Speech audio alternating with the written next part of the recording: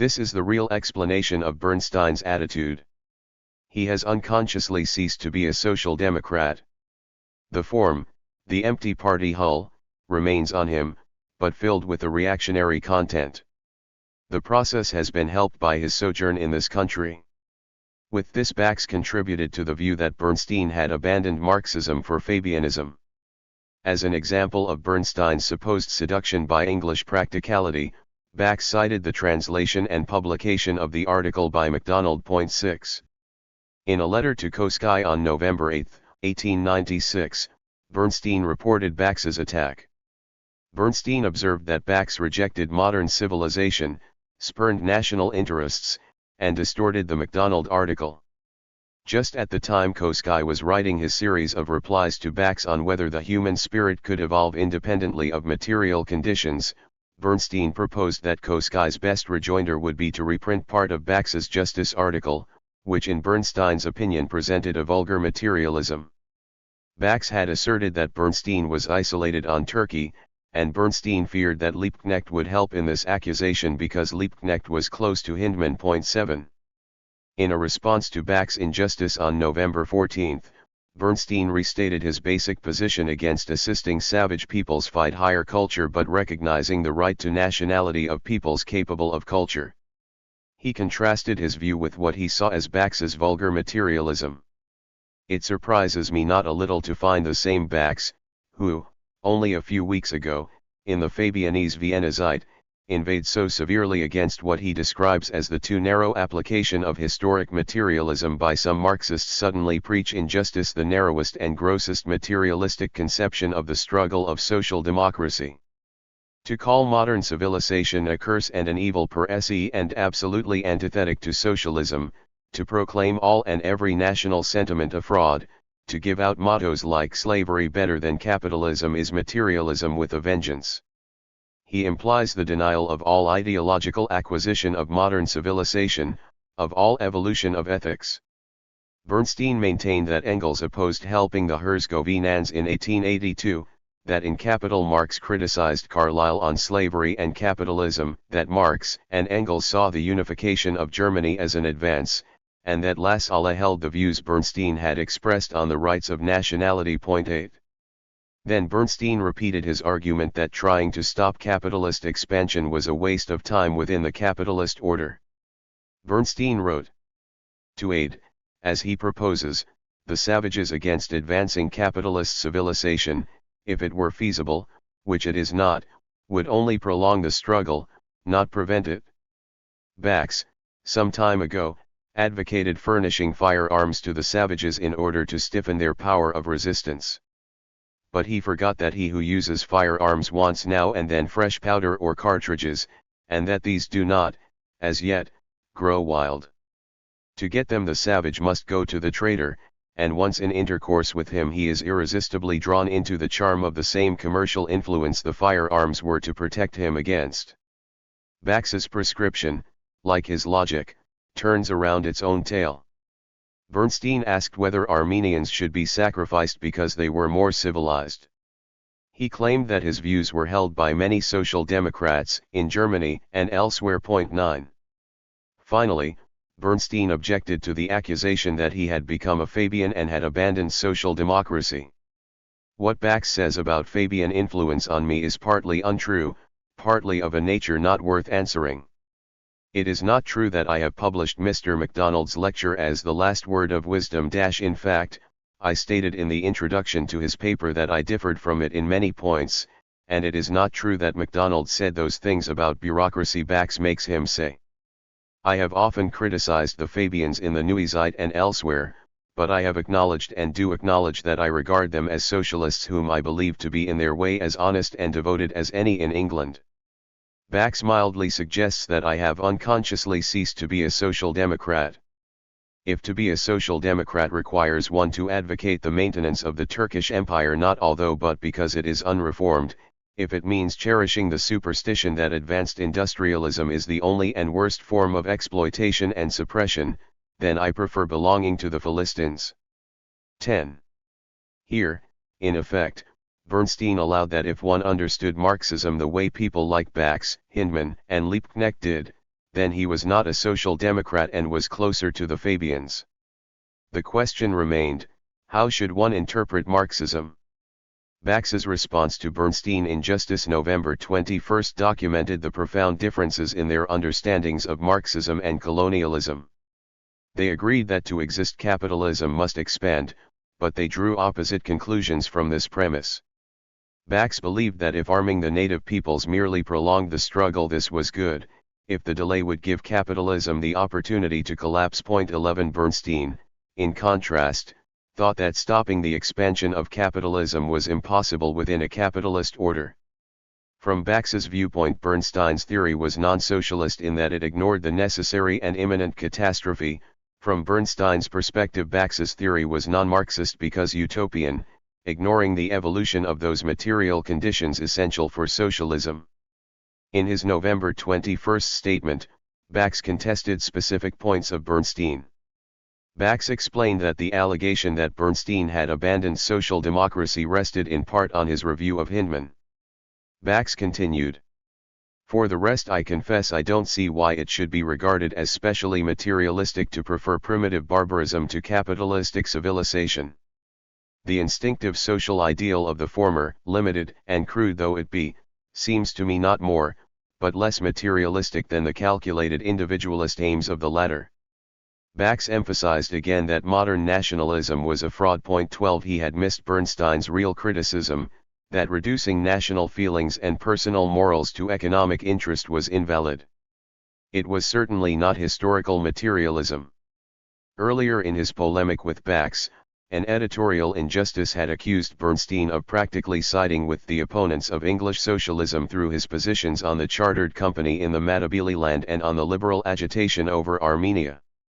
The editorial commented, "No wonder English liberal papers declare that the German socialist movement is but an advanced radical movement, and that if the same political conditions existed in Germany as obtain here, there would be no social democratic party in Germany at all." 13. Was Justice hinting, perhaps, that Bernstein had abandoned social democracy for liberalism or radicalism? On November 28 Bernstein replied in Justice both to the editorial and to Bax. Bernstein explained that he had not approved what was happening in the Matabeleland but rather had addressed the issue of social democratic support for national movements.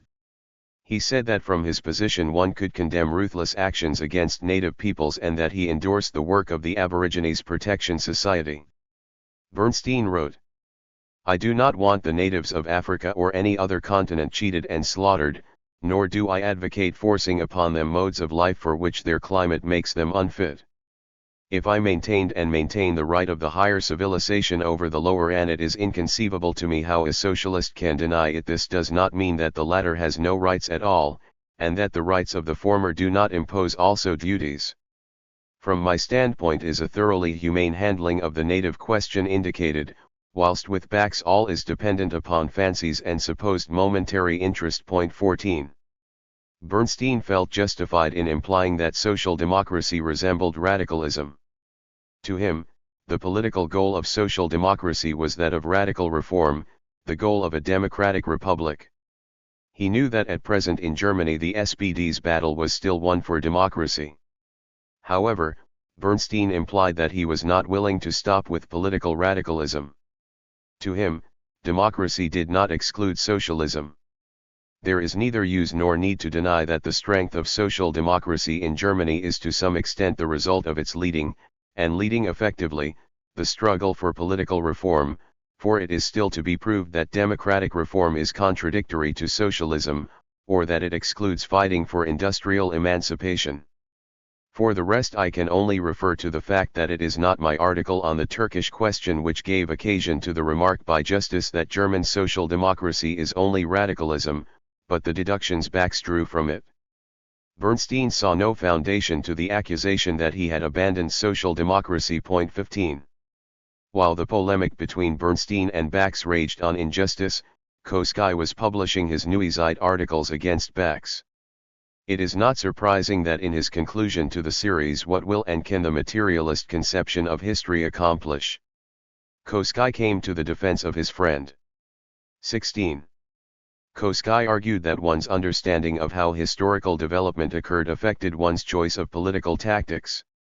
Kautsky quoted suggestions presented in the Communist Manifesto: the interests of communists were those of the entire proletarian movement, they did not form an exclusive political party, they had no special principles to impose on the workers' movement.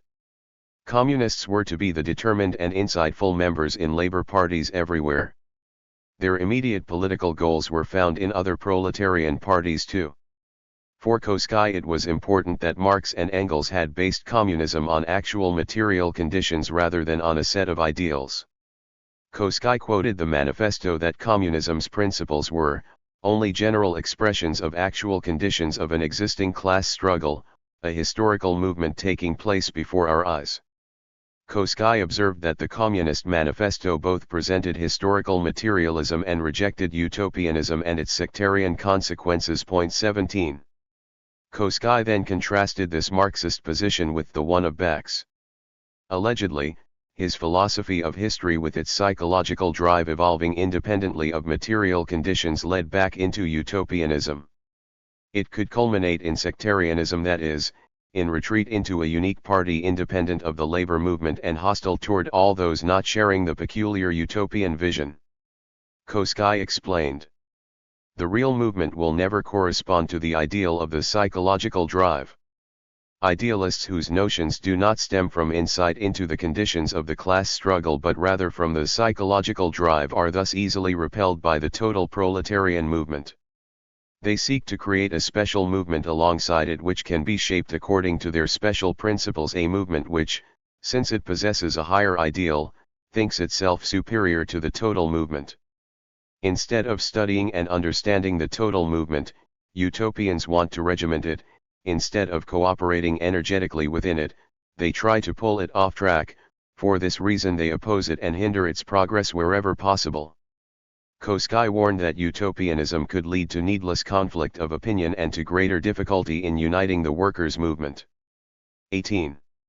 To Kautsky, the utopian and sectarian approach was profoundly non-Marxist. He supposed that nonetheless some socialists used Marx's principles in a utopian fashion.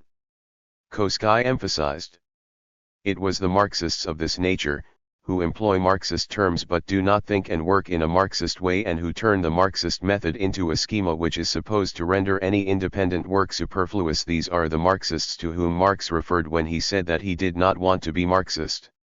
According to Kautsky, this utopian caricature of historical materialism was found in English social democracy. A drastic example of this is provided by the article which Bax published in Justice on November 7 of this year entitled Are Fabian Convert, and which was directed against Bernstein because of his article about the Armenian question in number 4 of the Neue Zeit. According to Bax, it is our duty as socialists to fight tooth and nail against any progress of civilization in barbaric and savage countries. Better slavery than capitalism, better the Arabian slave trader than the chartered company. This must be our motto. The struggles of the savages against civilization are our struggle, and it is our task to act everywhere against the expansion and development of the capitalist form of production.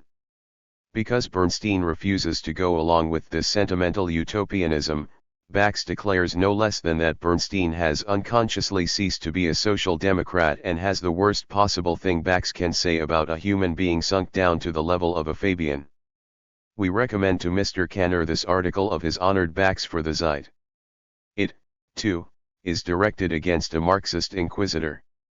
If everyone who shares Bernstein's viewpoints is no longer a social democrat in the sense of the Social Democratic Federation but rather a Fabian, then this explains the weakness of social democracy and the relative strength of Fabianism in England. Kautsky concluded that the real source of social democratic weakness in England was to be found in the tactics of the English social democrats influenced by utopianism. Thus one's interpretation of history did have immense implications for practical politics. 19.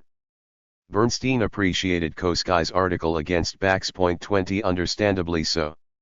With his concluding remarks on utopianism, Kautsky had summarized the battle which he and Bernstein had fought together throughout 1896, in the months since Engels's death, and since the Erfurt program. On the one side in the confrontation was the historical materialism of Marx and Engels as interpreted by Kautsky and Bernstein, and the political tactics based on this theory, the actual practice of the SPD. On the other side was a utopian approach to socialism, a utopianism which Marx and Engels rejected. It was this battle that had shaped many of the political writings of Kautsky and Bernstein in 1896, and it was this battle that had motivated much of their theoretical work in the last half of the year.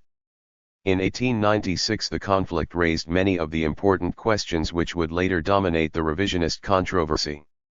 Chapter 6, The Turning Point.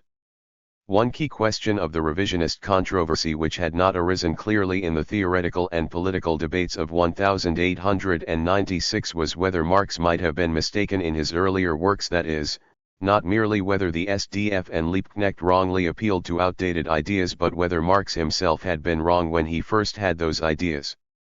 The question appeared in essays which Bernstein published at the very end of 1896 or in 1897, but which grew directly out of the 1896 polemics.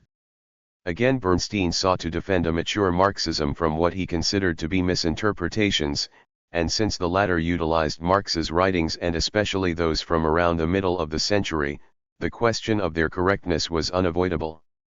Bernstein confessed that on some issues Marx had erred, but Bernstein emphasized that both Marx and Engels had admitted their mistakes. Bernstein believed that one should use historical materialism as further improved by the two, not cling to opinions they later abandoned. For Bernstein, their method of analysis still held true, despite inaccurate conclusions they had at one time drawn using the method. The theory correctly understood was a method of analysis, not a set of results. A. Bertrand Russell and Social Democracy. One of the first opportunities Bernstein received at the end of 1896 to distinguish Marxism as he understood it from the interpretations of Marxism provided by the SDF or Liebknecht came in a review of one of the first published books of Great Britain's preeminent 20th-century philosopher, Bertrand Russell. His German Social Democracy combined 6 lectures given at the London School of Economics in the spring of 1896. When he asked Bernstein to evaluate the book, Kautsky remarked at how little, it seemed, Russell had studied key sources on historical materialism. Judging from the bibliography, he knows too little of our literature, not even the Anti-Düring, The Origin of the Family, 18th Brumaire. One has to know the texts, of course, if one wants to write about the teachings and relations of Marx and Engels. Bernstein explained that Russell had based his book on observations and on discussions with Social Democrats in Berlin. Russell had meant well, even if he had misinterpreted Marxism. 1. In his Neuezeit review, Bernstein criticized Russell for presenting too bleak a picture of the SPD's situation in Germany because of his tendency to generalize from certain police actions. Russell was rightly upset by these actions, however, Bernstein continued. What he does not see, or at least does not reveal distinctly enough, is the high degree of bourgeois development which Germany has reached and by which, despite the wounds they inflict here and there, the glory and wisdom of the police are foiled time and again. Besides which, the police itself in its better and more insightful agencies is eminently bourgeois today. Bernstein faulted Russell for ignoring a powerful social-economic evolution which drove even non-proletarian elements of German society towards socialism. If, however, from the fact that the political reaction in Germany is the unavoidable albeit unintended consequence of the phenomenal growth of social democracy, Herr Russell deduces that this development is heading into a dead-end street, then we must object that for his part he completely underestimates the power of forces acting invisibly in the womb of society. He overlooks that what is called the reaction itself has a new face from era to era because of the cooperation of these forces, on the one hand, with socialist propaganda, on the other, and that in Germany, too, the parties hostile to social democracy cannot in the long run escape the influence of socialist thought. 2. In this passage Bernstein defended the SPD against the charge that its lot was hopeless because the party's very success generated ever stronger opposition. Bernstein's counter-argument was Marxist to the extent that it rested on an analysis of evolving material conditions. He might perhaps have been thinking of those bourgeois who had joined in defeating the Revolution Bill or in opposing the change in the Saxon suffrage. Yet, Bernstein's estimation of the German government as becoming less oppressive was probably far from the common SPD perception. In the months between the Revolution Bill of 1895 and the Penitentiary Bill of 1898, his assessment may well have surprised many German readers of Neue Zeit. Perhaps Bernstein's interpretation of Marxism and his dislike for the thinking of Liebknecht or the SDF had led him into this anomalous position. Having witnessed how a more peaceful form of class struggle accompanied advanced economic conditions in Great Britain, Bernstein may have deduced that social economic evolution in Germany would bring a similar result. Did he not forget his own insight that the political superstructure could vary from the economic basis? 3. Bernstein claimed that Russell had misunderstood Marxism along with the SPD. Moreover, Herr Russell is also very wrong when he accuses the party the Vollmer tendency accepted of a policy of all or nothing and traces this back to Marxism. It was no one less than Friedrich Engels who a few years ago declared, "We also take installments." Still, where Marxism is concerned, the view of Herr Russell is undoubtedly clouded. His criticism of Marxist theory is a veritable reservoir of errors refuted long ago. Bernstein alleged that Russell had uncritically accepted various attacks on Marx. Bernstein wrote, "What he advances as criticism of Marx is thus for the most part a criticism of things with which Marx had nothing to do." Admittedly, in addition, he touches on points which indeed seem to us to bear discussion, but here is not the place to address them. We shall return to the more important questions in another context. Bernstein inferred that Russell had, apparently, consulted neither Engels's Anti-Düring nor Kautsky's Erfurt program commentary. Point 4. Bernstein reported that even though Russell found Marxism wrong, he did not want the SPD to abandon it. With a long quotation, Bernstein showed that the Englishman understood the theory to be the religion of the SPD and believed that for the party to lose its faith would constitute an immense defeat. Instead, Russell hoped that the SPD would sacrifice logical precision, as supposedly Bebel and Liebknecht had done at Breslau, and follow a tactic contradicting its basic principles. Bernstein countered this charge of a contradiction between theory and practice. We have to repeat to Herr Russell that Marxism does not at all exclude compromise and that Marxist theory is far from collapsing, although the actual development of things does not correspond in every detail to the conclusions Marx drew from the material available to him. Its essential content is, rather, not touched by this in any way. Point 5. When he had admitted earlier that Russell had mentioned issues which deserved more discussion, perhaps Bernstein had in mind instances where Marx had correctly used his method of analysis but with insufficient data and had therefore reached incorrect results. To Bernstein, such cases explained certain false conclusions, they did not disprove the method itself. B. Bernstein's Fabian speech. On January 29, 1897, Bernstein had opportunity to take up the question of Marx and Engels having been mistaken. The chance arose with a speech to the Fabian Society which climaxed Bernstein's long struggle to defend a mature Marxism against misinterpretation. Perhaps the roots of Bernstein's Fabian lecture lay, in part, in his battle with Hindman and Liebknecht in September 1896 and in Kautsky's struggle at about the same time against Bax and Kanner. On a postcard to Kautsky dated September 23, just as he finished the review of Hindman's recent book on economics, Bernstein proposed an article for Neue Zeit on the question, was Marx a Marxist?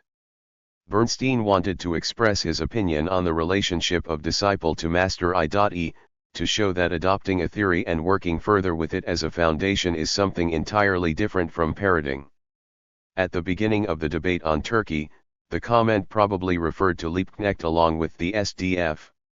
It resembled Luxemburg's attitude that the true Marxist would freely apply the method of analysis to new circumstances rather than mechanically repeat conclusions Marx formed decades before. Point 1. Just in August 1896, Kautsky had rebutted Bax, who had cited Marx's statement, "I myself am not a Marxist." Kautsky replied to Bernstein on September 25 that he would appreciate an article on "Was Marx a Marxist?" Then in an editorial the very next day, Kanner appealed again to Shaw's Cosmopolis article lambasting the SPD for the supposed contradiction between its violent theory and peaceful practice. On October 5 Bernstein shared with Kautsky a reason why the Fabians would fail to understand Marxism. They are pure empiricists in both the good and bad sense and also take Marxism, empirically, the way it confronts them in the form of Hindman, Liebknecht, Aveling. They do not know that this Marxism is very non-Marxist, or rather, how very non-Marxist it is. Bernstein said that he would write an essay for the Progressive Review to demonstrate that Marxism could not be equated with the thought of these 3.2. Perhaps Bernstein's decision this time to discuss the meaning of Marxism in the Progressive Review was motivated partially by a desire to use the article first as a speech in London. On October 2 the Executive Committee of the Fabian Society had proposed to Bernstein that he lecture on Marxism. Various titles were considered, but all with the goal of contrasting alternative understandings of Marxism. On October 19 Bernstein wrote Edward Pease that he was not overly concerned about the exact wording but that he preferred one which would not be too aggressive against those who considered themselves Marxists. They finally settled on what Marx really taught. 3. Bernstein's hope may have been the following: if he could prove that there were two profoundly different interpretations of Marxism, a correct scientific one and a false utopian one, then he could show how Shaw's criticisms pertained primarily to the SDF and those who thought like it. He could clarify Kautsky's refusal to attack the Fabians, he could meet Bax's challenge on the relationship of Marx to the writings of Kautsky, and he could answer Liebknecht and Hindman that being a true Marxist involved more than quoting statements made 40 or 50 years before. On January 29, 1897, the private meeting of the London Fabian Society assembled at Clifford's Inn next to Fleet Street 187. Bernstein began by alleging that Marx had been read in a biased fashion and that academics claimed he was a genius in order to inflate their own importance in tearing him to pieces. However, Bernstein continued, the man whom these intellectuals ridiculed was a straw man, created in part by enthusiastic supporters, and since the false interpretation had advocates as well as opponents, it was important to find out just what Marx had taught. Though Bernstein believed that Marx had been misunderstood in respect both to theory of history and to economic theory, he decided that there was time only for the former topic. Point 4. To illustrate his point that intelligent people misinterpreted Marx, Bernstein asserted that Russell had attributed to Marx a theory emphasizing economic motives alone and denying any importance to morals. Bernstein said that this interpretation was wrong. He thus replied to Bax's presentation of historical materialism, which identified material conditions with material interests. Point 5. Bernstein then presented the historical materialism he shared with Kautsky. Economic and social relationships formed only the ultimate causes in the evolution of society and morals. As a culture progressed, the determining role of material forces became ever less apparent because of the increasing influence of ideological tradition.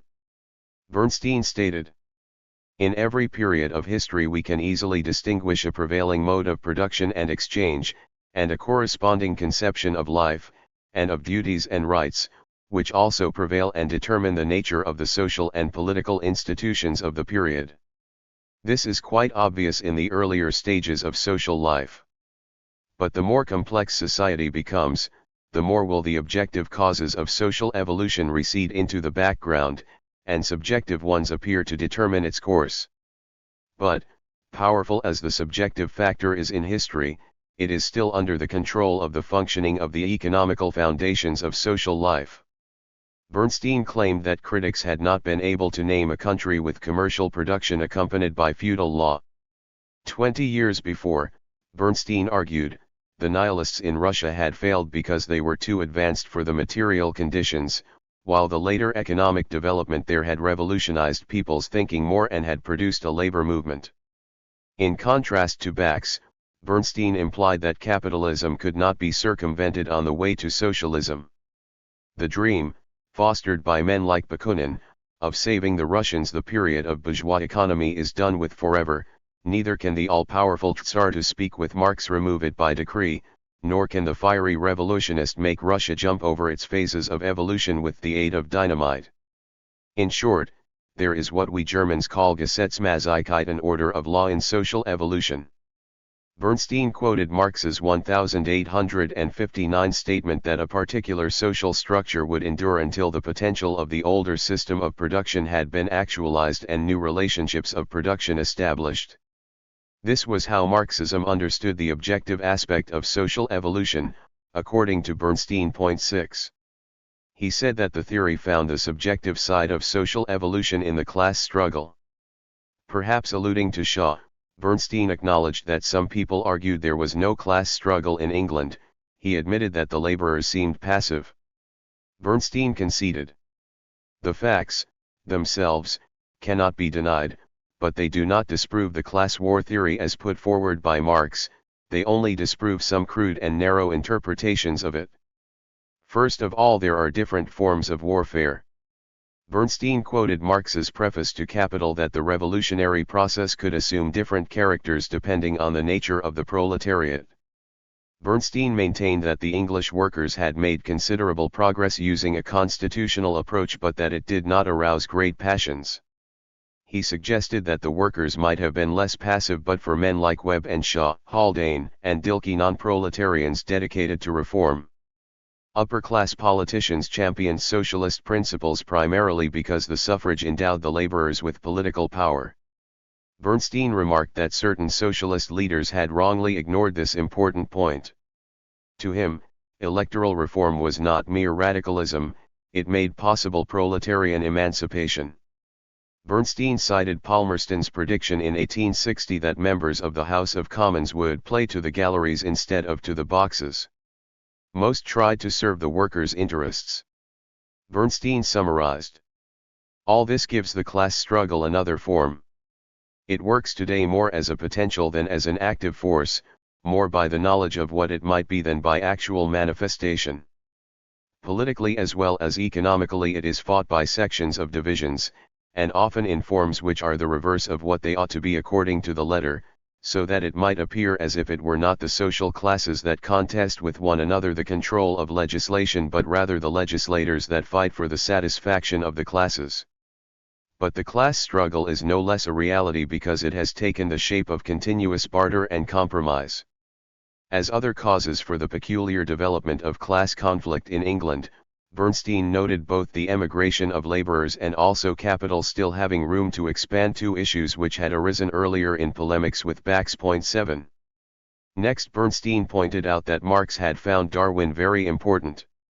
Marxism was quite evolutionary. However, Bernstein cautioned, one needed to be careful to understand just what was meant. One could, for example, picture evolution in a Pickwickian sense so that it stood in contrast to revolution, but Marxism did not, according to Bernstein. To Marx, evolution included revolution and vice versa, the one was a stage of the other. Not every revolution must be violent or sanguinary. But, besides those brought about by industrial changes alone, we have those phases of social evolution, which take the shape of, or are brought about by, political revolutions. They, too, have their drawbacks, undoubtedly, but they have also their advantages. They clear away in a day the dust and the rubbish that else would take generations to remove. They are, in the words of Marx, the locomotives of history. Against an emphasis on peaceful political as well as social change, Bernstein here defended the view that political revolutions might sometimes release social evolution. Still, for Bernstein it was important to emphasize that Marx rejected the utopianism which believed mere will could bring about revolution, irrespective of material conditions. Bernstein said, Marx, then, was, if you like to put it thus, a revolutionary evolutionist. But he was far from revolutionary romanticism. In a rejoinder to Shaw, Bernstein denied that Marx had thought heat was more important than light in the natural philosophy of socialism. For example, in 1850 Marx had fought the romanticism of the Communist League. Bernstein quoted Marx from September 1850. The minority puts into the place of the critical a dogmatic conception. To them not real existing conditions are the motive force of revolution, but mere will. Whilst we tell the workers, you must run through 15, 20, 50 years of civil wars and struggles, not only for changing the conditions, but for altering yourselves and for rendering yourselves capable of political supremacy, you on the contrary declare, we must at once capture power, or we may go and lay down to sleep. Perhaps Bernstein had Mering in mind as he continued the quotation. Whilst we explain, especially to the German workmen, how undeveloped the proletariat is in Germany, you flatter in the coarsest way the national sentiment and the sectional prejudice of the German handicraftsman, a process which, true, is more popular. Just as the Democrats have made the word people, so you have made the word proletariat a fetish. Just like the Democrats, you substitute the phrase for the revolutionary evolution. 8. Bernstein anticipated the question that might flash through the minds of his skeptical Fabian listeners: what of the Communist Manifesto's concluding remark that communist goals could be achieved only through overthrow? Bernstein answered that the manifesto had appeared under particular political circumstances. He observed that the communist movement was still young, as were Marx and Engels. According to Bernstein, the manifesto had a polemical purpose, against the then popular communism of universal love. Its authors had intended the manifesto to help educate the proletariat. To them, Bernstein claimed, education far outweighed conspiracy in significance. Most important, in Bernstein's judgment, they had overestimated the progress of material conditions in 1848 and had accordingly decided on a revolutionary policy which was not yet appropriate. Bernstein stressed that Marx and Engels themselves admitted their mistake. But it shall not be denied Engels himself has it in one of his last publications expressly stated that Marx and he in 1848 greatly overestimated the state of industrial evolution attained. They believed the breakdown of bourgeois civilization to be within hail, if, however, to be worked out in a prolonged series of revolutions. And in their overestimation of the state of social evolution they were even less sanguine than other socialists of the time. The year 1848 brought the great disappointment. How Marx understood its lesson the speech made in 1850 has shown. In our appreciation of the quickness of social movement we are always subject to error, and may have continuously to correct ourselves, whilst our theory holds good all the time. 9.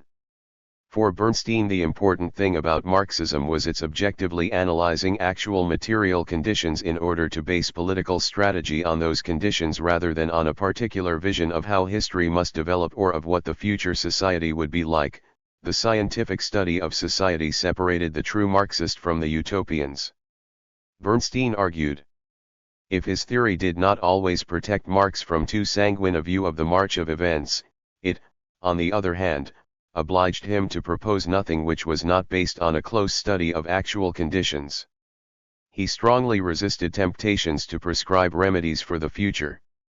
To study the given economic conditions of society, to follow their march closely, to ascertain what to do not from an imaginary perfect socialist world, but from the very imperfect world we live in and its actual requirements is therefore the task of the disciples of Marx.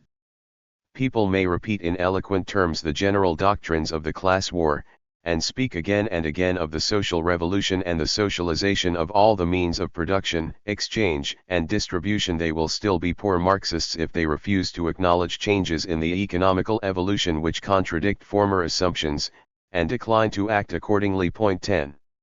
Here perhaps was the response to Hindman, Bax, and Liebknecht that Bernstein had initially intended for his article Was Marx a Marxist? Next there followed examples from Marx's life which for Bernstein illuminated what Marx had really taught and contradicted the utopian theory attributed to him. Significantly, many examples contradicted specific policies or ideas which Bernstein found wrong with Liebknecht or the SDF. In the 1840s Marx and Engels opposed socialists who rejected parliamentary government, Bernstein reported. He referred to the passage in the Communist Manifesto that communists were to support the progressive bourgeois. Bernstein continued that in alliance with Democrats in 1848 Marx and Engels advocated a radical policy. In 1850 they opposed revolutionary activities because the material conditions were not right for success. Bernstein told how during the war between the states in America, Marx had championed the North and had criticized Carlyle. In the 1860s the First International made common cause with the English Reform League, which included radicals, in its campaign to extend the suffrage. Again Bernstein had pointed out how Marx had favored cooperation with liberal Democrats, the policy which Liebknecht condemned even though the SPD practiced it, contributing to Shaw's accusing the party of a contradiction between theory and practice. To Bernstein, the inaugural address and the statutes Marx wrote for the First International in 1864 were non-sectarian, designed to encompass the entire labor movement. Marx had insisted that the emancipation of the workers must be their own achievement. Implicitly against Russell but also perhaps in reply to Bax, Bernstein added, "To him who is unable to detect in works like Das Kapital appeals to human sympathy and morality, the rules of the International may be a proof that there was even with Marx a question of morality and justice, of duties and of love of man." According to Bernstein, Marx's efforts on behalf of the First International were characterized by encouragement of trade unions, cooperatives, labor legislation, and public education along with the demand for socialization of transportation, mines, forests, and land. There was nothing about conspiracy. Point 11. Bernstein wished to say that Marx was neither an anarchist nor one believing in miracles from the state, that he taught that the state would fit the society.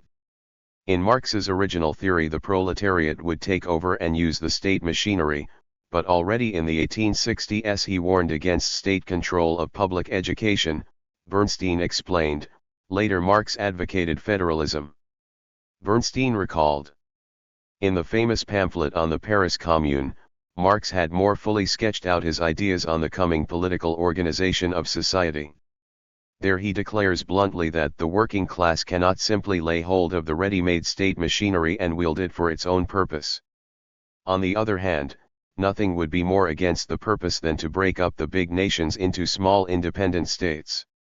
The unity of great nations, he writes, if originally brought about by political force, has now become a powerful coefficient of social production.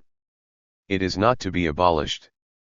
Through democratization of local and municipal government, by increasing the functions and powers of local elected bodies, through a proper system of devolution and delegation of powers, the state was to be changed into a real commonwealth, not a power above society, but a tool in the hands of an organized democracy. Point 12. Here was support for the municipal socialism which Liebknecht and the SDF questioned.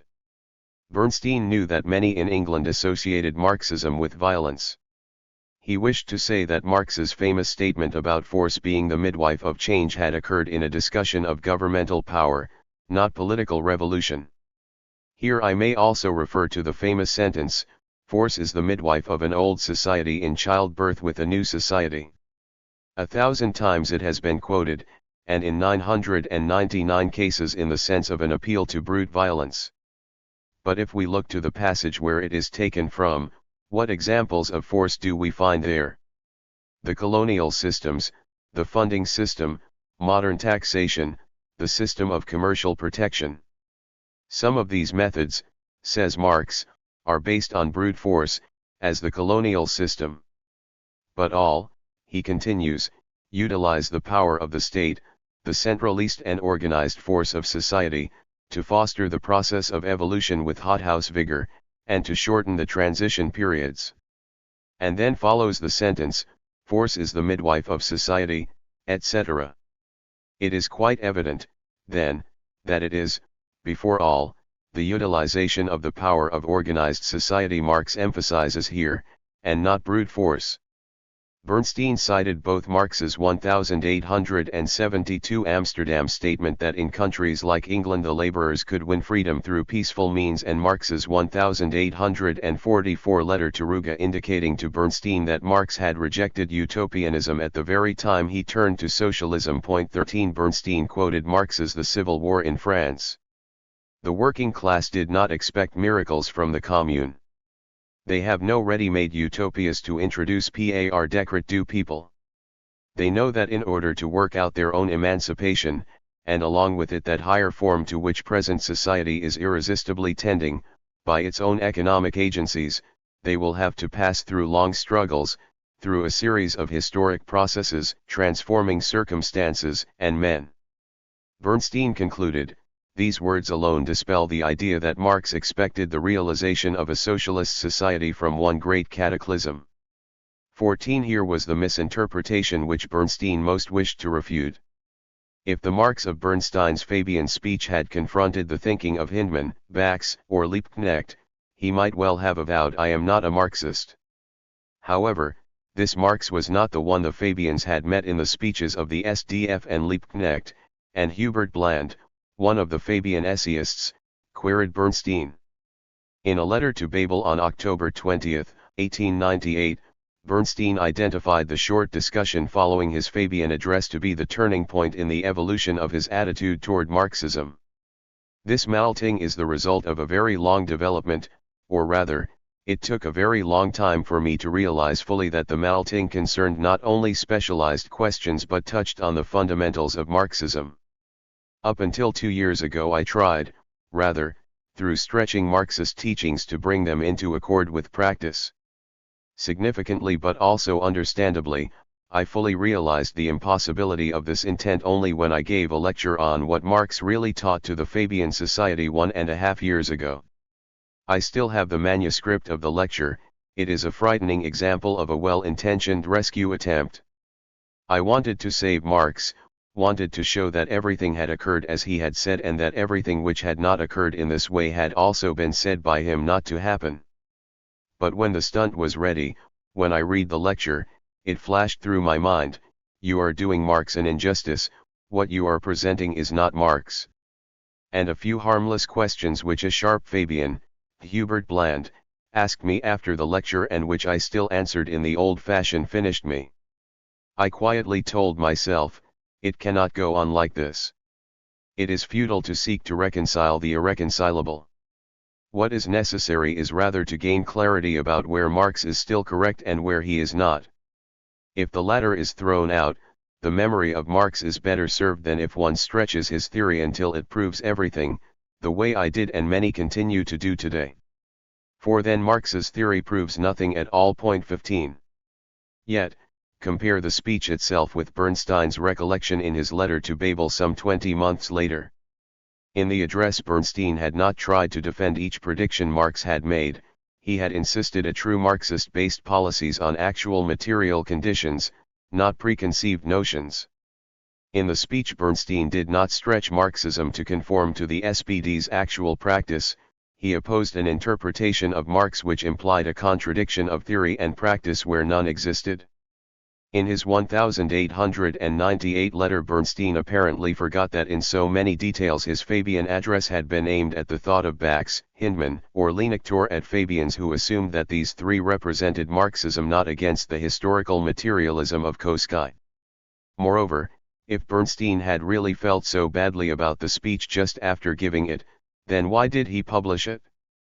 Such observations may lead one to conclude that far from being an accurate recollection of his position in January 1897, his letter to Babel in October 1898 actually reflected Bernstein's attitude after 8 months of bitter criticism from Luxemburg, Plekhanov, Parvus, and finally Kautsky. By this time Bernstein associated Marxism in part with the utopianism he had abjured in his speech, and it did require stretching to make such thinking meet the practices of the SPD. Bernstein's defense of mature Marxism against the versions of Liebknecht and the SDF climaxed in his speech to the Fabians. Bernstein sought to defend the mature interpretation by publicly rejecting particular judgments made by Marx in the late 1840s and in 1850, abandoning these judgments not merely as outdated but as wrong to begin with. However, Bernstein underlined that in his introduction to Marx's The Class Struggles in France 1848-1850, Engels had admitted that he and Marx had been wrong. For Bernstein, the later ideas of Marx and Engels rectified earlier mistakes. Marxism was corrected from within. Bernstein returned to this issue in a letter to Justice to amend the paper's summary of his Fabian speech. He quoted the section which cited Engels's confession that he and Marx had overestimated the degree of economic development in 1848 and had been wrong to anticipate imminent collapse. Bernstein also quoted his opinion that one should distinguish between the doctrines of Marx and their practical application, one's understanding of the facts sometimes being inadequate while the theory holds good all the time. Then Bernstein listed other points Engels had made in the 1895 introduction. Social revolution could not be accomplished suddenly, the time of revolutions led by small minorities was past, the masses must become consciously involved in the revolutionary process, long educational effort was needed. Point 16. Overestimating the degree of social economic evolution, anticipating an imminent collapse of capitalism to be followed by proletarian rule, expecting intensified business crises to inaugurate the catastrophe, imagining that the new order could be established overnight. Bernstein believed that such ideas characterized utopianism, not the mature thought of Marx's later writings and political activities, of Engels and of Kautsky. In defending mature Marxism by discarding certain earlier views of Marx, Bernstein could still believe that he was loyally following the direction of Marx and Engels themselves and then of Kautsky. To be a true disciple of Marx and Engels required admitting that the two could make mistakes and applying their method anew even if it meant reaching new results.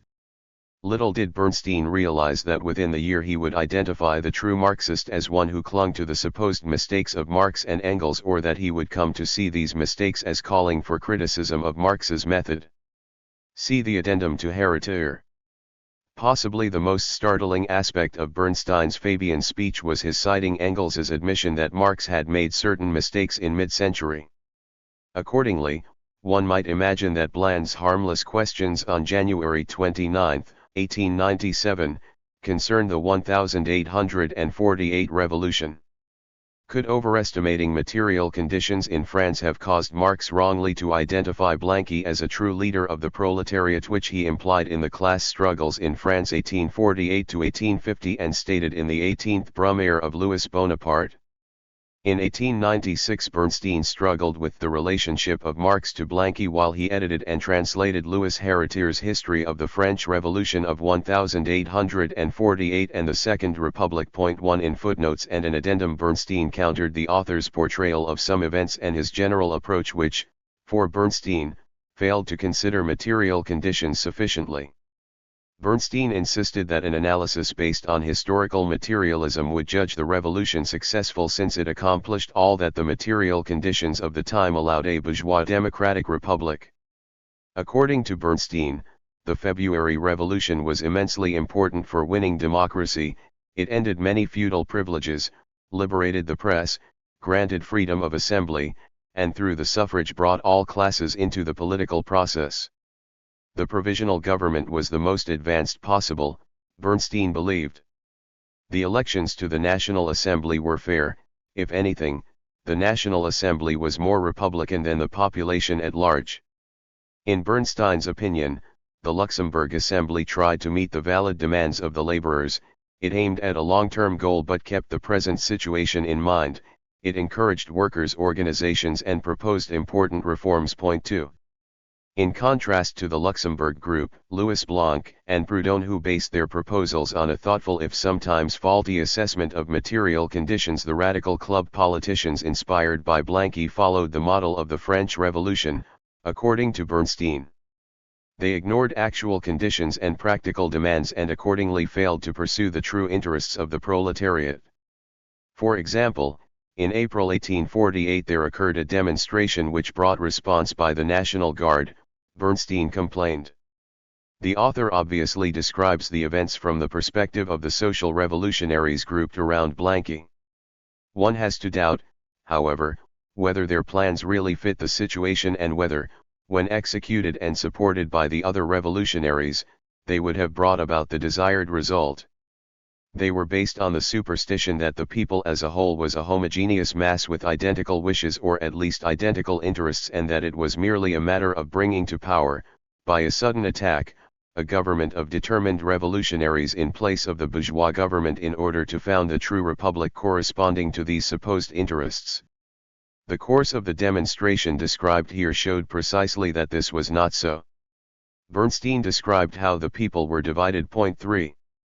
To Bernstein's way of thinking, instead of revolting against the National Assembly in June 1848, the course allegedly encouraged by the radical club politicians, the laborers should have supported the government.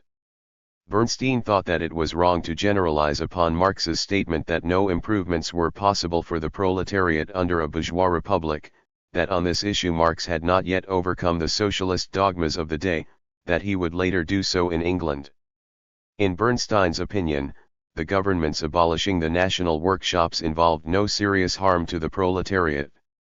He maintained that the uprising in June 1848 was not a true class struggle of the workers against the bourgeoisie and that the proletariat had no vital economic interest at stake. According to Bernstein, many who sympathized with the working class fought against the rebellion. Many who joined it were misguided by irresponsible press or club demagogues.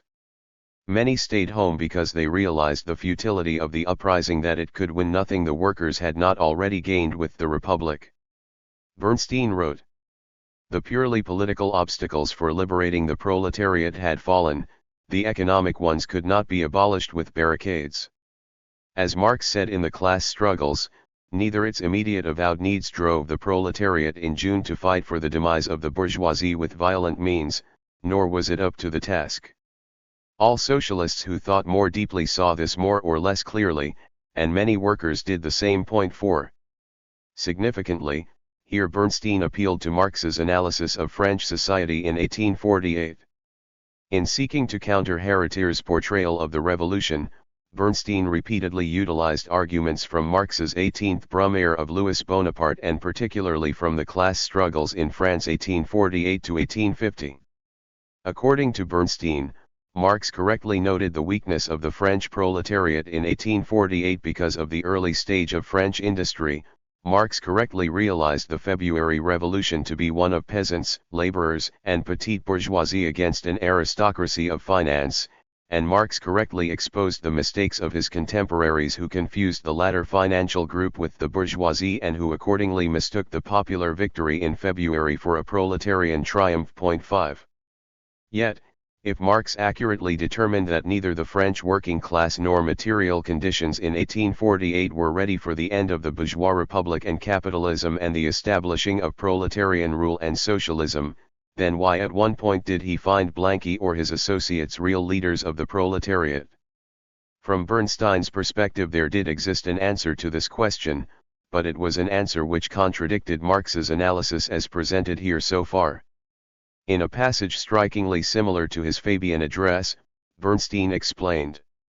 In his introduction to the class struggles, Friedrich Engels openly stated that in 1848 Marx and he had significantly overestimated the degree of social development reached and the speed of its progress, that their understanding back then that the next crisis would bring a new edition of the revolution, and in the course of this, after a series of inevitable struggles between the classes opposed to the bourgeoisie, would give the proletariat the role of the decisive factor, rested on a misinterpretation of the economic circumstances, how it was not clear to them that the state of economic development on the continent was nowhere near ripe for the removal of capitalist production. In other words, Marx and he did not think quite so optimistically as the mass of the French socialists, but nonetheless much more optimistically than the state of economic development justified. But now it is clear that judgment about subjective means must conform to insight into the objective possibilities and the thereby determined importance of the various social classes. This all the more when the person making the judgment was as logical a theoretician as Marx. What he rejected because he thought capitalist society already near collapse, he would have necessarily had to deny less sharply if he had known what a great amount of work capitalist production in 1848 still had ahead. At any rate, socialist history writing today, as much as it is indebted to his masterly analysis of the driving forces of the February Revolution, may accept his conclusions without reservation only where they have not been influenced by mistakes in his presuppositions. Here was what Bernstein had attempted to affirm, the part of the analysis which rested on an accurate appraisal of material conditions but to reject conclusions based on an overestimation of those conditions. 6. Far from his approach being deliberately anti-Marxist, Bernstein could sincerely believe that it was what Engels's 1895 confession required. Bernstein associated the crucial overestimation with several mistakes. Marx had written that economic instability would strengthen the revolution. Bernstein doubted that under modern economic relationships chaos provided the best circumstances for erecting new institutions. He thereby challenged the popular socialist assumption that capitalism would need to collapse before socialism was possible. Bernstein believed that overestimating conditions in France had led Marx to think mistakenly that the radical clubs were the proletariat's true leaders. Therefore, if Marx, who so excellently deduces the lack of maturity of the French proletariat in 1848 from the lack of maturity of the economic conditions, the backwardness of the development of production in France, nevertheless sees in the clubs the representatives of the working class, then this is a contradiction which may be explained by the error Engels recognized as such, but is nevertheless still a contradiction which one cannot quietly disregard today. The radicalism of the clubs did not at all fit the given interests of the working class. The politics of the clubs cannot be explained by these interests, rather by the illusions and ambitions of the club leaders who for the most part did not belong to the proletariat at all. 7. Bernstein rejected one half of the paradox he saw in Marx's analysis of the 1848 revolution, finding the club demagogues or Blanqui representative of the proletariat because of an overestimation of material conditions. However, Bernstein supported the other half, a careful analysis of the existing material conditions and the moderate reforms made possible and necessary by them. Marx had mentioned the radical clubs in his discussion of the May 15, 1848, attack on the National Assembly. Now Bernstein sought to provide a further account of the clubs and their role in the revolution. He implied that Blanqui's group was socialistic only in its utopian vision. Its immediate goals were less proletarian ones than ones typical of political radicalism. The social revolutionary clubs had influence on the workers, in Bernstein's opinion, because no proletarian party existed at the time. Later, Blanqui's organization proved unable to become a real labor party. Bernstein claimed, "The mass of the Blanquists cared little about the specific interests of the workers, they understood but little of the economic side of the workers' movement. They looked more with hostility upon the first stirring of the trade union and cooperative movements. From the beginning there existed an opposition between the workers who supported the Luxembourg and those who formed the chorus of the clubs, an opposition which from then on in all kinds of shades and variations moves through the entire history of the French socialist workers' movement.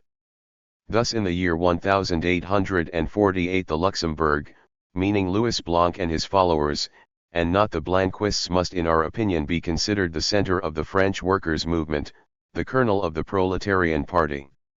When Bernstein argued that the Luxembourg looked forward and studied actual conditions while the radical club members looked backwards to the French Revolution, he tacitly contrasted historical materialism with utopianism.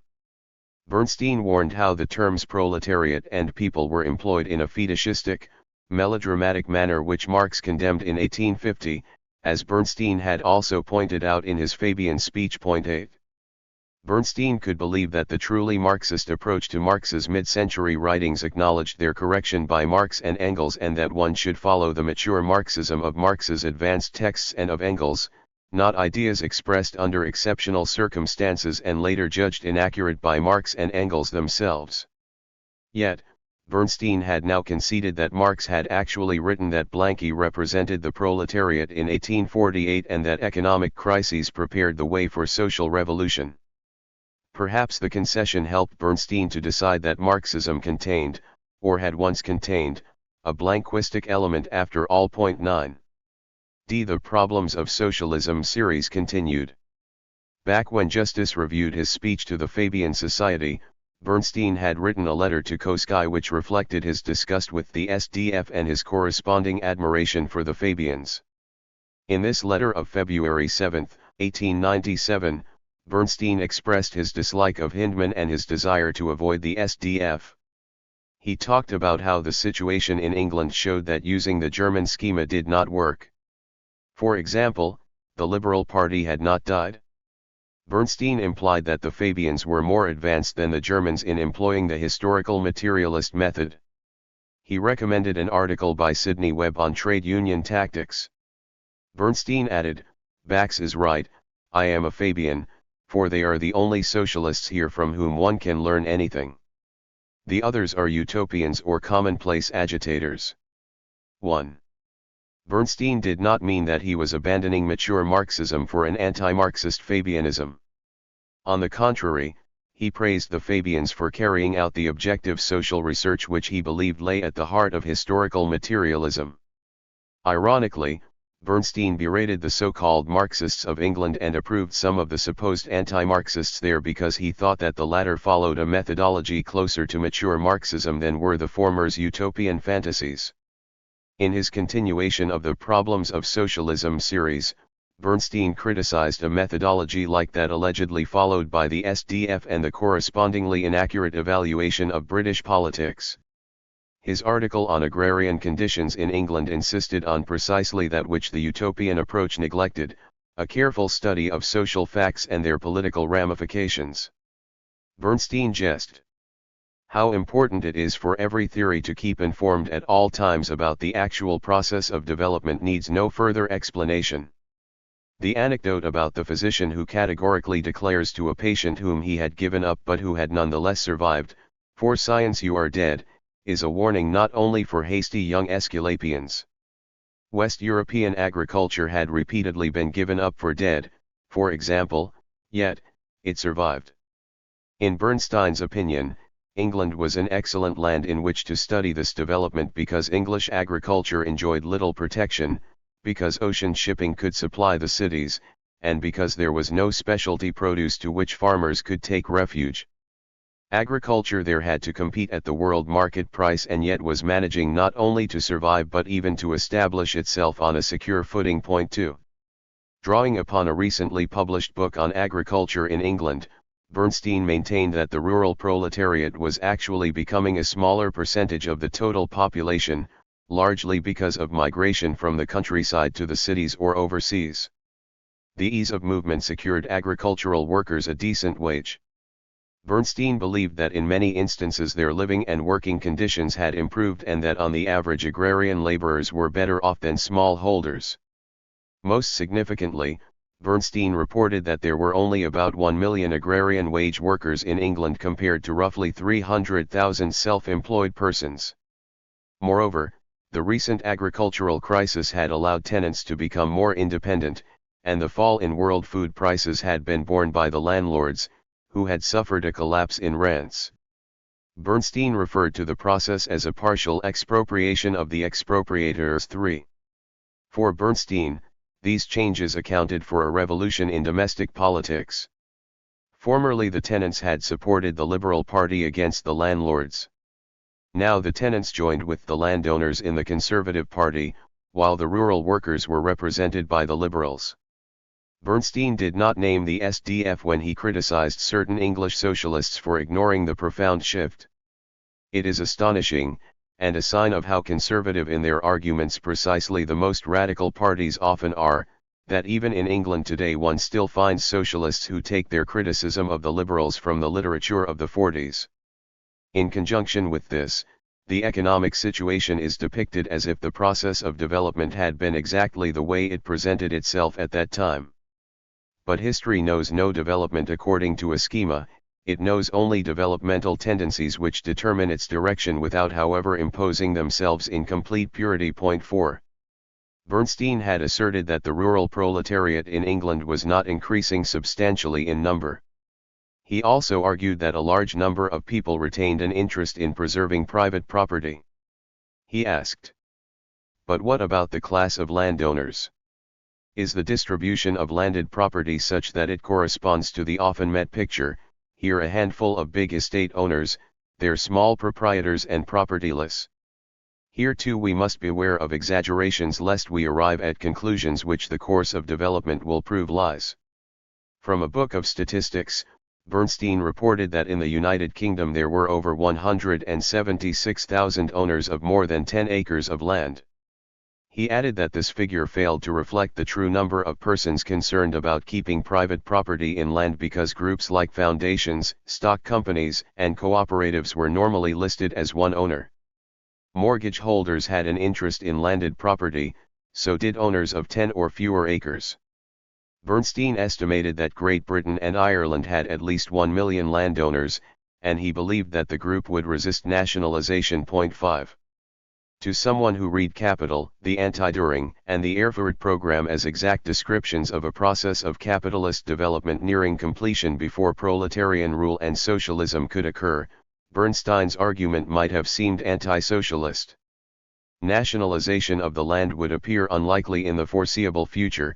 Political opposition from the landholders would seem to threaten socialization of other means of production too.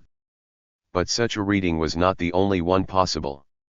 In his 1892 commentary on the Erfurt program, Kautsky had allowed that through personal sacrifice the small producer might survive in competition with large-scale production. During his debates with David, Kautsky had admitted that capital development in some branches of industry or agriculture could support small-scale production in other areas. In his article on Polish nationalism, Kautsky had recognized that small-scale production was continuing even in industry, maintaining a middle class which could wield significant political power to a conservative end. He would want social democracy to cooperate with middle-class parties to complete the democratic republic. 6. The political side of the question concerned Bernstein more. If particular economic developments produced a political environment in which nationalization was unfeasible for the near future, then Social Democrats would need to search for other immediate demands which did fit the material conditions.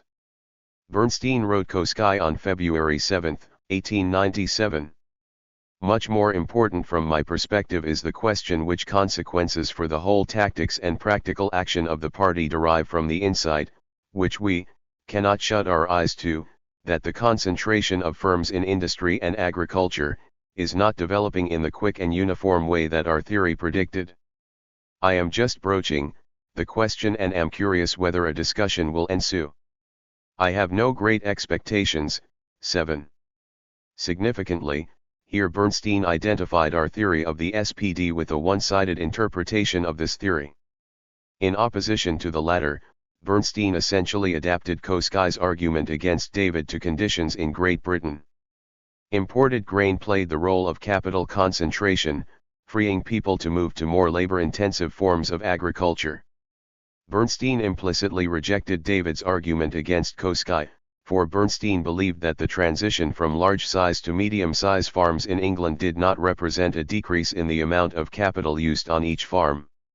Bernstein summarized the results of his research, saying that the idea must be given up for the time being that the rural question would come to such a crisis that it could be solved one day quasi with a single blow by expropriating a handful of landed magnates and capitalist giant farmers. Aside from the fact that the million employees in agriculture are spread out over a large area, they also constitute a much less homogeneous workforce than the wage laborers in industry. The socialist solution to the rural question seems to want to arrive via a different route. 8. Bernstein drew two conclusions. First, politics could affect the economy profoundly. Democracy in Great Britain had forced the landowners to bear the losses to overseas competition and had forestalled laws prohibiting emigration of rural labor, for example. Second, against the temptation to utopian speculation, Bernstein stressed the need always to base policies on the facts of social development, the fundamental thesis of the entire problem series. The truth is not always pleasant, but it is always useful. It teaches us to address with full power those tasks which we are able to accomplish and protects us from dreaming how to carry out immediately solutions for which the preconditions have not been reached. 9. In this way of thinking, nationalization of the land could occur only when the material conditions for it had been achieved. Until these preconditions of socialism had been realized, one should seek more practicable reforms.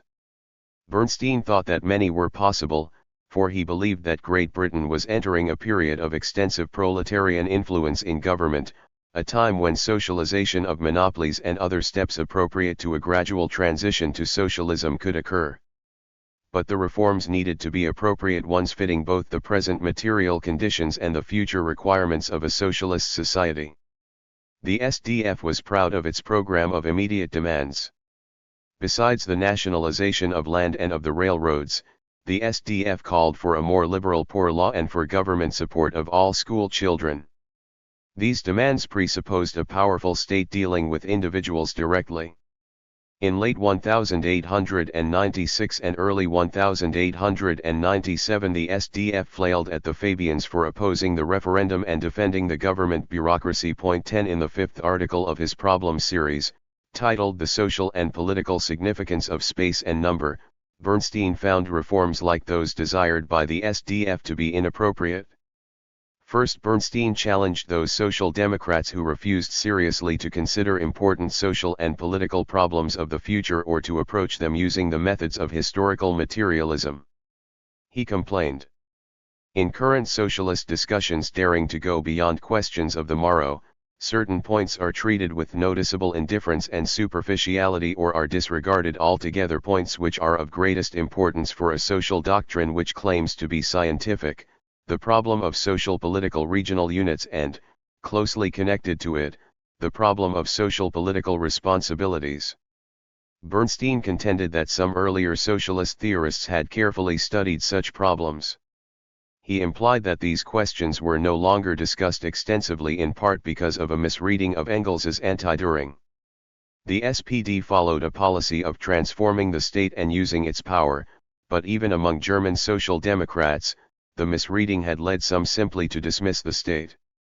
Bernstein wrote, "One not only fights against the state insofar as it is the support for specific exploitive interests, but also shies away from giving room to the idea of a state other than the feudalistic or bourgeois capitalistic. One is not so bound by doctrine to fear handing over to the state specific social tasks, but one wants to hear nothing of the idea that the state itself could become socialistic someday. With the triumph of socialism the state ceases, and then begins the socialist society." To try to prove that Engels had been misinterpreted, Bernstein provided several arguments. Allegedly, Engels had addressed his remarks against a socialist cult of the state, a bureaucratic approach to socialism. He wished to have state functions replaced with democratic self-administration. Bernstein admitted that such administration would no longer constitute a state in the sense of a power standing above the totality of the nation and independent of its will and needs, but he believed that this situation merely called for a less strict use of the term state. To Bernstein, the term society was too vague and met justified skepticism, especially when one portrayed the future communist society accomplishing immense tasks with few social responsibilities imposed on its members. To help clarify the language problem, Kautsky attached a note suggesting the term Commonwealth 11.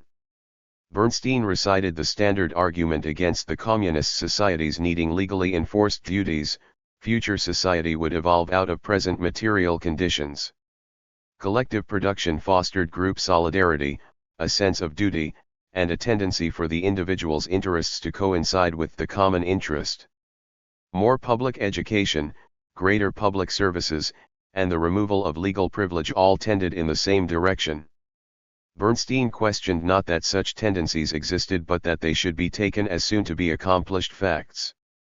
Beside them other very strong factors act in the opposite direction and undo a number of their effects to a large extent. To these factors belong the repercussions of spatial aspects and population increase on the rest of the social and economic life of nations. 12.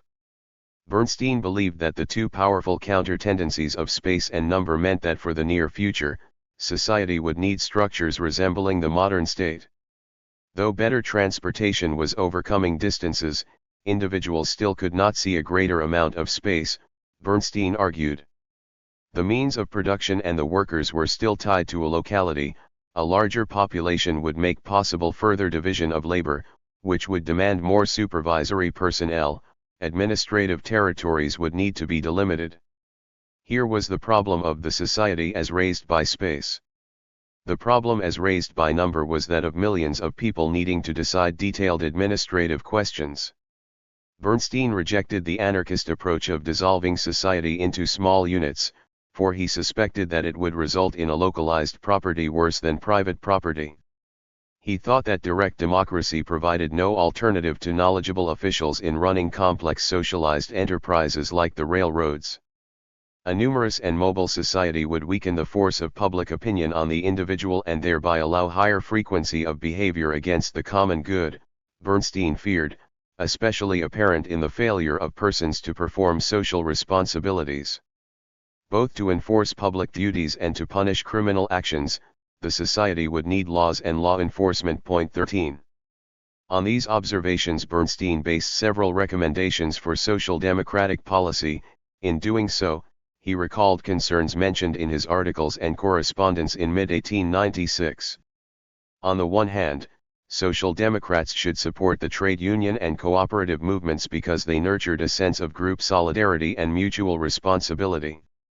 On the other hand, Social Democrats should not endorse reforms which could teach the population to be beggars. Both guidelines were probably against SDF ideas.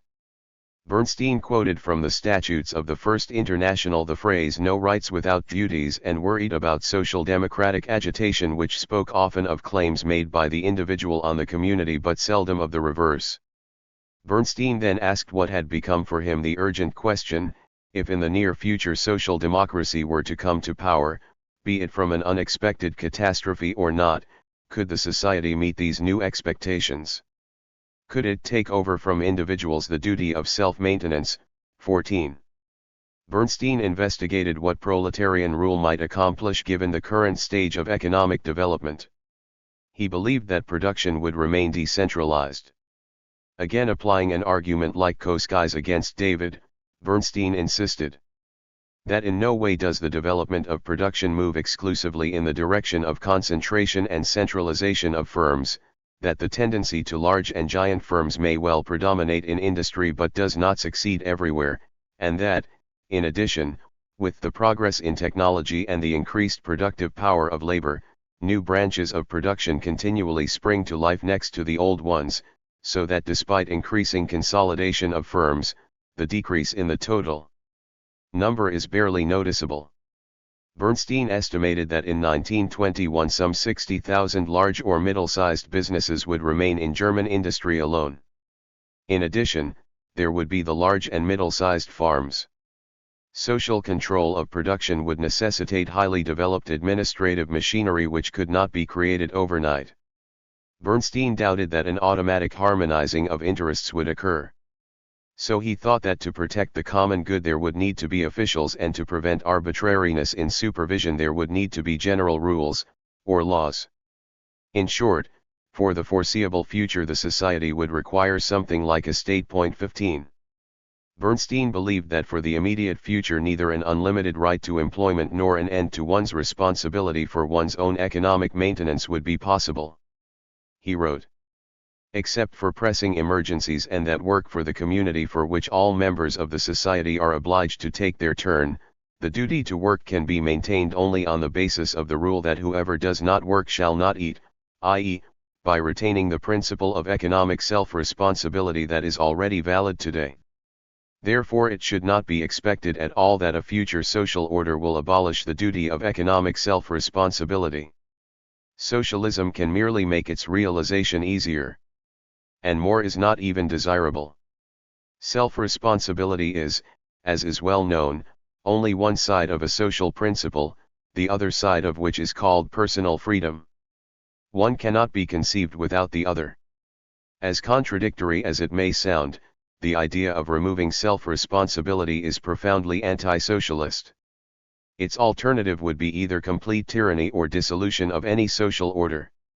Bernstein judged it utopian to think that a revolution could turn the state into an institution for automatically providing maintenance. 16a fear that loss of individual economic responsibility could lead to loss of individual freedom would help explain Bernstein's opposition to that socialist agitation which seemed to encourage workers to depend on government handouts.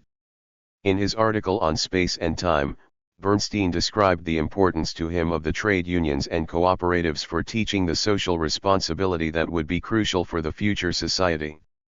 Trade unions, cooperatives, and units of local government would also serve as public institutions intermediate between the individual citizen and the society as a whole, thereby helping preserve democracy. Kautsky had endorsed municipal socialism in the present. Bernstein predicted that local government would have an important role in the future, too. The state or any analogous central administration, if left to itself, would by and large stand helpless before the enormous mass of production plants, the number of which we presented above. Space and number would prevent any more than superficial intervention in the economy. But if the self-administration bodies are brought in, the whole picture changes. The gigantic problem of space disappears, and the numerical relationships become more human. However, even with that, the state still does not become superfluous. In effect, Bernstein rejected the SDF approach to municipal socialism, looking at its role in the present society alone, in favor of the one taken by the Fabians of considering the tasks of local government in a socialist order. Nonetheless, Bernstein emphasized that in considering the issue of federalism, of decentralizing the state without destroying the national unit, Marx had led the way in his The Civil War in France, as Bernstein had already mentioned in his Fabian speech and in the 1896 article on Proudhon. 17. E. Shaw and the Illusions of Socialism. During his controversy with Kautsky in September and October 1896, Kanner had published a second article by Shaw, titled The Illusions of Socialism. For irony, it rivaled his account of the London Congress, where the author had praised socialists for unrealistic goals making possible everyday reforms. Bax criticized the second essay. In contrast, Kautsky appreciated its contents, while disapproving of its appearing in Die Zeit. On November 4, 1896, Kautsky wrote Adler. In essence, Shaw's article says nothing that each of us has not said 100 times to ourselves and others, only with the difference that Shaw exaggerates beyond all measure, in the manner of Mark Twain, and that we publish our criticism only if and to the extent it seems to serve our cause, whereas such considerations do not exist for Mr. Shaw. While his article can be explained somewhat by conditions in England, it becomes insidious when it appears in an Austrian bourgeois newspaper which has just declared war on social democracy. The good effect that self-criticism might have on our own people is lost. It is totally different for a friend to call me a jackass than for an enemy to do so. Not our people are elevated thereby, but our adversaries, not the insight of the former, but the self-esteem of the latter. A reprinting of The Illusions of Socialism in a collection provided opportunity for yet another 1897 publication of Bernstein, prompted by the debates with Bax and Kanner in late 1896. Bernstein's Neuezeit review of Shaw appeared in June 1897.1. Like his article on the London Congress, Shaw's The Illusions of Socialism was in essence an attack on thinking like that in the SDF.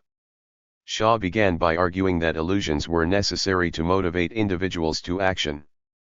Without them, young people would never marry, and many would abandon the struggle for socialism. Bad illusions existed, Shaw admitted, including those of socialists who commonly accused their capitalist opponents of hypocrisy or worse. However, he wished to consider those illusions supposedly required to make scientific thought exciting and comprehensible to the average person. 2. According to Shaw, socialism showed scientifically the manner in which to achieve the fundamental values of the American Declaration of Independence: life, liberty, and the pursuit of happiness. The values themselves were dogma, but the best way to realize them needed to be uncovered through the scientific study of society. Shaw believed that socialism differed from other democratic systems sharing the three values in that socialism saw industrial collectivism as the political science of democracy. Hence, like other sciences, when they desired public support, socialism required dramatic and religious illusion to excite people's interest and then scientific illusion to satisfy their intellects. Shaw explained. The dramatic illusion of socialism is that which presents the working class as a virtuous hero and heroine in the toils of a villain called the capitalist, suffering terribly and struggling nobly, but with a happy ending for them, and a fearful retribution for the villain, in full view before the fall of the curtain on a future of undisturbed bliss. Closely allied to the dramatic illusion, and indeed at bottom the same thing, is the religious illusion. This illusion presents socialism as consummating itself by a great day of wrath, called the Revolution, in which capitalism, commercialism, competition, and all the lusts of the exchange, shall be brought to judgment and cast out, leaving the earth free for the kingdom of heaven on earth, all of which is revealed in an infallible book by a great prophet and leader. In this illusion the capitalist is not a stage villain, but the devil. Socialism is not the happy ending of a drama, but heaven, and Karl Marx's Das Kapital is the Bible of the working classes. Shaw warned that such illusions became dangerous when Social Democrats mistook them for reality. For when the reality at last comes to the men who have been nursed on dramatizations of it, they do not recognize it. Its prosaic aspect revolts them, and since it must necessarily come by penurious installments, each maimed in the inevitable compromise with powerful hostile interests, its advent has neither the splendid magnitude nor the absolute integrity of principle dramatically and religiously necessary to impress them. Hence they either pass it by contemptuously or join the forces of reaction by opposing it vehemently. Worse still, to prevent the recurrence of such scandals, and maintain the purity of their faith, they begin to set up rigid tests of orthodoxy, to excommunicate the genuinely scientific socialists, to entrust the leadership of their organizations to orators and preachers, in short, to develop all the symptoms of what the French call impossibilism. Shaw explicitly accused some in the SDF of holding the dramatic and religious illusions. Point 3. Shaw then turned to his other type of necessary illusion, that which supplies the demand for a theory, not only as a sort of trapeze for the intellect, but as a scientific basis for faith. According to Shaw's analysis, socialists still clung to the older theory of value, stated in Marx's Capital Volume 1, because it provided a scientific illusion. It also aroused moral passion against capitalism. In contrast, the scientific value theory of Jevons was difficult to popularize and was indifferent to the moral sense.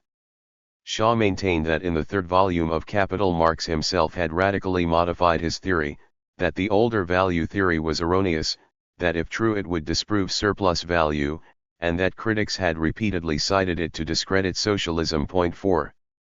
In reviewing the illusions of socialism, Bernstein sought to place Shaw's opinions about social democracy into their English setting. Bernstein doubted that many outside Great Britain understood the article, since it was so thoroughly tied to the peculiar problems there.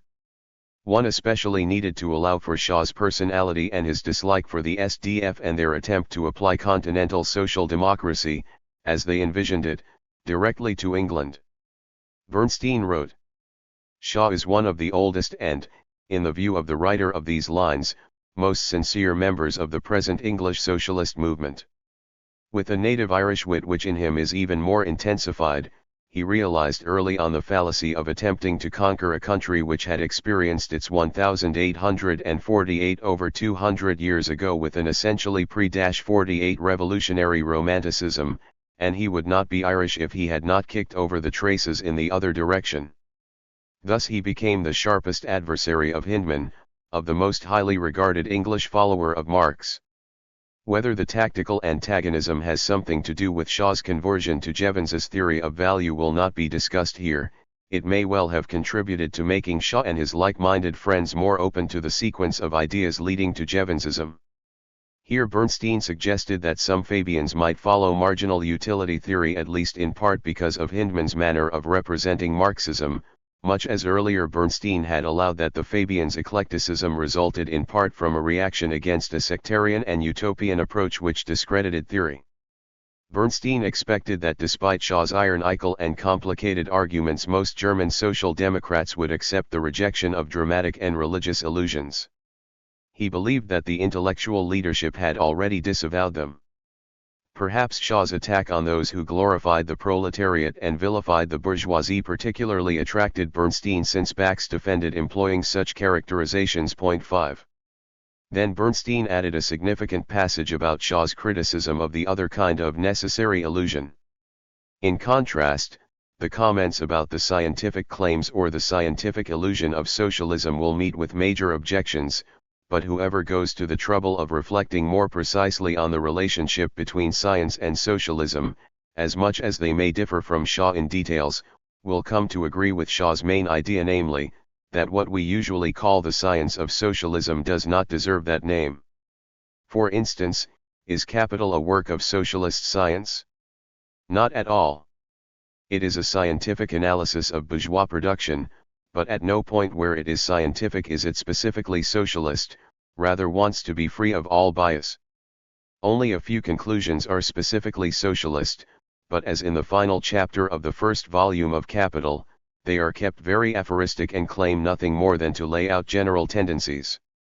The theory of value and all the more detailed explorations of capital built upon it leave socialist theory untouched.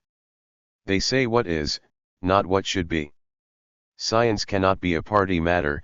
Parties can only derive their conclusions from the results of science and in most cases will accept only that which fits their needs. Point 6. Bernstein had touched on the relationship of socialism to science, a question explored in his 1901 address How is Scientific Socialism Possible? 7. However, to comprehend Bernstein's reasoning 4 years earlier, one may study the above passage in its immediate context, that of a review of an article by Shaw published in Europe in the midst of an intense polemic with the SDF and Liebknecht.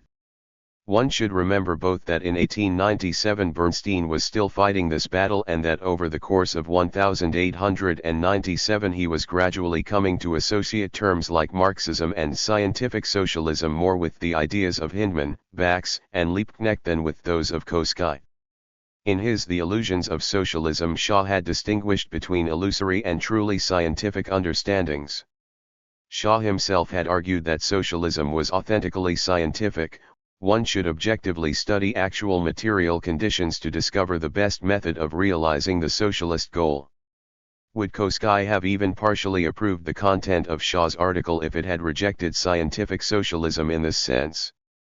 Shaw's ironic attack on the scientific illusion of socialism meant not that he denied socialism could be scientific, but rather that he believed some socialists continued to use an outdated theory because it helped popularize the results of scientific investigation or because it better excited people.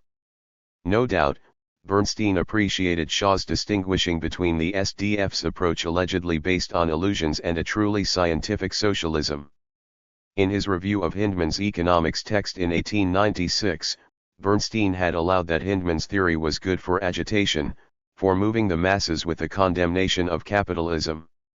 However, Bernstein had argued that Hyndman had not provided a scientific analysis of capitalism. 8. The distinction resembled the one Shaw drew between the scientific illusion and the true science of socialism. To Bernstein, capital was not a science of socialism in the illusory sense. It did not set forth one necessary future development, beyond listing general tendencies. Instead, Bernstein found capital scientific in the proper sense in that it sought to describe objectively how capitalism operated. It would appear that Bernstein had again rejected utopianism in favor of mature Marxism. The essays Bernstein published in early 1897 continued many of the key themes of 1896. They continued his defense of a mature Marxism against what he perceived to be misinterpretations of Marx. However, in early 1897 there appeared an element in Bernstein's writings which would have profound consequences by the year's end. Slowly Bernstein came to associate terms like Marxism, social democratic thought, and scientific socialism with views of Liebknecht, Hyndman, or Bax. The Marxism Bernstein criticized was their alleged utopianism or sectarianism. He had long opposed their opinions. He would still seek to defend ideas he shared with Kautsky. But in part he transferred the title Marxism from the latter ideas to the former opinions. The change in Bernstein's thinking may have been prompted by his editing of Heritier and acknowledging that Marx had once recognized Blanqui a proletarian leader and had reckoned economic collapse a prelude to revolution. Perhaps to himself Bernstein justified the change with Engels's 1895 confession that he and Marx had held such views in 1848-50 but had been mistaken in their assessment of material conditions. The change surfaced in the continuation of the Problems of Socialism series. It was strengthened with the review of Shaw. Debates in 1897 over the crisis in the Ottoman Empire and over the Prussian Diet elections further encouraged Bernstein's associating Marxism and social democracy with Hyndman and Liebknecht. By September 1897 Kautsky and Bernstein discovered that they agreed on the ideas they favored and on the theories they opposed, but they no longer concurred on which should be termed Marxist. They no longer agreed on the meaning of Marxism. 9.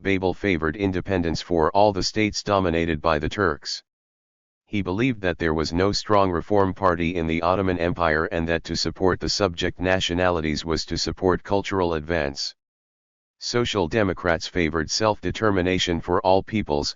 They should seek that the Cretans received their wish for union with Greece, though not at the cost of a European war. 5. Perhaps the success of Kautsky and Bernstein's arguments contributed to the vehemence of Linnek's reply in Vorwärts March 10. The important difference between them, in Linnek's opinion, was that Kautsky believed Russian policy had changed while really it had remained the same. Though he recognized a right to nationality and a right to freedom from oppression, Liebknecht argued that the word nationality had been used to deceive people. Since each modern state contained a mixture of nationalities, consistently carrying out national self-determination would end in chaos. One should look at each independence movement separately. Liebknecht ridiculed the thesis that economic advancement justified national independence and said that some used the materialist conception of history to cloak a Gladstonian hatred of the Turks. Liebknecht alleged that those people championing the Cretans and Armenians said nothing about Poland, even though the oppression there was much worse. Russia fomented protest over the Ottoman Empire but not over Poland. There in Poland is the touchstone for enthusiasm over nationality. Whoever is enthusiastic about the Armenians and Cretans but has no sympathy, no pity, for the Poles and no hatred and no curse for the murderers of Poland, that person is either a thoughtless fellow or a miserable comedian and hypocrite. Or he has tasted the Russian ruble. Liebknecht complained that the young ones did not realize the power of Russian money. 6. In Linnek's opinion, Great Britain's actions forced Turkey to turn to Russia. He claimed that Greece could not check Russia in the Near East. The Ottoman Empire could be reformed but for Russia preventing it, Liebknecht believed. One should not deny a future to the Turkish people simply because they had not yet had a revolution, for then Germany would lack a future too. According to Liebknecht, Social Democrats had learned to wait for their freedom, the Cretans would need to do the same. Tsarism is the last pillar of capitalism. It will be finished together with this by the people's emancipating international socialism, he wrote. Separating France from Russia would expose the latter as weak, unable to defeat Turkey. Liebknecht remarked that the SDF in England saw in the agitation over the Near East an attempt to distract public attention from suffering in India. 7. The same day Linnek's article appeared in Vorwärts, Bernstein wrote Kautsky about how best to respond. It offended him that Liebknecht would question their motives. Then the reference to Poland. As if any of us were against an independent Poland. But where is the national movement in Poland today? Bernstein explained that Linnek's position in the party made it difficult to criticize him and that it was difficult to attack his arguments since he took these from Marx. In Bernstein's opinion, Marx had erred on the Eastern question because he had looked at it from only one viewpoint, one colored by the 1848 revolution, and had not presented the facts in a scientific manner. Bernstein reasoned that he could not include these ideas in an article against Liebknecht but that he could underscore the radically changed situation in respect to the East.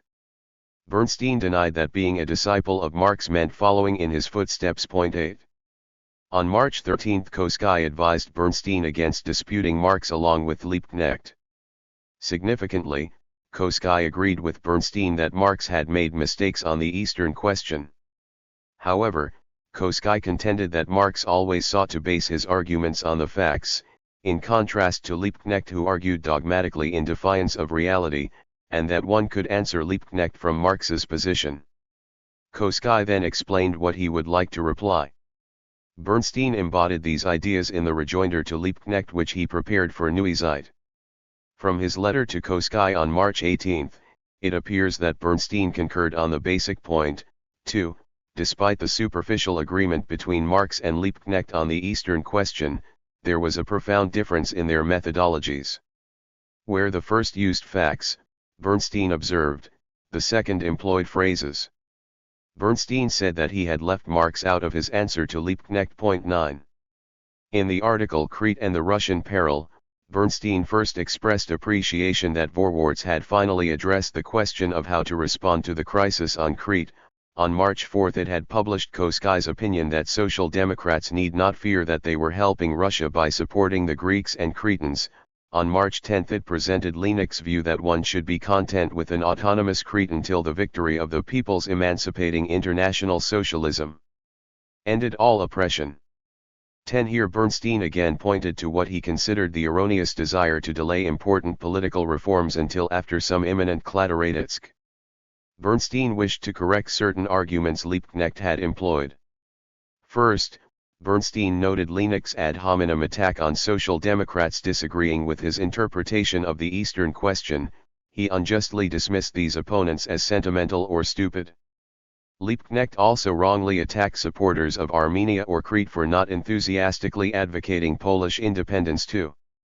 Bernstein asked, what would Liebknecht say of a person who refused to participate in a wage battle of Berlin Masons because the Silesian weavers have far meaner wages?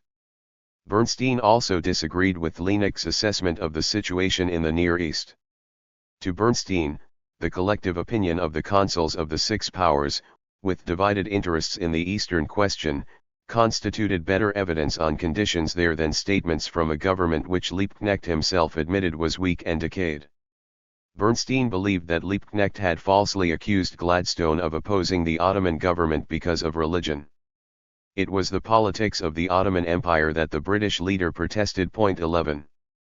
Bernstein then asked rhetorically what caused Liebknecht to be so narrow-minded. Bernstein's answer: it is the Russian peril, taken in a double sense of the word. First, the real Russian peril, the threat which the Tsarist regime poses for Germany's and respectively Europe's internal development, and which allows Liebknecht to perceive in this empire an enemy compared to whom all other enemies fade into nothingness. On this point I thoroughly agree with him. But besides the real Russian peril there is a second Russian peril, which also actually exists, surely, but which rests on fiction rather than reality. It is the peril of seeing Russia where it is not, and accordingly of attacking it where one hits at least. For example, Liebknecht favored Cretan autonomy.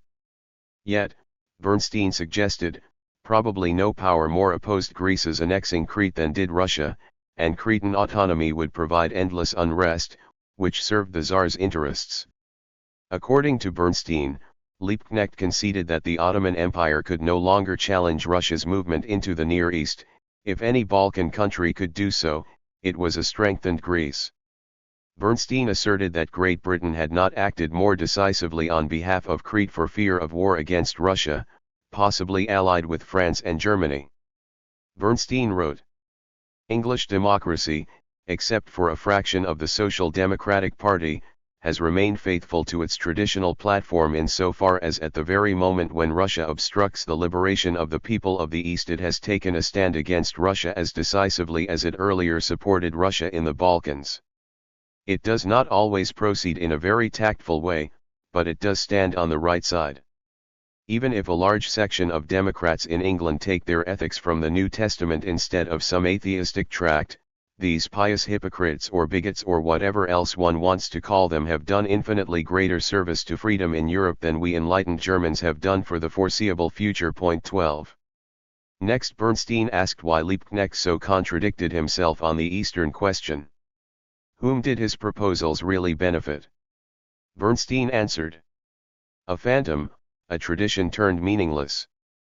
It may remain uncontested whether David Urquhart, of whom Marx himself once wrote that his method of comprehension is capable of condemning things but not of judging them, would still hold to his policy today.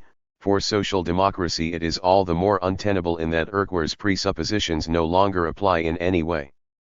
In the East as in Europe itself, infinitely much has changed, so that even if Urquhart had been right in all things we could not make a more aggravating mistake today than to continue his policies unexamined.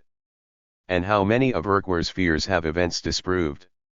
For Bernstein, as Russia lost interest in breaking up the Ottoman Empire, so too did European democracy in maintaining it. 13 By differentiating between Marx and Urquhart, Bernstein followed Kautsky's advice not to reprove Marx directly. Bernstein replied against the Sächsische Arbeiterzeitung, which maintained that only a power like Austria could resist Russia in the Near East. He thought that the Balkan states could provide resistance, if need be through alliances. Then Bernstein concluded that European democrats need no longer violate their natural inclination to endorse freedom movements. Russia no longer posed as a liberator, this fact would promote the struggle for freedom among Russian subjects. Bernstein conceded that breaking the Franco-Russian alliance would be of great importance. But here again Lennox's policy appeared self-contradictory. In Bernstein's opinion, for the strongest factor working against the alliance was French public support for Greece. 14. Before his article could be published, Bernstein learned that the SPD Reichstag delegation had settled in favor of self-determination for Crete. Bernstein included an addendum dated March 21, 1897, in which he endorsed the decision while regretting that it had not been made earlier and advanced more forcefully, so that it might have better swayed public opinion. Because of Germany and Austria, Bernstein judged, the peoples of the Near East had been shown how dependent they were upon Russia. He found it foolish for German chauvinists to celebrate England's diplomatic defeat. Increased Russian strength meant more dependence for Germany on Russia, and as an industrial nation dependent on exports, Germany should favor England with its free trade. Now Great Britain, France, and Germany were divided, neither Austria nor Turkey could check the Tsar. Bernstein continued. The entire old protective wall theory is obsolete. The replacement for it today rests in the development of the upwardly struggling Balkan peoples into free, independent nationalities and in the development of political life in Russia itself. In failing to speak up for the Cretans' right to self-determination, Bernstein deemed the SPD worse than the English socialists who opposed Greece in that the SPD possessed greater size and influence and that in England there had been liberals to support the Cretans. 15. Still before Bernstein's article appeared, Hindman published an article in Vorwärts, at the invitation of Liebknecht.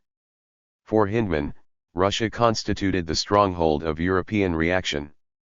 According to him, the English people were not so enthusiastic for Greece, they hated Russian despotism, and they knew that Ottoman persecution of Christians was less compared to Tsarist oppression. The Ottoman Empire provided a strong bulwark against Russia. To aid Russia and oppose Turkey was sheer madness. 16.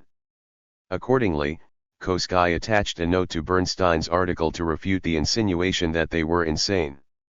It is sheer madness, therefore, to doubt that the reform of Turkey will be easy. It must surely be an oppressive feeling for Hindman to stand there as the only sane person in a huge madhouse. We at least know no one other than Hindman who is free of the sheer madness of taking reform in Turkey to be a rather difficult affair.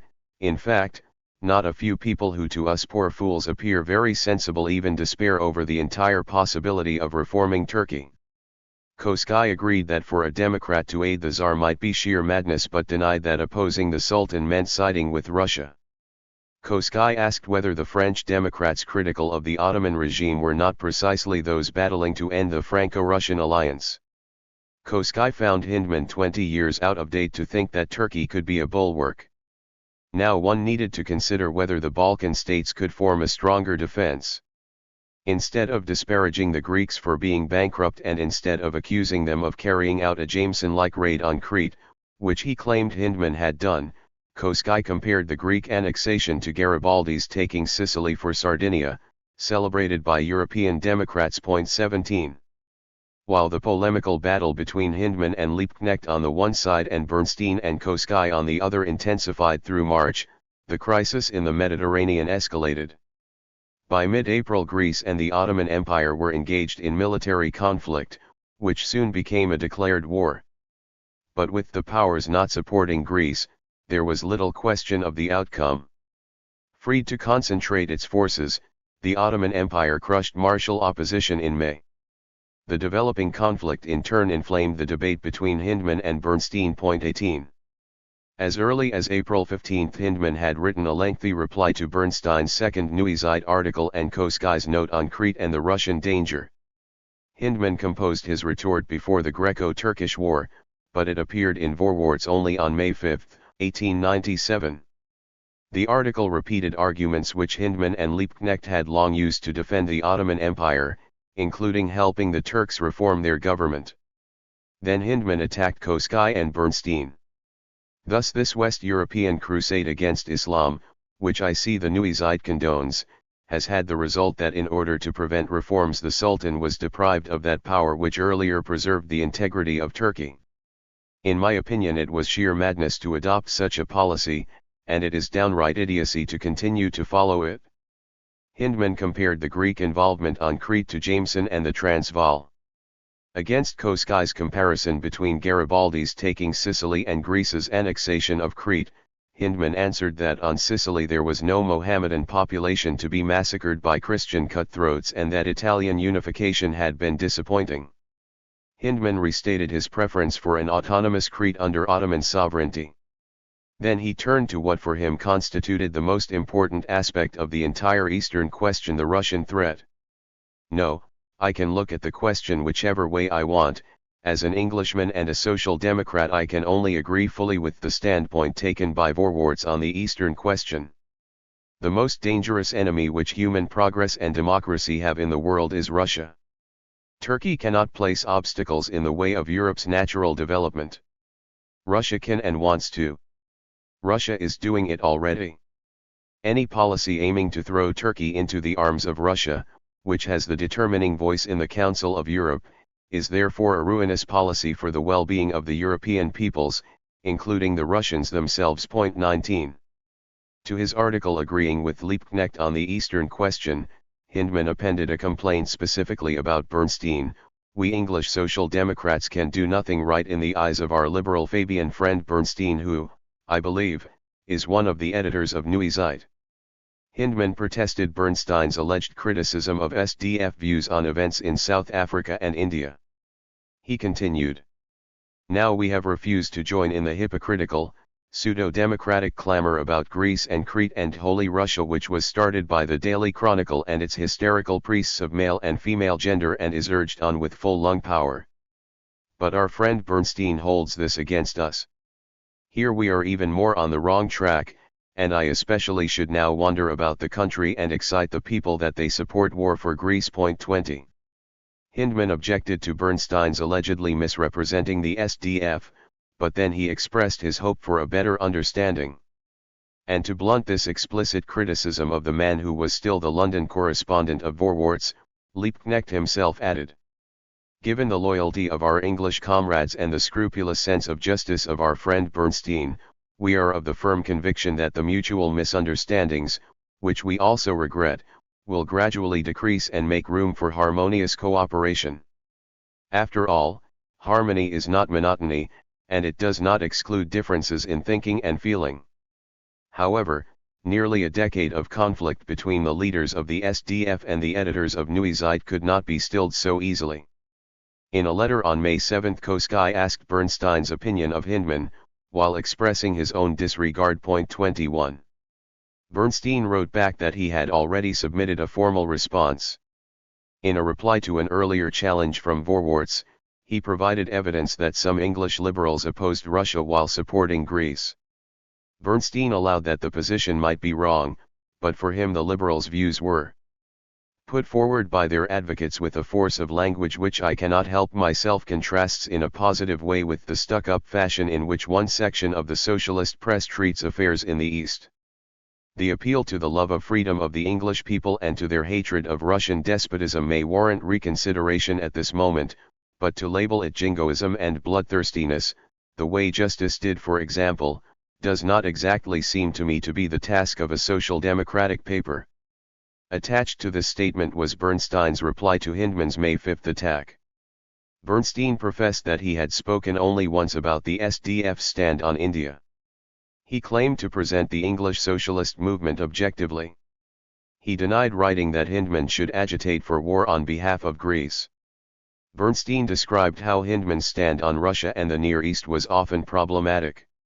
Finally, Bernstein made a crucially important statement treating his understanding of liberalism, Fabianism, and their relationship to German social democracy. It pleases Hindman, following the example of Bax, to characterize me as liberal Fabian. Insofar as it may be justified about me, it must be a criticism of my attempt to retain or to acquire a certain breadth of vision, one which is free from dogmatic narrow-mindedness, when I look at things. In this sense I am indeed liberal if need be even nonconformist, which is probably the worst. So far as Fabianism is concerned, I see in it the natural counterpoise to Hindmanism, if the word be allowed. It was the necessary reaction against the tendency, which was rather strong back then, to turn Marx's teachings into a sectarian dogma. It certainly participates in expanding the socialist movement in England, just as it has contributed much to placing that movement on a realistic foundation. In German social democracy both elements social-political realism and theory are represented, and accordingly the attribute Fabian in itself can hurt me as little as the title member of the Social Democratic Federation 22. The statement marked a new stage in Bernstein's evolving assessment of liberalism and Fabianism. It also revealed the particular way in which Bernstein perceived these two movements, the specific reasons he approved of them. Bernstein liked liberalism and Fabianism precisely to the extent that they opposed dogmatic sectarianism. On the one hand, liberalism need not signify commitment to bourgeois society, to capitalism, to the prevention of proletarian rule and socialism. Rather, to Bernstein, here liberalism meant open-mindedness, the objective and non-prejudiced attitude towards reality which for him characterized the thinking of Marx, Engels, and Kautsky at their best. On the other hand, Bernstein found Fabianism to be a natural reaction to Hindman. He thought that the Fabians stood closer to Marxism in that they sought to base political actions on actual conditions. In affirming liberalism and Fabianism in this particular way, Bernstein affirmed central characteristics of the mature interpretation of Marx. At the same time, however, Bernstein was coming to doubt that this interpretation represented the SPD. He separated the party's social-political realism from its theory, implicitly associating the former with Fabianism and the latter with the SDF. Had Bernstein not begun to accept the allegation by Russell and Shaw that the SPD's practice contradicted its theory, 23. In his Neuezeit article The Victory of the Turks and Social Democracy, Bernstein denounced the position taken by Hindman on the Near East crisis. Bernstein saw the Ottoman victory over Greece as a victory of militarism and of a stationary if not reactionary power over a progressive nation. He charged that the European powers had restrained Greece while freeing the Ottoman Empire to concentrate on the one challenger. He asked if everyone had forgotten the recent violence in the Near East. To him, Hindman's denigrating the Greeks and praising the honesty of the Sultan's government really said more about Hindman's way of thinking. Bernstein maintained that he and Kautsky had been consistent on the Eastern question, valuing self-determination for Crete, and support for this from European Democrats, but not at the price of a general European war. That it would have come to such a war was an assumption never proven, in Bernstein's opinion. 24. Then Bernstein's sincere grief over the situation in the Near East caused his long smoldering anger with the SDF to explode. He agreed that international social democracy should have served as a guardian of peace and rights.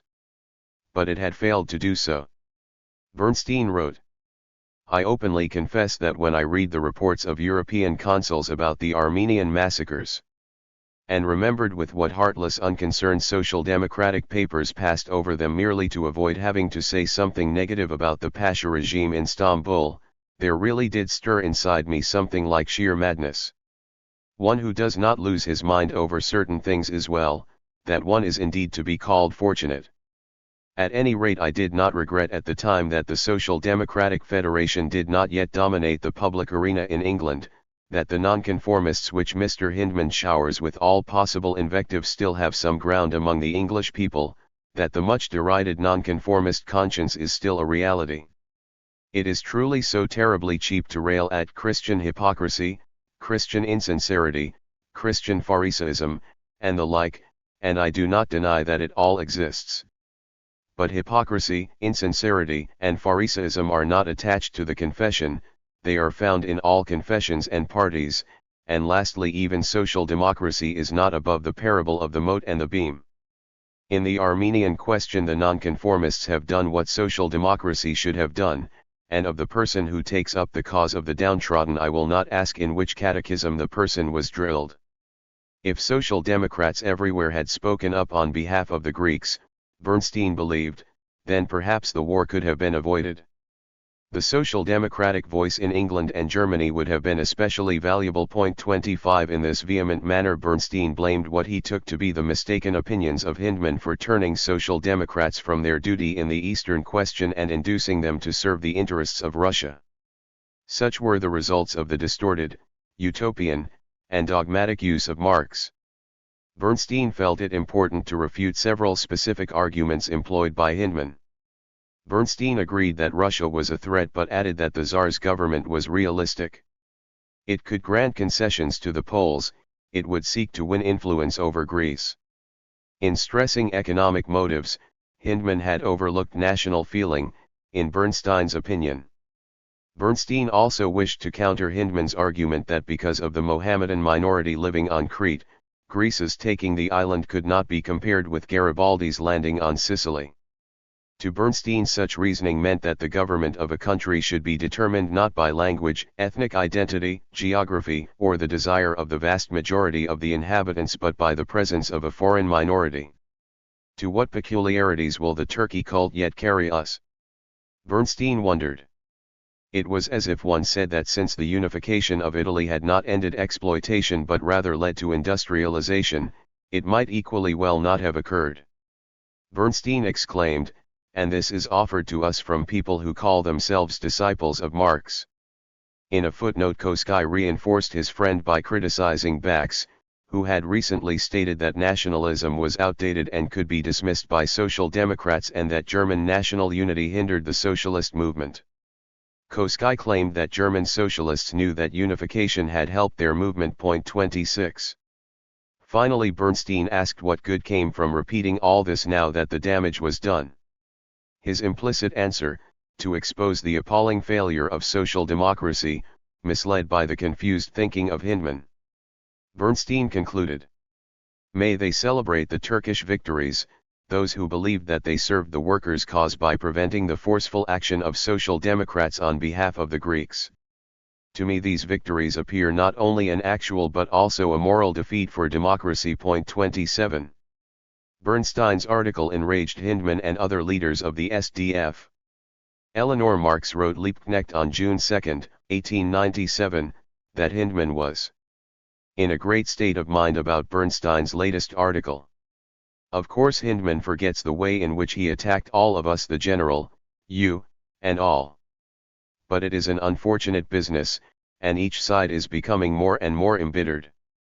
And Bax, who is not unnaturally sore at the splendid thrashing he has got from Kautsky, is doing his utmost to envenom things. On June 5 Justice denounced Kautsky and Bernstein. In the same number, Hindman declared, to carry the discussion further with Mr. Bernstein would, therefore, be to lower myself. I never think the worse of anybody because he is unable to express his honest opinions clearly and vigorously. That is his misfortune. But when a man like Mr. Bernstein tries to eke out his own incapacity by deliberate untruth and studied impertinence, I at once withdraw from the debate, and leave the public to judge between us without comment from me.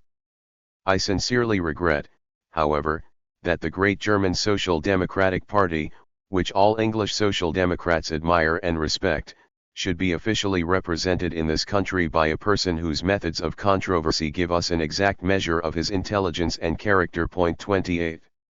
The crisis over Greece, Crete, and the Ottoman Empire in the spring of 1897 encouraged changes already occurring in Bernstein's thinking. More and more he came to associate Marxism or the theory of the SPD with the ideas of Hindman and Liebknecht rather than with those of Kautsky. Bernstein did so even while believing that the first two distorted Marxism.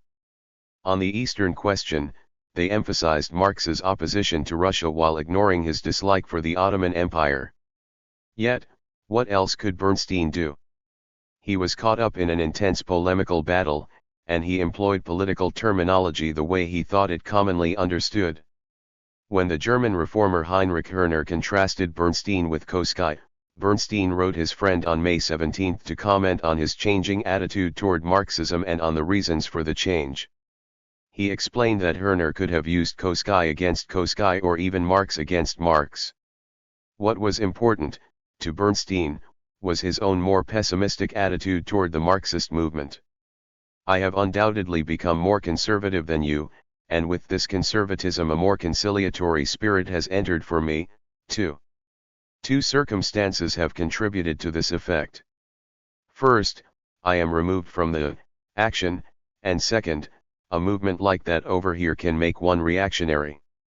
What one sees here, where no legislation furnishes people's heads with a nimbus, is frightful.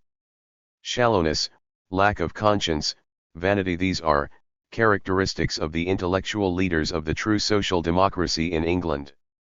And against this roguery I, too, am a reactionary mass. Bernstein complained that he found it impossibly difficult to work with Bax, Hindman, and Aveling. Yet, these three represented Marxism in England. 29 It was under such extreme and emotional conditions in Great Britain, where generally one identified Marxism with the politics of the SDF and the speeches of Liebknecht, that Bernstein came to believe his defense of the mature theory required an attack on what was commonly called Marxism, including certain early ideas of Marx himself. B. Prussia. Back in 1893, Bernstein's proposal that Social Democrats participate in elections to the Prussian Provincial Diet had met defeat at the Cologne Party Congress. Election of a Social Democrat probably required cooperation with a bourgeois liberal party, and many believed that such compromise would lead to de-emphasizing the class struggle or to abandoning principles. In contrast, Kautsky had agreed with Bernstein's 1893 proposal. In the autumn of 1896, when Giovanni Lerda submitted to Neuezeit an article opposing compromise, Kautsky accepted it in order to have it refuted. 1. On December 8, 1896, Kautsky wrote Bernstein to ask him to answer Lerda. Kautsky wanted a comparison of the political intransigence of Lerda to the policy of Vollmer, for Kautsky feared that both approaches endangered the SPD's proletarian character. In Kautsky's opinion, the party was too big to remain a mere protest group, it needed to change tactics. Vollmer would include non-proletarian classes, but eventually the practice would end in division, Kautsky thought. For him the alternative was compromise. Kautsky admitted that it would be difficult, that it would require studying the actual political situation instead of mouthing slogans. In Germany the bourgeois democratic parties were weak and unreliable, he believed, but the SPD should support them in some circumstances. The party did so already in run-off elections for the Reichstag. 2. Bernstein responded on December 12 that he would be happy to rebut Lerda since the question of political compromise touched issues he was planning to discuss in his problem series. As indicated earlier, this series of articles was directed at least in part against the SDF. Non-cooperation with bourgeois parties characterized their interpretation of Marxism. As in the case of the Eastern question, it was an issue on which they agreed with Liebknecht. Recent SDF attacks on cooperating with the Liberal Party in England may also have prompted Bernstein to accept the Lerda assignment. For both him and Kautsky the authentic Marxist position, stated in the Communist Manifesto, was for the workers to back the progressive bourgeois. 3. At the very beginning of his article against Lerda, Bernstein sought to expose a contradiction. On the one hand, Lerda employed an analogy from nature: to alter events a power must have unity, therefore, a political party must oppose any compromise. Bernstein rejected the argument in itself for several reasons. First, he found analogies between nature and society imprecise. Second, compromise need not mean disunity. Third, the argument proved the opposite of Lerda's thesis, in Bernstein's opinion. On the other hand, and here lay the contradiction, Lerda also noted a fundamental difference between nature and society. Not unlike Bax, whose debate with Kautsky continued at the time Lerda submitted his article, Lerda complained about those who understood historical materialism in an extreme form.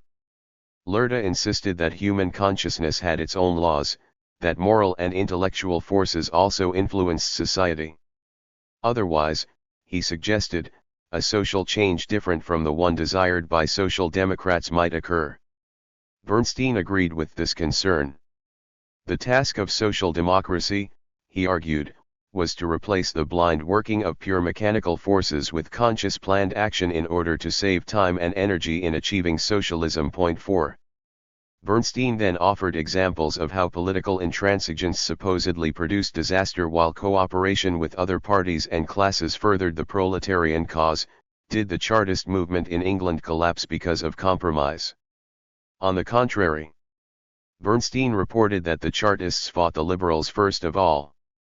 In contrast to the Chartists, some laborers joined with progressive bourgeois in a coalition which contributed to suffrage reform. One organization of both proletarians and bourgeois was the Reform League, participation in which Marx endorsed. According to Bernstein, worker influence on Parliament led to the Education Act of 1870, better laws on factories and the right to organize, a more advanced Parliament in 1880, and finally the suffrage reform of 1884. Bernstein recalled a radical socialist attack on the progressives in the 1895 elections to the London County Council. The intransigents had not cooperated with the progressives, indeed, they had attacked the Progressive Party. Bernstein said that the tactic merely secured the election of conservatives in place of progressives. Clearly, Bernstein still resented the SDF's joy at the liberal defeat of 1895. He also maintained that there were numerous examples of German Social Democrats cooperating with bourgeois liberals to win electoral victories. Point 5. Bernstein surmised that the widespread social democratic opposition to compromise derived from several mistakes. For one, people confused compromise on principles with compromise in action. Bernstein replied that the more a political party was sure of its beliefs, the more it could enter alliances without fear. He suspected that intransigence often rested on something other than clarity of conviction, on slogans, false analysis, laziness in thinking. Bernstein denied that the rejection of compromise helped preserve the class character of the movement. Here he embodied ideas from Kautsky's letter. Any movement which has progressed beyond the sectarian stage to the formation of a party needs success. It must become stronger and advance, for only growth is life, and stagnation is death. However, there are limits to the expansion of the proletarian party set by the strength and degree of development of the proletariat. Where the party has won that part of the proletariat open to it, it would accordingly be condemned to quiet waiting, for in all countries this part constitutes in most districts the minority of the population. Freedom to cooperate with other parties offers the SPD the opportunity to be active nevertheless. If cooperation is impossible, the proletarian party is forced to look for growth from other classes of the population in order to expand its sphere of influence in this way. Winning such elements no longer remains part-time work, to express ourselves figuratively, rather becomes the primary job. Agitation becomes more and more adapted to this need.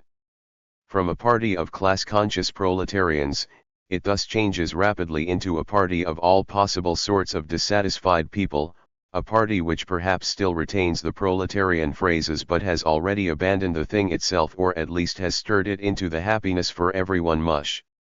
Locally it may continue to play a fully respectable role for a while, but in effect as a bourgeois radical party with a socialist placard, always ready to experience a fatal crash the very moment it either discovers its proletarian heart or denies it for the sake of good friends.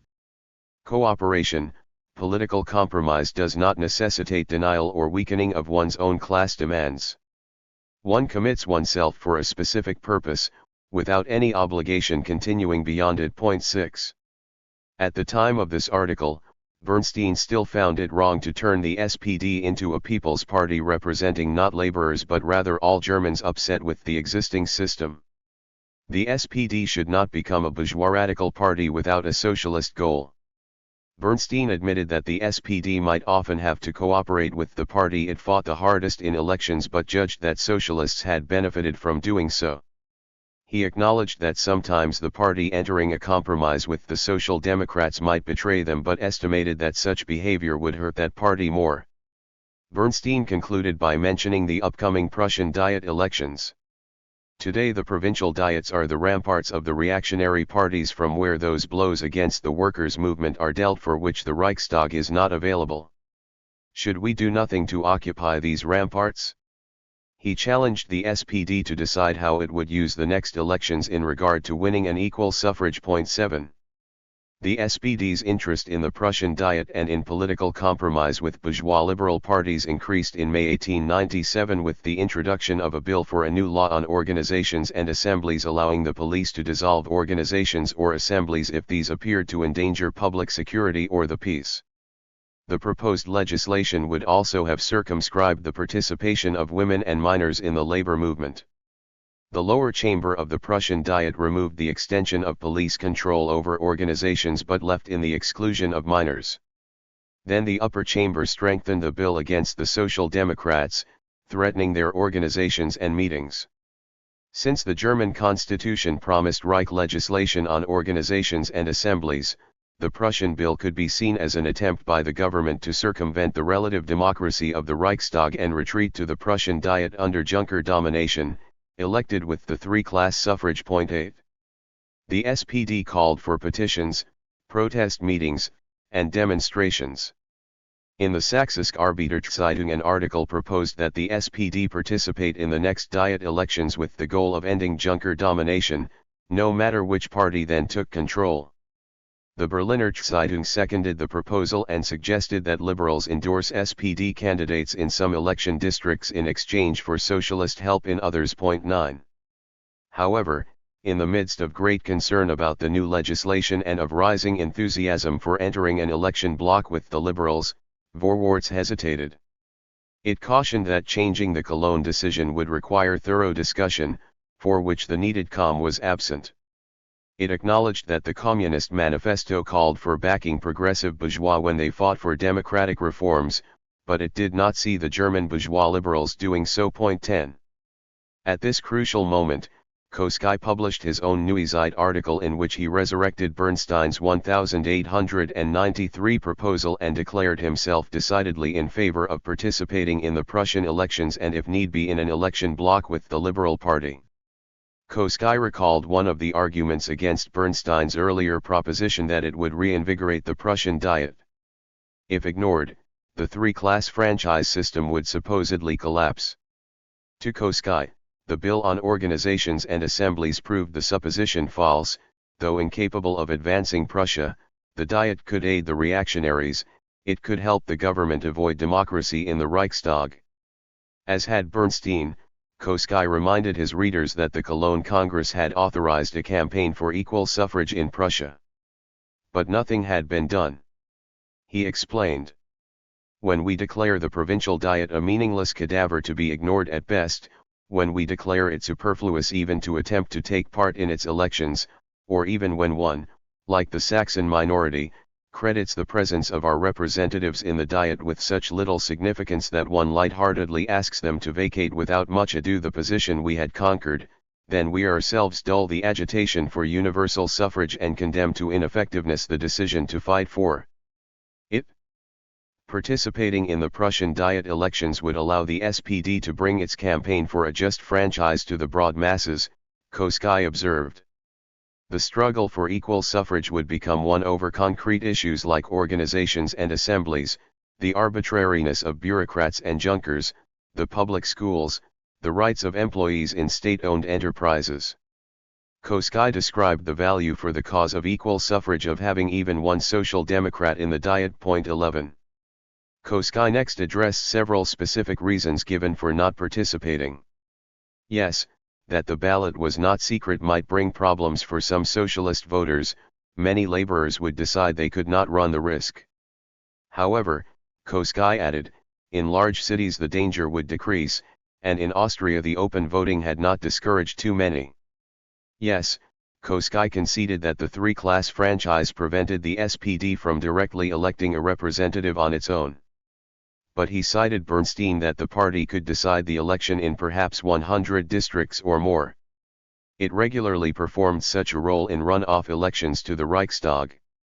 In Kautsky's opinion, Bernstein's proposal merely adapted the tactic of the run-off elections to the Prussian suffrage. 12. As for the supposition that cooperation with the Liberal Party constituted a corrupting compromise, Kautsky repeated once again that Social Democrats often cooperated in the Reichstag runoff elections. In Kautsky's opinion, concern about corruption, that is, about playing down social democratic differences from the liberals for fear of losing their eventual support, was even less justified in the indirect Prussian Diet elections, for there the workers would vote for 13 SPD candidates to become electors, not for liberal candidates. 13. Kautsky restated Bernstein's distinction between compromise on principle and compromise in action. Like Bernstein, Kautsky admitted that the liberal electors might refuse to vote for social democratic candidates, but he believed that such non-cooperation was less likely under the conditions of the Prussian elections than under those of the runoff elections for the Reichstag. Kautsky thought that even if the liberals were to abandon the Social Democrats in this way, matters would be no worse than at present. While he could picture SPD electors endorsing liberal Diet representatives, per arrangement, Kautsky rejected the suggestion by some Social Democrats of entering the contest with the goal only of weakening the Junkers, not of electing Social Democrats in their own right.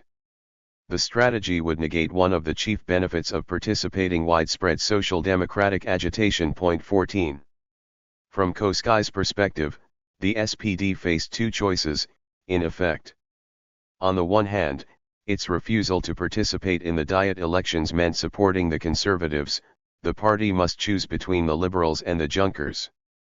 On the other hand, participating in the Diet elections would constitute a vigorous response to the Organization Bill, an alternative to an uprising which the government could violently crush.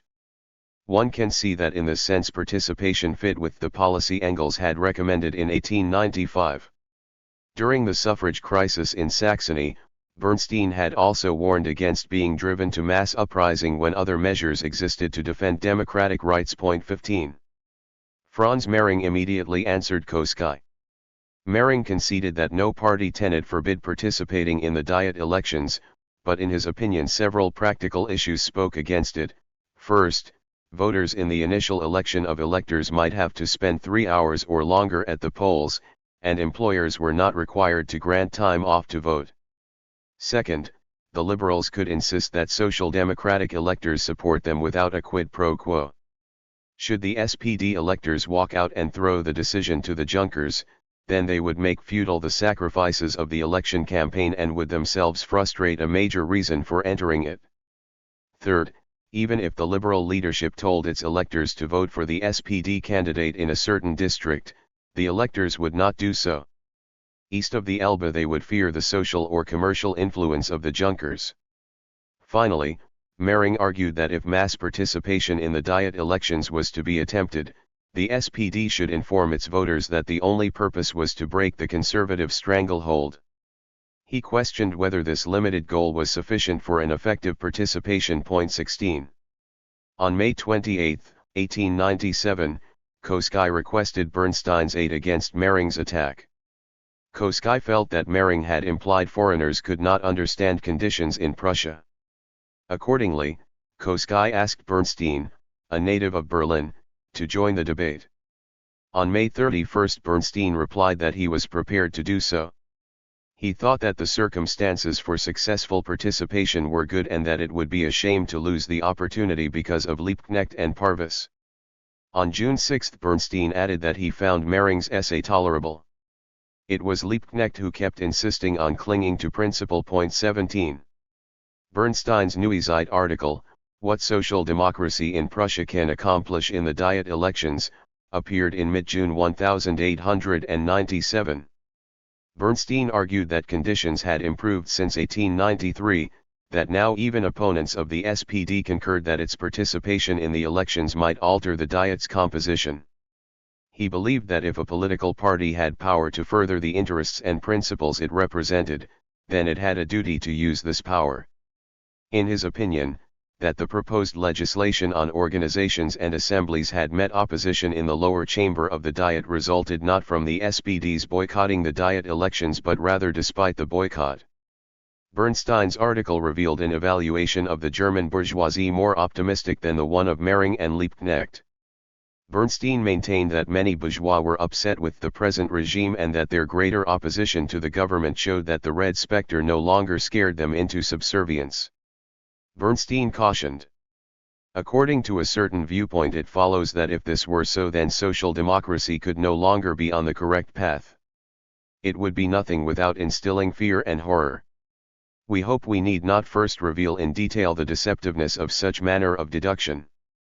A raging bull or a mad dog can instill panic terror without rousing a desire for compromise, and one acquiesces not in what one merely fears but rather in what one recognizes to be inevitable. Point 18.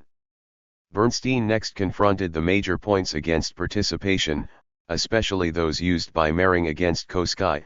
The first election of electors could take several hours, but the difficulty had a reverse side, Bernstein observed.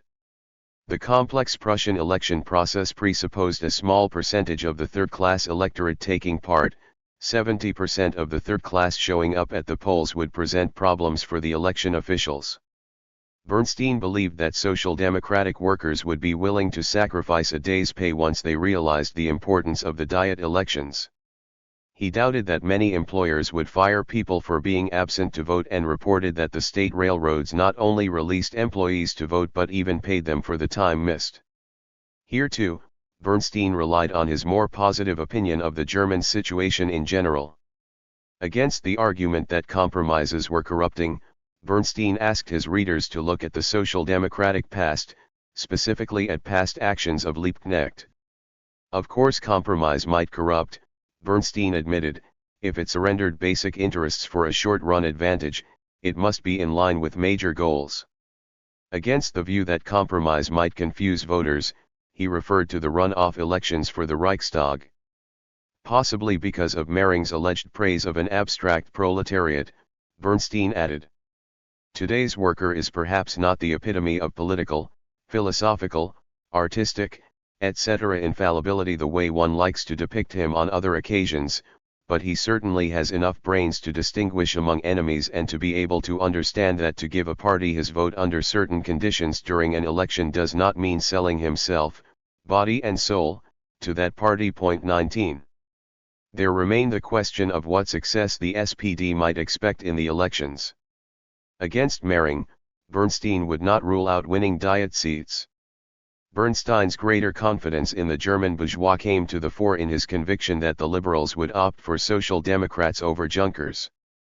Bernstein enumerated electoral districts where it seemed conceivable that SPD electors might decide whether the seats would be conservative national liberal or rather liberal democratic. In some districts, social democratic participation would threaten the liberal victory, leading the liberals to concede seats in exchange for help elsewhere. Point 20. Bernstein concluded his article with several specific observations.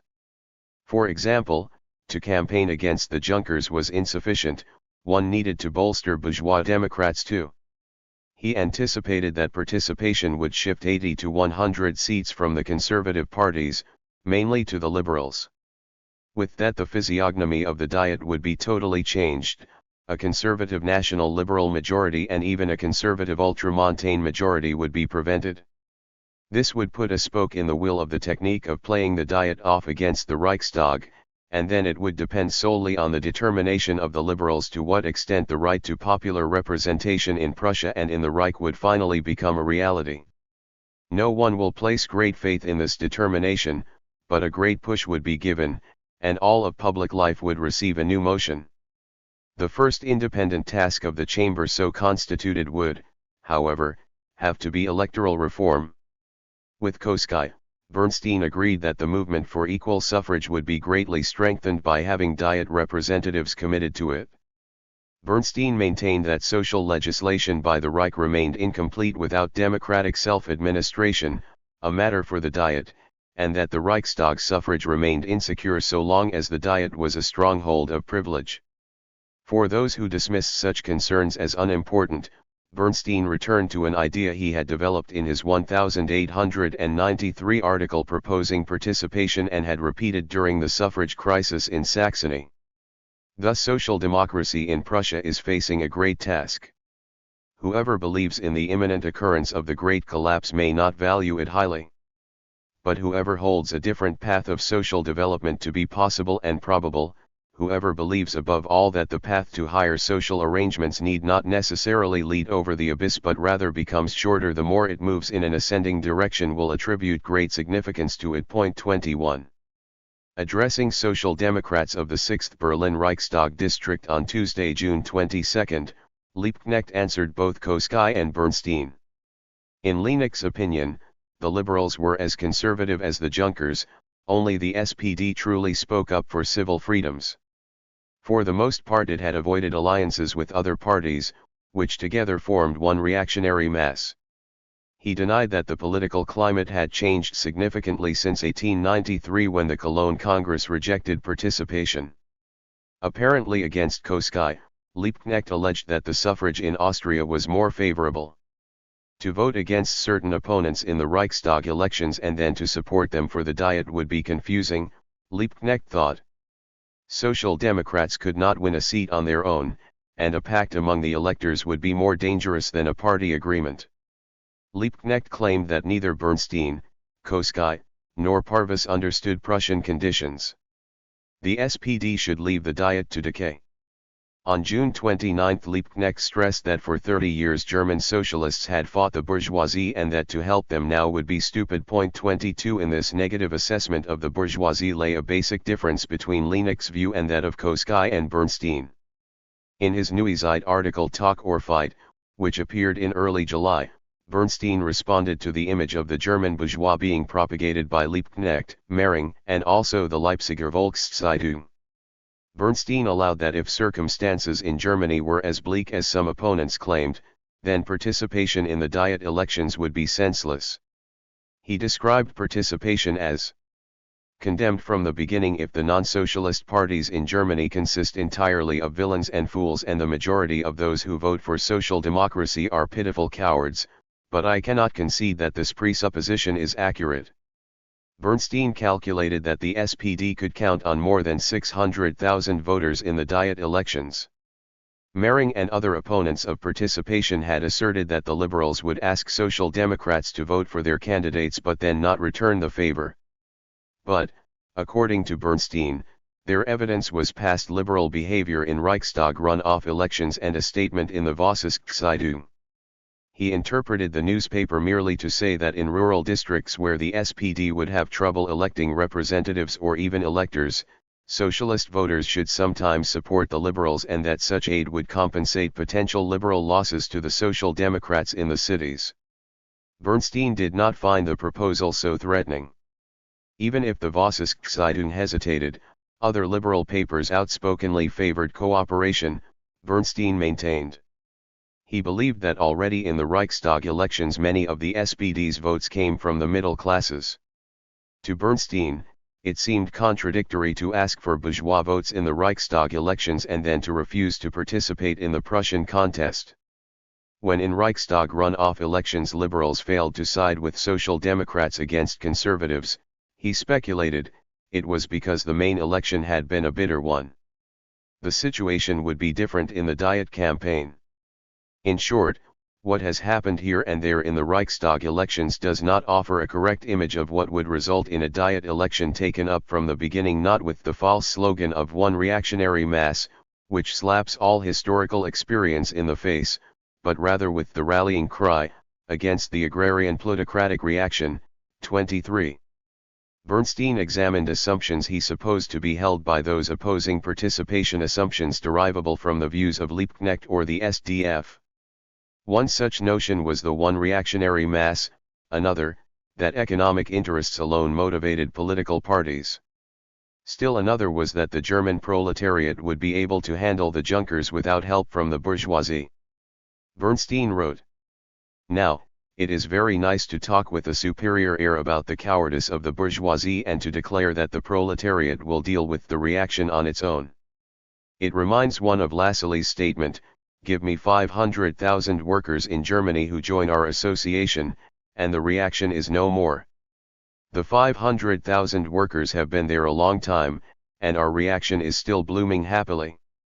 We, however, do not have the excuse one might marshal up for Lassalle, we have the experience of more than a generation of further development behind us, We have seen that things do not take shape according to a simple schema and culminate as many of us presupposed, but instead proceed on their own in such a way that tendencies which act in our favor are counteracted by others which, if not negate, then at least slow down the action of the former tendencies. The declaration that someday we will finish with the reaction on our own is a speculation on the future of the laziest kind, which certainly does not remove from us responsibility for the many wounds which police and Junker rule has meanwhile inflicted on the German laborers and their organizations. In this way, Bernstein blamed the workers' suffering on a utopianism which overlooked counter-tendencies to its model of historical development. In contrast, a mature Marxist socialism would study the actual material conditions in Germany and would seek to assist the progressive bourgeois in struggle against the Junkers to realize a democratic republic. Bernstein claimed that in England and France the greatest democratic advances had occurred when the proletariat and bourgeoisie cooperated, and that in Germany the progressive bourgeois would gain strength for opposing the conservatives if they knew that the SPD was backing them. Bernstein favored the SPD having its own elector candidates wherever possible and its seeking to have social democratic representatives elected to the Diet. For districts where the SPD did not have its own elector candidates, Bernstein proposed that Social Democrats vote for those willing to support a list of minimum demands. The list could also be used in the runoff elections for electors. Bernstein concluded with the concern he shared with Engels and Kautsky: the SPD should not be forced to choose between passively accepting loss of the Reichstag suffrage or else resorting to an uprising leading to violent repression. 24. In his speech on June 22, Liebknecht had described the German bourgeoisie forming one reactionary mass with the Junkers. In his Neue Zeit article in early July, Bernstein had rejected the slogan as going against experience. On July 14, Mehring challenged Bernstein for dismissing the idea too quickly. Mehring admitted that the concept came not from Marx but from the Lassalleans and that in theory it was false. Still, Mehring found Bernstein wrong when he said that the slogan defied experience, when he stated that the bourgeois would fight the reaction with greater determination if the SPD stood behind them. For Mehring, German history proved that the bourgeois liberals resisted with less strength when backed by the proletariat. They feared the workers more than the Junkers. This experience gave the phrase one reactionary mass its popularity. 25. On July 24, Vorwärts published a statement from Bernstein concerning use of election statistics. More importantly, he expanded on an old idea. Bernstein had already questioned the hypothesis that bothering with the Diet elections was contradicted by the prospect of the bourgeois order's imminent demise. Now he warned that for the SPD such a catastrophe could be truly disastrous. The way party relations have developed in Germany, a collapse following from excessive pressure by the authorities could bring to power no other party than social democracy. A bourgeois radical intermediary stage is impossible under these circumstances. But one who knows even a little history will be able to tell oneself that a catastrophe which begins with what should be its end result is truly no indubitable blessing. 26. Here Bernstein could draw on his previous thinking about the material conditions required for a successful transition to socialism, including meeting the aspirations of the proletariat after it had taken control. He believed that these conditions did not yet exist in Germany, so he feared the SPD*S being thrust into power. For Bernstein the imminent collapse was not only uncertain, but also unwanted. Instead, he desired an end to Junker rule to be followed by a democratic republic and a period of capitalist development. Then the political and economic preconditions of proletarian rule and socialism could be achieved. Around the 1st of August, Kautsky's Neue Zeit article The Prussian Diet Elections and the Reactionary Masses repeated many of Bernstein's arguments against Liebknecht and Mehring. In the first place, Kautsky claimed that he and other non-Prussians had a right to speak on the issue because foreigners often had experience with indirect elections and the loss of a workday, and because the Social Democrats in Prussia had little experience with the Diet elections. Besides, one could study Prussian statistics and suffrage law anywhere. Far from having a corrupting effect, Kautsky contended that participation in the elections would strengthen the SPD. Its agitation would reach more citizens on a wider range of issues than before. To the objection that Social Democrats would not understand why they should vote for the Liberals in the Diet elections while fighting them for Reichstag seats, Kautsky answered that the Social Democratic voters were not stupid and that the problem did not arise in the Reichstag runoff elections. Quite apart from how many representatives the SPD might send to the Prussian Diet, Kautsky was convinced, taking part could only aid agitation for equal suffrage. 27. Next, Kautsky expounded a theory attributing the division within the SPD over participation to a basic division between the party's politicians and its agitators. Kautsky argued that the politicians assumed a given party size and strength and then sought through cooperation with other parties to win victories. Much as Bernstein had argued against THIRD, Kautsky maintained that the politicians rightly tried to achieve the greatest result with the least expenditure of power. To do so, they cooperated with other parties. Naturally they worked most readily with those closest to their own. In contrast, Kautsky continued, the agitators wanted to increase party size and strength by winning members away from other parties. These others were accordingly seen as one opposing mass. The agitators appealed to specific social-economic classes or interest groups. Because the nearest parties appealed to the same people, these parties became the chief opponents.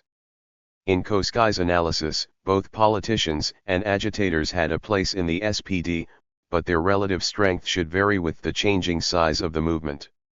He wrote, "The smaller a party, the less the possibility for it to pursue practical policies and to gain practical successes, the more the necessity for quick growth is in the foreground, then the more the viewpoint of the agitator will be the decisive one for it.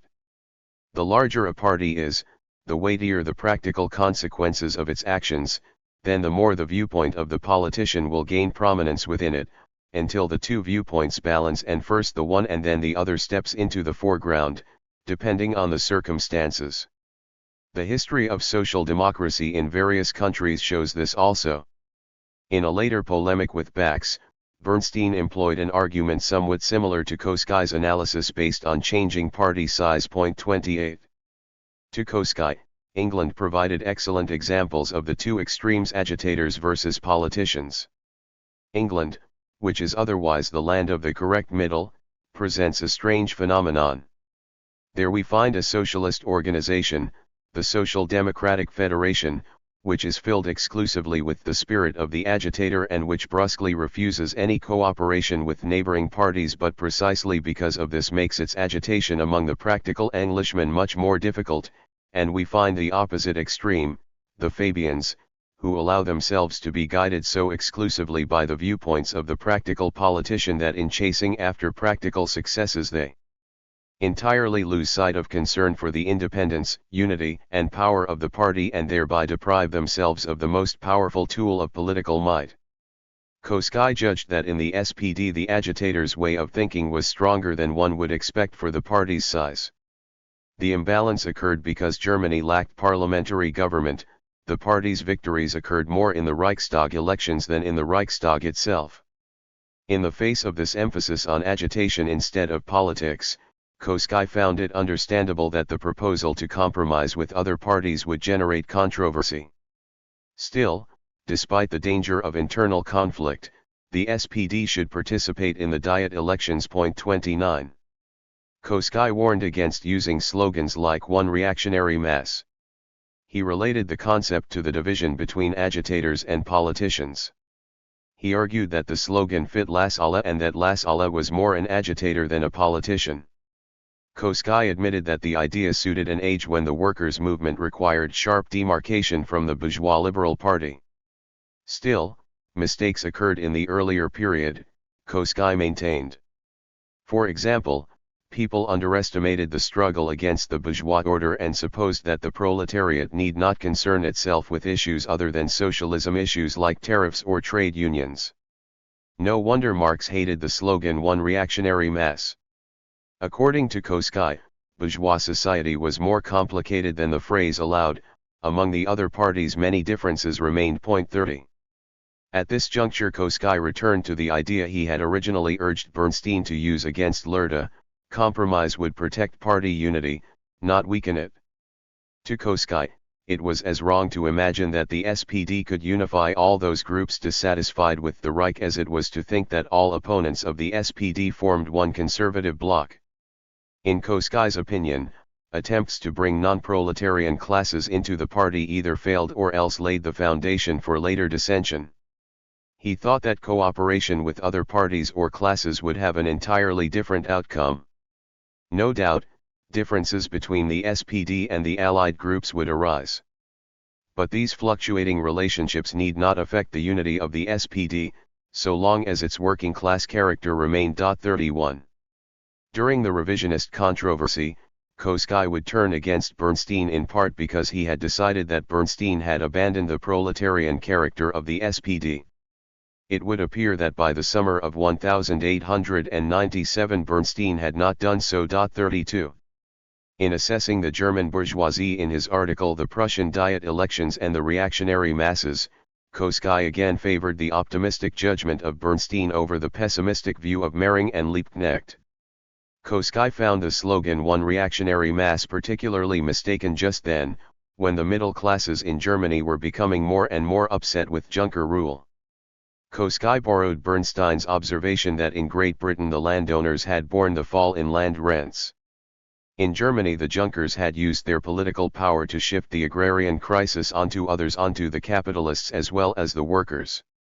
Kautsky postulated that the bourgeois feared the Junkers' threat to good trade accords, to the price of raw materials, to moderate taxes, and to the normal functioning of the business world. Kautsky continued.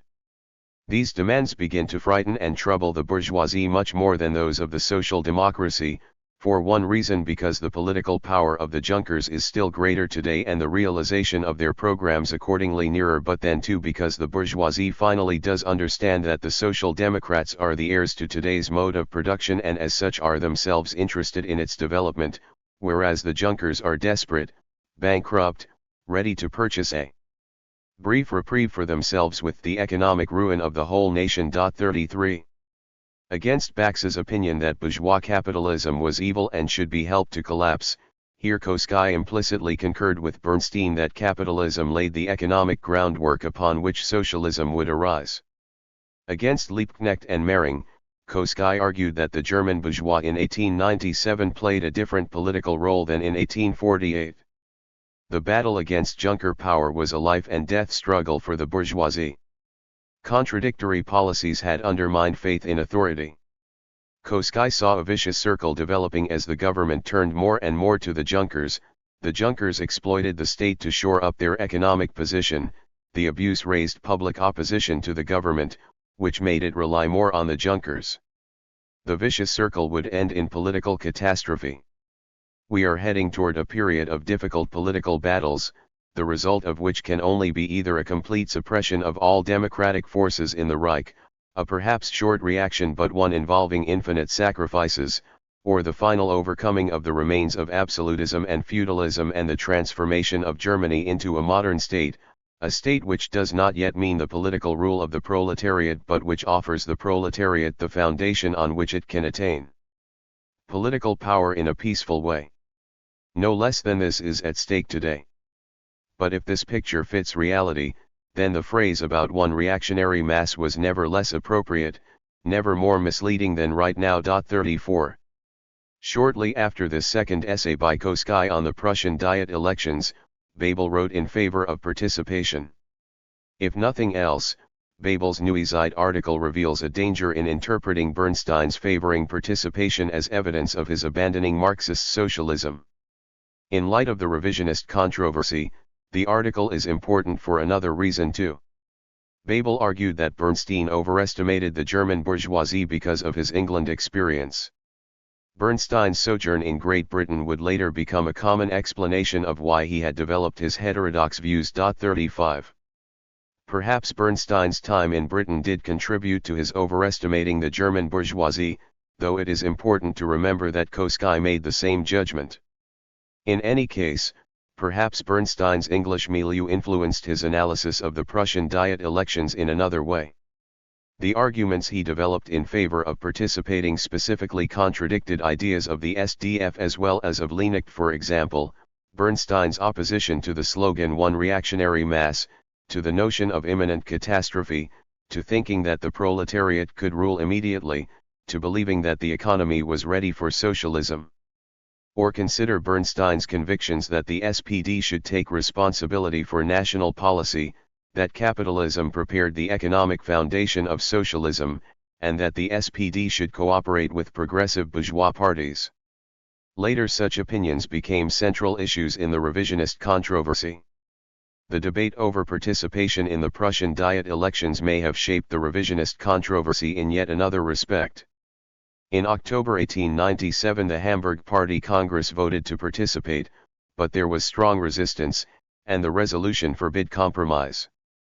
When Babel tried to refer the matter to the Reichstag delegation, he met fervent opposition. Finally, the Stuttgart Party Congress in October 1898 chose to allow each electoral district to resolve to participate or not. 36 Perhaps those Social Democrats who so resisted participating were angry with the author of the proposal that they do so, Edward Bernstein. If they identified him with betraying party principles, perhaps with rejecting revolution altogether, it could have biased their reading of his writings. Ironically, during the revisionist controversy, Social Democrats may have interpreted Bernstein in an anti-socialist sense, in part because he had just defended Marx's teaching on cooperation with the progressive bourgeois. Underscore underscore underscore underscore underscore underscore underscore underscore underscore underscore underscore underscore underscore underscore underscore. Chapter 8, The Last Months Before the Controversy. A. Strict Marxism. At the end of August 1897, an exchange of letters between Bernstein and Kautsky recorded both their slowly diverging understandings of what Marxism meant and also the profound change in Bernstein's thinking during his repeated confrontations with Liebknecht, Bax, Hindman, and now Mering too. Perhaps in reply to a proposal from Kautsky, Bernstein wrote, that I would not edit the N.ZT in a strict Marxist fashion. I set aside entirely, for I hope that you do not do so either. Or you give the term Marxist a very broad meaning. Bernstein reminded his friend that long ago they had discussed what it meant to be followers of Marx. You will want to be bound as little as I by all the applications Marx and Engels derived from their theory. Even as disciples, or perhaps, because we are their disciples, we must act critically towards M&E. Bernstein related how he felt required to do so, even on politically neutral questions. Today I do not have the time to go into detail, but you will understand when I characterize my present relationship to M&E by saying that I deliberately continue to work with the method they developed, but that any more I recognize their results only partially. On some important contemporary questions, Bernstein warned, Marx and Engels said nothing or were misleading. In short, if we want to be Marxists, we can no longer be strict Marxists. On the contrary, I feel at every opportunity the need to oppose the Marx craving of our young people. Bernstein complained about one caricature of Marxism which he felt they should not tolerate. Bernstein believed that Kautsky agreed but feared that Kautsky's orthodoxy discouraged people and thereby limited the effect of his presentation of a scientific Marxism. Bernstein promised an article on class struggle and reactionary masses. I am curious how it will suit you, for in appearance it will be pure heresy against Marxism. 1. This response from Bernstein might well have worried Kautsky. Admittedly, on the one hand, Bernstein seemed still to hold the mature Marxist ideas they had long shared. Apparently, he still subscribed to historical materialism, the Marxist method of social analysis. Here Bernstein did not renounce anything which he did not expect Kautsky to reject also. Kautsky, like Bernstein, had already challenged some of Marx's specific results, for example, his supposed views on the Eastern question. Kautsky had questioned certain inferences from Marx about the decline of the middle classes in agriculture and in some branches of industry. Kautsky also realized that Marx and Engels altered their opinions. Perhaps Bernstein's article in the Progressive Review reminded Kautsky that in his 1895 introduction Engels had admitted he and Marx had been wrong on certain points in 1848 to 1850 and that they had subsequently changed their minds. Later Kautsky would argue that some of their insights from the late 1840s and early 1850s should be reconsidered. These issues raised in Bernstein's letter of late August 1897 need not have troubled Kautsky unduly. Point 2. On the other hand, it seems that Bernstein no longer associated the terms strict Marxist and Marxism with the ideas he shared with Kautsky. Apparently, to Bernstein, the strict Marxist parroted certain phrases, no matter how incorrect or irrelevant these might be, and anticipated violent social or political change. Here Bernstein associated Marxism in a narrow sense not with scholars like Kautsky but with young enthusiasts. On August 30, Kautsky replied that he seldom used the phrase strict Marxism in public and then sought to explain what he had intended.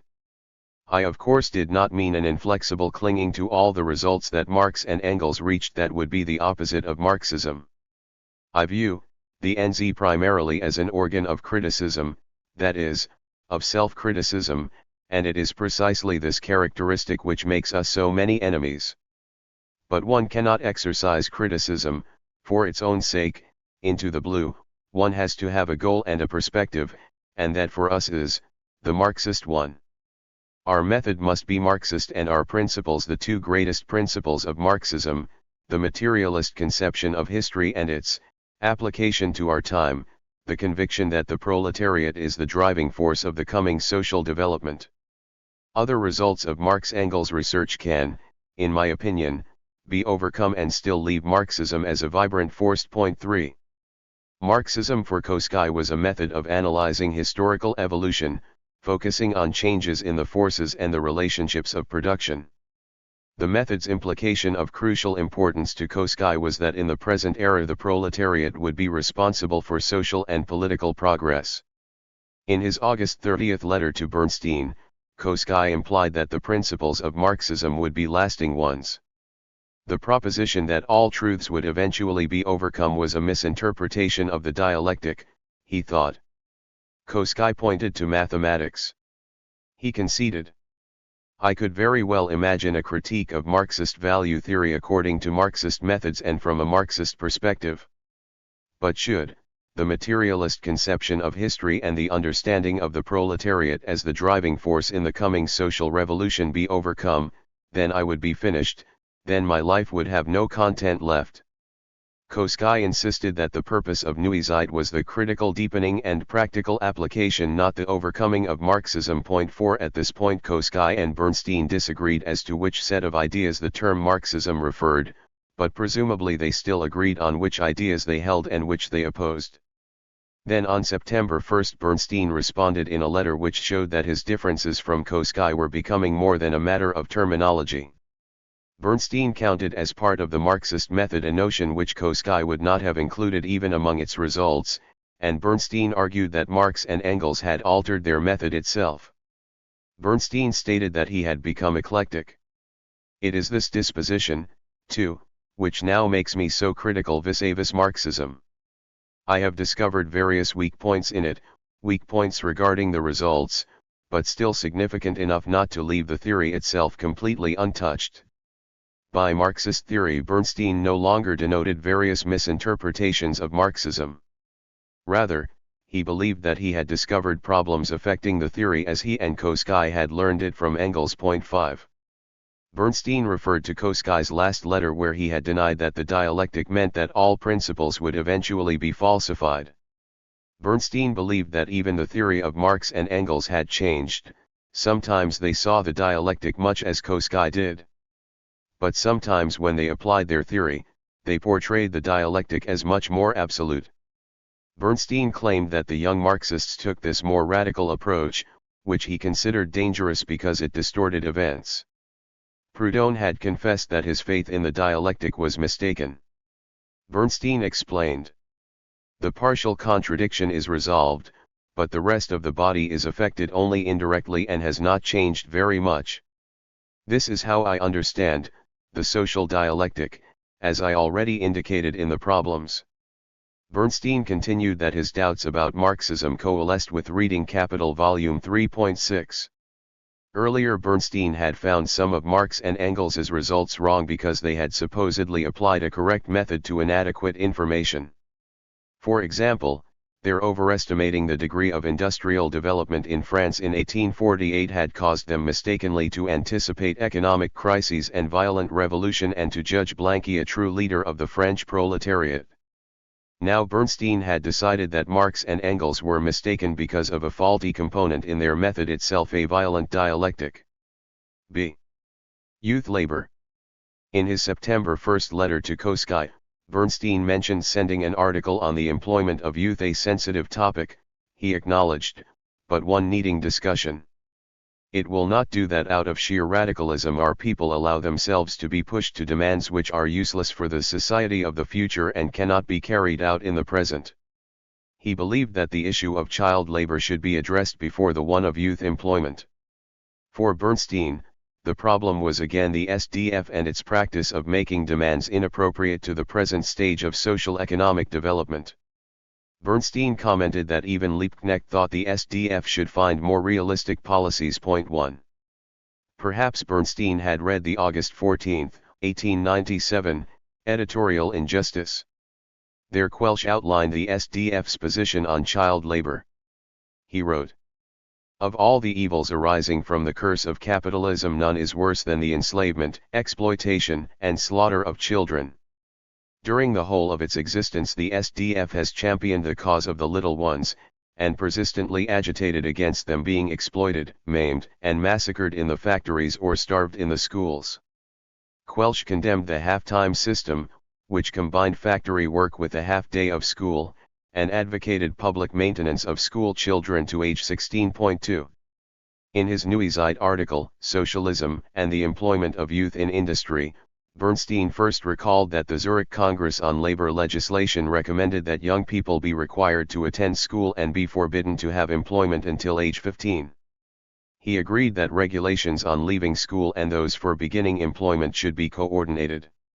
However, he asked whether keeping all children in school until 15 was not unsound pedagogically. One should not force them to attend school just to keep them out of the factories. Bernstein specifically mentioned the SDF's position, where even a minimum age of 16 for employment was considered too little, and the resolution of the London Congress for free tuition and suggesting public support until age 21.3. To Bernstein, these proposals overestimated the value of book learning for the years in question.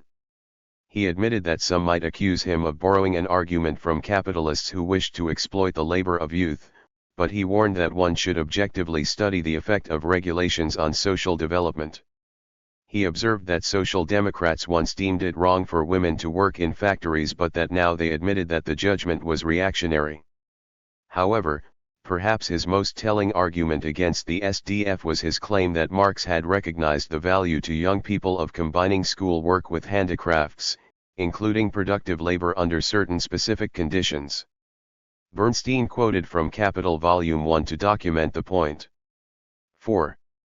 Bernstein outlined what he judged a realistic social democratic policy on this issue and then defended it against the more common objections: young people should acquire skill in handicrafts in school. For such activity not to become ridiculous, it would need to advance to vocational training, which could occur only outside school. Accordingly, at the age of 14, youth who displayed no particular inclination to further academic study could be allowed to shift primarily to handicraft work, with careful regulation and with opportunity for additional education. Bernstein supposed that much social democratic support for raising the minimum age for employment rested on the idea that the factory was evil. He believed that Marx and Engels had hoped that under proper conditions the mixing of people of different ages and sexes in the factory would make possible a humane process of development. Other socialists favoring productive work for youth included Owen and Fourier. 5. Bernstein anticipated the counter-argument that where earlier theorists imagined workers producing for the community, under capitalism they produced for the capitalists or for the market. He conceded, "Today the worker indeed produces only indirectly, for society." Nevertheless, modem socialism, when it emphasizes this, still sees in the modem development of the mode of production the foundation for the development of socialist society. Hence it would be wrong to judge the employment of youth on the present conflict of capital and labor rather than on what was best for the young people. According to Bernstein, the older socialists used their detailed plans for future society more as a device to present their ideas. Modern social democrats rejected such plans, but they ran the risk of becoming lost in local or particular interests of the class struggle. Bernstein described the class struggle as an elemental force where daily concerns or special interests could dominate when knowledge of the general movement was lacking. At the time of his translation of Hobson, Bernstein had already observed that efficient progress required a theory analyzing actual conditions, not mere opportunism without theory, on the one hand, or a dogmatic vision of class conflict and future social development, on the other. 6. In his article on the employment of youth, Bernstein doubted the device of making unrealistic proposals in order to win at least modest reform. Often the artifice had the same effect as demanding a part of the moon, he thought. People simply dismiss the proposal. A sensible demand must fit with the given conditions. Bernstein's criticism of another SDF policy did not pass unnoticed. On October 16, Justice complained. Herr Bernstein's articles are now chiefly interesting as special pleadings for reactionary theories. If there is any position on any subject which is specially repugnant to social democrats, that position is sure to find an advocate in Herr Bernstein. 7. See the review of Siley. Of the characteristics of the interpretations of Marx which Bernstein opposed, two which greatly disturbed him were glorifying the proletariat and confusing the proletariat with the people in general. He had criticized the first practice in his contribution to the Three-Star article in 1879. He had compared it to an earlier bourgeois revolutionary tradition's fetishistic emphasis on the people. Bernstein criticized Mehring's picture of the workers. In his additions to Heriter's book, Bernstein challenged one image of the French people. 1. In a November 1897 review of a book by Scipio Siley, Bernstein questioned attributing too great a revolutionary potential to the heterogeneous crowd. In his Fabian speech, Bernstein had quoted Marx's 1850 attack on revolutionaries who turned the people or the proletariat into a fetish. Now Bernstein feared social democrats were doing the same with the masses or the crowd. Many socialists and especially the school of French social revolutionaries retain an almost mystical faith in the anonymous crowd. In almost all revolutionaries who have gone through the neo-Jacobinic and Blanquistic school, one finds the same tendency to attribute superhuman, intensified revolutionary qualities to the anonymous, tumultuous crowd. This fetishism, which differs only in degree from the populist cult of the Democrats and the tendency prevalent in social democracy today to imagine the modem industrial worker to be an ideal human being standing above the weaknesses of the rest of humanity, can lay claim to uncontested facts. For an example, Bernstein observed that the crowd had played a crucial role in the French Revolution and in the February Revolution of 1848. Whenever the masses took to the streets, something unexpected could happen. Bernstein speculated. Perhaps it is most of all this incalculability of the crowd which drives the social revolutionaries, who are so proud of their lack of religious faith, to devote an almost religious cult to it. It is the veneration of the uncontrollable elements in a different form. Later Bernstein would place Bax in this French revolutionary tradition, in contrast to the German Marxist 1.2. According to Bernstein, everyone realized that people behaved differently in a group than they did as individuals. Now an Italian anthropologist had sought to discover why, to probe the psyche of the crowd. Siley belonged to the tradition of Cesare Lombroso and Enrico Ferri, which emphasized inherited traits in the determining of criminal behavior. 3 Siley applied this insight to the conduct of masses of people and particularly to the criminal acts which sometimes accompanied mobs. Bernstein related that Siley had studied both spontaneous, differentiated masses and lasting, homogeneous ones. He had discovered that the tumultuous crowd is in most cases more capable of bad actions than good ones, of destruction than creation, of slaughter than self-sacrifice. But he maintains that in any crowd of people from the start the tendency toward the bad lies more on the surface than the tendency toward the good. Bernstein listed Siley's arguments for this opinion. First, the intellectual level of the mass was that of its average member. The exceptional talents and genius of people could not be added together, rather only that which all members possessed. Second, participation in a group sensitized one's emotions. Third, a person in a crowd had a greater tendency toward anger because the inclination to anger was one of the most primitive of the inherited characteristics of human beings. Fourth, in a group the man or woman was similarly more receptive to suggestion from others because imitation was also a very basic, inherited trait. Since feelings like hatred brought more visible gesticulations than did emotions like compassion, persons in a mass would be swayed by others more often to act in hostile ways. Point 4. According to Bernstein, Siley thought that the behavior of one crowd might vary from that of another depending on the race or customs of the people involved. Bernstein asserted that English, German, and French crowds would not behave alike and that a group of upper-class citizens would behave differently than a mass of poor people. Profound differences might exist even between two crowds from the lower classes. Bernstein contrasted the lumpenproletariat behind the barricades at Fontainebleau in June 1848 with the workers defending the barricades at Saint-Antoine. He stressed that a crowd might more easily incline toward criminal actions when many criminals or adventurers participated. Bernstein stated that in February 1848 the mass movement in Paris was so powerful that these types were outnumbered by responsible citizens, but that even then some barbaric acts occurred. He warned that usually in uprisings the respectable people stayed home, abandoning the streets to the ruffians, the thoughtless, and the inexperienced. Point 5. After summarizing implications of Siley's work for the question of responsibility, Bernstein concluded with a sharp caveat for all who thought the masses capable of establishing socialism: the crowd could be reactionary as well as revolutionary, it was more likely to destroy than to create. Social Democrats should pay attention to the crowd, but they should not worship it. Point 6.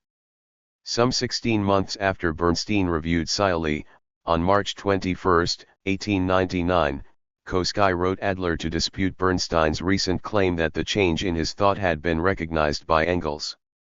Kautsky insisted that he and Bernstein had agreed up until the final goal article against Bax.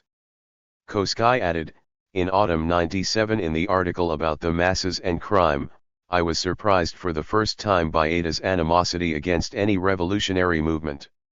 One should remember, however, that Kautsky composed this letter after the revisionist controversy had been continuing for some time. In late 1897 his major concern about Bernstein's review of Siley appears to have been another. On November 12 Kautsky cautioned his friend that reactionaries in Germany could exploit the article, which would help Bernstein's social democratic opponents. Kautsky said that he had accordingly attached a note. In essence, the note argued that Siley's observations applied primarily to spontaneous mobs of thoughtless people, not to demonstrations by organized and disciplined workers. The answer to potential mob violence in German cities lay not in a strengthened police but in expanded workers' organization. Point 7. Babel shared Kautsky's concern, writing him on November 16, 1897. I consider Ada's article in today's issue of Neue Zeit to be very dubitable. Based on what he admits, a reactionary can justify forbidding any assembly, especially in periods of excitement or about questions that could provoke excitement. It may be nice to desire objectivity and the quest to rectify biased judgments and pronouncements in one's own party, but all too easily one can get oneself into a wrong position. One should not forget that only shortly before, the SPD had fought legislation in the Prussian Diet which would have allowed the police to dissolve meetings which appeared to threaten the peace. 8. D. The final goal article. In the months since Engels's death, Ernest Balfour Bax, H. M. Hindman, or others in the SDF had confronted Edward Bernstein over British domestic politics, South Africa, the Eastern Question, economic theory, social and political reforms, youth labor, and indirectly over the limits of historical materialism. The increasingly bitter distaste of some English socialists for the London correspondent of Vorwärts and editor of Neue Zeit surfaced in Justice editorials. The hostility erupted again in a late 1897 essay for Neue Zeit. In Colonial Policy and Chauvinism, Bax attacked Bernstein for supporting the extension of modern culture, which Bax identified with capitalism. Bax found Bernstein's thought typical of a capitalist who desired to exploit the colonies. It violated the principle of socialism. To show that colonialism harmed a native population, Bax contrasted life in a European colony to life in Morocco. In the first, the arrival of capitalism meant the end of the native mode of production and exchange, contract work which allegedly combined the worst aspects of traditional slavery and modern wage labor, and the importation of manufactured items.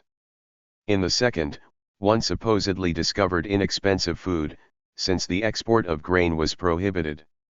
The government discouraged technology and forbid highways and wheeled vehicles. It sought to prevent the coming of commercialism and industry. With production at a primitive stage, laborers could own their tools. Bax reported that visitors praised the simple customs and well-being of the people. According to Bax, for Morocco to fall to capitalism would bring a major disadvantage to the population, its descent into the proletariat. Why would the editors of Nuizide want such a horrible thing? 1. Bax answered that Kautsky and Bernstein probably upheld colonialism because they mistakenly believed that each society could reach socialism only by passing through capitalism. Bax retorted, "Those who hold this view, it seems to me, may indeed have studied their history poorly. For they overlook the important fact that in each larger period of human development only certain races have been chosen, by what we like to call historical selection, to be the actual carrier of culture in this period, and therefore must go through all the corresponding developmental stages. Other peoples are simply carried along by the aforementioned once they come in contact with them. The current culture of the advanced people is stamped upon them, and in a short time, often no more than a few generations if they do not die out, they arrive in substance fully at the same level without having gone through any developmental process in the real sense. If Bernstein were correct," Bax continued, "then all peoples on earth would first need to suffer capitalism before socialism could occur, but Engels thought it best that primitive peoples simply be left alone. Most socialists could see that it was not good to replace a natural society with a modern industrial state, but apparently not Bernstein in his enthusiasm for capitalism and the English Liberal Party too. However, for Bax the conviction of Kautsky and Bernstein on colonization contained another important implication. Bax returned to the argument he had used in the polemics on South Africa and Turkey in 1896, the success of capitalism abroad meant the delay of revolution at home. In the Communist Manifesto and other writings, Marx and Engels stated that the expansion of the market could postpone business crises. Apparently, Bax assumed that such crises constituted the Zusammenbruch he considered essential to rid the world of capitalism and to open the way to socialism. 3 Bax maintained that the connection between colonialism and collapse explained the rush to acquire colonies and also demanded social democratic opposition to colonialism, not only because it violated native peoples but also because it prolonged European capitalism and delayed the advent of socialism. 4. Bax had Bernstein in mind when he berated those who accepted colonialism in itself and limited their criticism to the manner in which it was conducted. They reject the position of the party, and the gentlemen call it reason and temperance. According to the fashion of the day, they despise the revolutionary phrase until there is not a thought behind their statements that would not be appropriate in the Vossische Zeitung or the Daily Chronicle. Bax emphasized, "They completely abandon the final goal of the socialist movement in favor of the circle of ideas in today's bourgeois liberalism and radicalism, and this they call practical political sense and seeing things as they are." In contrast, a consistent socialist policy, in Bax's opinion, would oppose anything that offered capitalism a way out. For example, one should seek to maintain the status quo in the Ottoman Empire in order to protect Western Asia. Some hope that if Africa could be quickly conquered, then the Zusammenbruch could be postponed indefinitely. For socialism, colonialism posed the greatest danger of all. 9 Whether or not the specific wording was prompted by Bax's challenge, I believe that in the opening paragraphs of his reply Bernstein included characteristics of what the terms NZL and Bewegung meant for him. He did so in a manner somewhat resembling Kautsky's recent contrast between small and large parties, between agitation and politics. 5. As Kautsky prepared Bax's article for publication, he wondered to which of Bernstein's writings it referred. Kautsky attached a note identifying the late 1896 essay German Social Democracy and the Turkish Troubles as the probable one. He quoted Bernstein that social democrats need not sympathize with the rebellions of tribes which practiced slavery or which plundered peaceful neighbors, and that social democrats recognized the rights of a higher culture. Kautsky felt that Bax had misunderstood the passage in a manner very different from what Bernstein intended. Kautsky wrote, "Thus we perhaps would have been warranted simply to reject the polemic before us, for a discussion which on the one side consists primarily in personal corrections does not promise to bear much fruit. But we have difficulty deciding to suppress an attack directed against us or one of our permanent co-workers. Besides, the differences between the positions of Bax and Bernstein on this question do not depend on mere misunderstandings, they are real and deep, and making the differences clear can only be useful. Point 6. On November 18, Bernstein wrote Kautsky that he generally disliked placing notes on articles. To avoid a further statement from Bax, in the note they should not attack his views but rather just say that he had misrepresented the position of Neuwied and that accordingly there would be a reply. Bernstein surmised that Bax may have been referring to the earlier essay The New California where, indeed, Bernstein had suggested that capitalist expansion overseas delayed the Zusammenbruch in Europe. Conversely, Bernstein now conceded that slowing the expansion might accelerate the collapse of bourgeois society, though he still found Bax's catastrophe theory ridiculous. We have seen that for Bernstein expansion was an essential quality of capitalism, to halt it within the capitalist system utopian. Point 7. Apparently, Kautsky proposed cutting the note, for on November 29 Bernstein wrote that doing so would be acceptable, though sad. Bernstein worried that after he had already begun composing a rejoinder, Bax might change the article.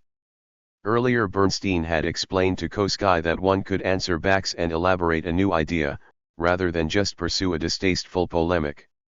Still earlier, Bernstein had mentioned themes he wished to explore in Neuwied's economic development and class struggle, romanticism and utopianism. Bernstein embodied thoughts on these topics in his December 1897 reply to Bax, the controversial Final Goal article, which appeared in Neuwied in January 1898.8. It was in the second part of this essay, The Struggle of Social Democracy and the Revolution of Society, that Bernstein uttered his best-known words about the final goal of socialism, as commonly understood, meaning nothing to him, the movement everything. Ever since, people have discussed what he meant. Point 9. Whether or not the specific wording was prompted by Bax's challenge, I believe that in the opening paragraphs of his reply Bernstein included characteristics of what the terms NZL and Bewegen meant for him.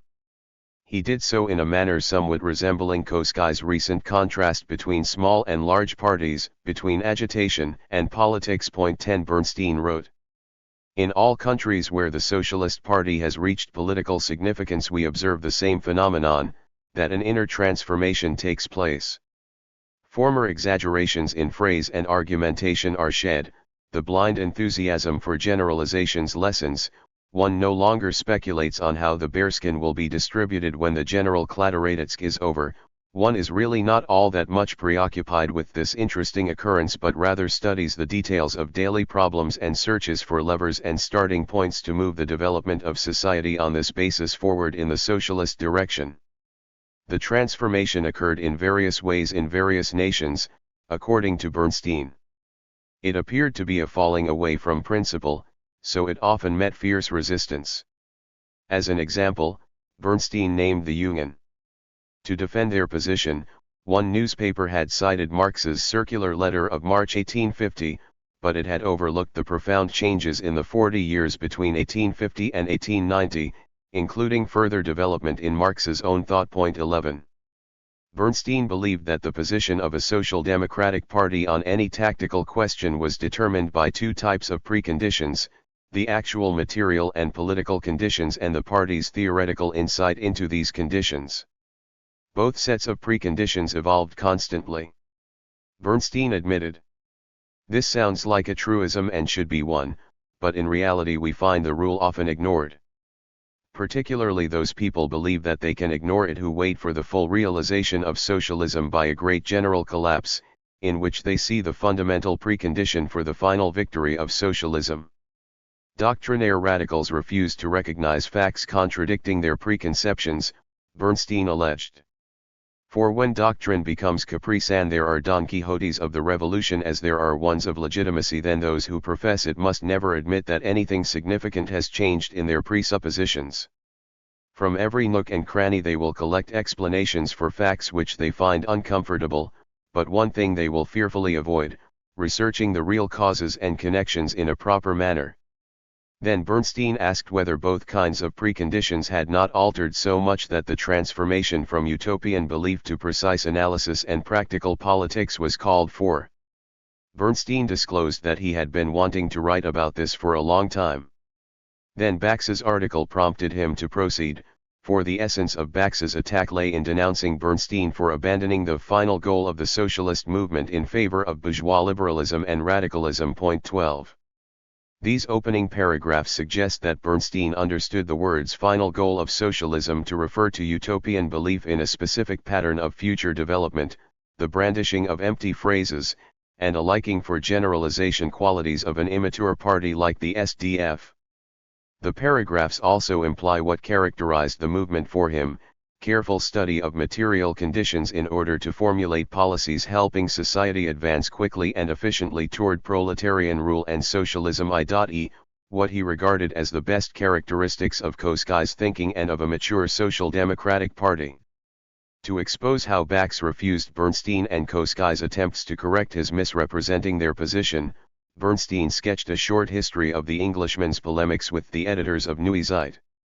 Bernstein recalled Bax's article on historical materialism in Die Zeit, the footnote against Kautsky, and the resulting debate. At its conclusion Bax had claimed that he and Kautsky were not far apart. Now Bax faulted Kautsky for economic determinism. Then Bernstein summarized the key point of his own essay on Turkey. Not every uprising of a nation or people against its oppressors deserves without question the moral or active support of social democracy. As much as it is justified to sympathize with struggles for freedom, social democracy still must take into account the interests of the general development and the progress of civilization. Hence, social democrats could not support the revolts of certain tribes. Social democrats found a standard in the relative gains of the culture reached so far. Bernstein related that he had not imagined any socialist would disagree. Then in justice Bax had accused him of Fabianism and had misrepresented his position on colonialism. Bernstein explained that he had replied in justice, using references to Marx, Engels, and Lassalle to maintain that these leaders would have essentially agreed with his viewpoint. Bernstein referred to passages from the Neue Rheinische Zeitung on the rights of Germany against Denmark concerning Schleswig-Holstein. Bernstein recounted his surprise that Bax would allegedly employ a vulgar materialistic argument which denied moral and cultural progress in the West and which led Bax to expressions like better slavery than capitalism and modem civilization, a curse and evil per se. Bernstein had asserted that Bax's proposal to stop capitalist expansion was contradictory. Again Bax had attacked, so Bernstein had answered yet another time, expressing his agreement with those seeking to protect the native populations in the colonies. Bernstein protested that in light of this polemic, Bax's interpretation of the article on Turkey was impossible. Point 13.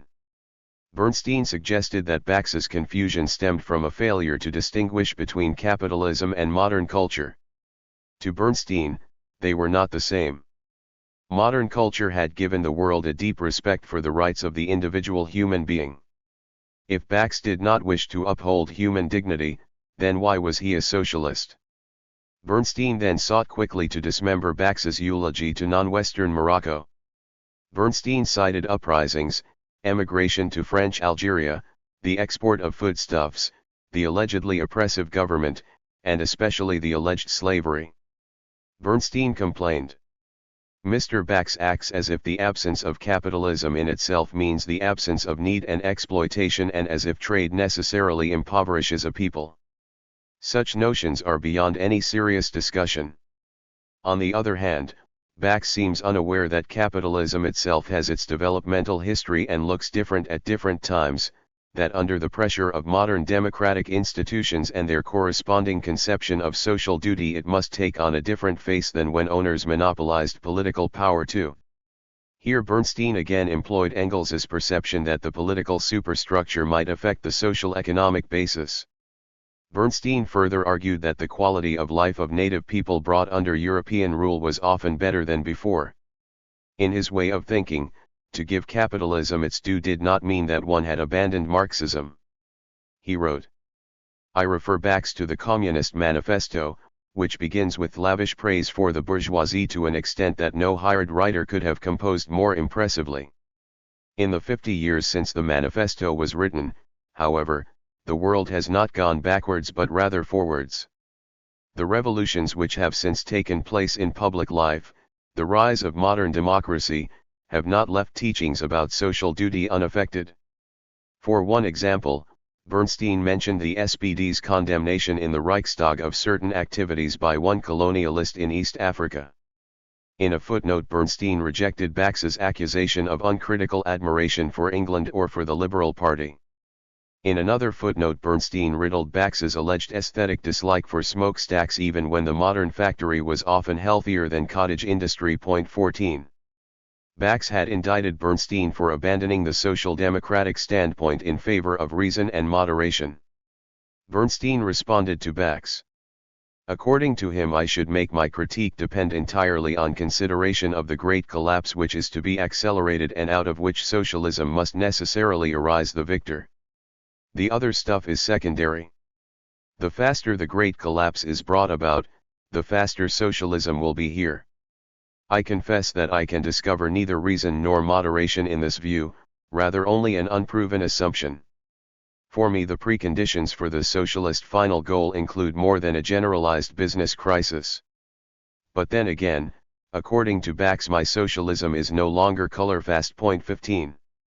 Bax's accusation that Bernstein was no longer a social democrat rested on two fundamental differences between the socialism of Bax and the mature Marxism of Bernstein and Kautsky, whether capitalism was an evil to be avoided or rather a relative good which could provide preconditions for socialism, and whether or not one could assume in detail how society would evolve. Bernstein would discuss these issues in his second essay. To conclude the first, Bernstein attempted to rebut Bax by exhibiting what his conjectures implied in practice, just as Kautsky had described utopianism's impractical prescriptions for socialist policy. Bernstein accused Bax of dwelling upon the supposed privileges of English women, the nature of Sunday in Great Britain, the British monarchy, and religion. In short, Mr. Bax's socialist spirit is set in motion by mere side issues at best. Partly political or metaphysical games, partly pure fantasies. If we want to turn to English socialists to inform us about important questions of social legislation and administrative policy in modern England, then we must turn to the literature of such Philistines as the Fabians. We will not find any information about this in the writings of Mr. Bax. Bernstein characterized one of Bax's specific proposals as overtly utopian. Finally, Bernstein named this interpretation of Marx he had been fighting so long. Under closer scrutiny, we find that the socialism of Mr. Bax has well-known features. Eccentric hatred of Christianity and religion in general, exaggeration of the importance of the form of government, speculation about a great collapse which will probably cross over into the socialist promised land with a single jump. These are all characteristics of good, old, Blanquism. Bax's synthetic socialism dissolves into a Blanquism like that which has been almost completely overcome in France today, compounded with Marxist phrases and a considerable quantity of Bax's own idiosyncrasies. 16. In the second part of his reply to Bax, Bernstein aimed to refute two notions: that historical development would necessarily involve the collapse of capitalism to be followed by the sudden establishing of socialism, and that one should uncritically follow a given prescription of how society would develop. Bernstein began with the resolution of the London Congress which called upon proletarians to learn to manage production in anticipation of an imminent economic breakdown. He insisted that the resolution fit the dominant social democratic expectation, Social Democrats pictured a massive business crisis causing widespread suffering, which would convince the people that capitalism could not provide for the common good, their movement would become unstoppable, and the system would collapse. In other words, the inevitable great economic crisis will expand into an all-encompassing social crisis, the result of which will be the political rule of the proletariat, as the only resolute revolutionary class at the time, and a complete transformation of society in the socialist sense under the rule of this class. The expectation rested, according to Bernstein, on mental extrapolations from the current concentrating of firms, increasing number of proletarians, conflicts between workers and the capitalist classes and among the latter, the law of competition, and the impact of economic changes on public life. Bernstein admitted that from readily observed facts a business crisis leading to a general Zusammenbruch could be inferred. So then the conviction has established itself within social democracy that this process of development is an unavoidable natural law, and the great all-encompassing economic crisis, the unavoidable path to socialist society. Moreover, it appears to be the safest and shortest path. And once accustomed to examining economic processes and data almost exclusively for facts which support the conviction and to being occupied primarily with them, one soon arrives at the subsequent viewpoint that the great, salvation-bringing crisis cannot possibly be far away, unless unforeseen events intervene and grant the capitalist world a new reprieve. 17. Here Bernstein claimed that the expectation of collapse arose from inferences from currently observed facts. He did not contend that the prediction was explicitly made by Marx or Engels. Yes, tendencies associated with collapse were tendencies described in the Communist Manifesto, in Capital, in the Anti-Düring, or in the Erfurt program. Yes, Marx and Engels had predicted intensifying capitalist business crises.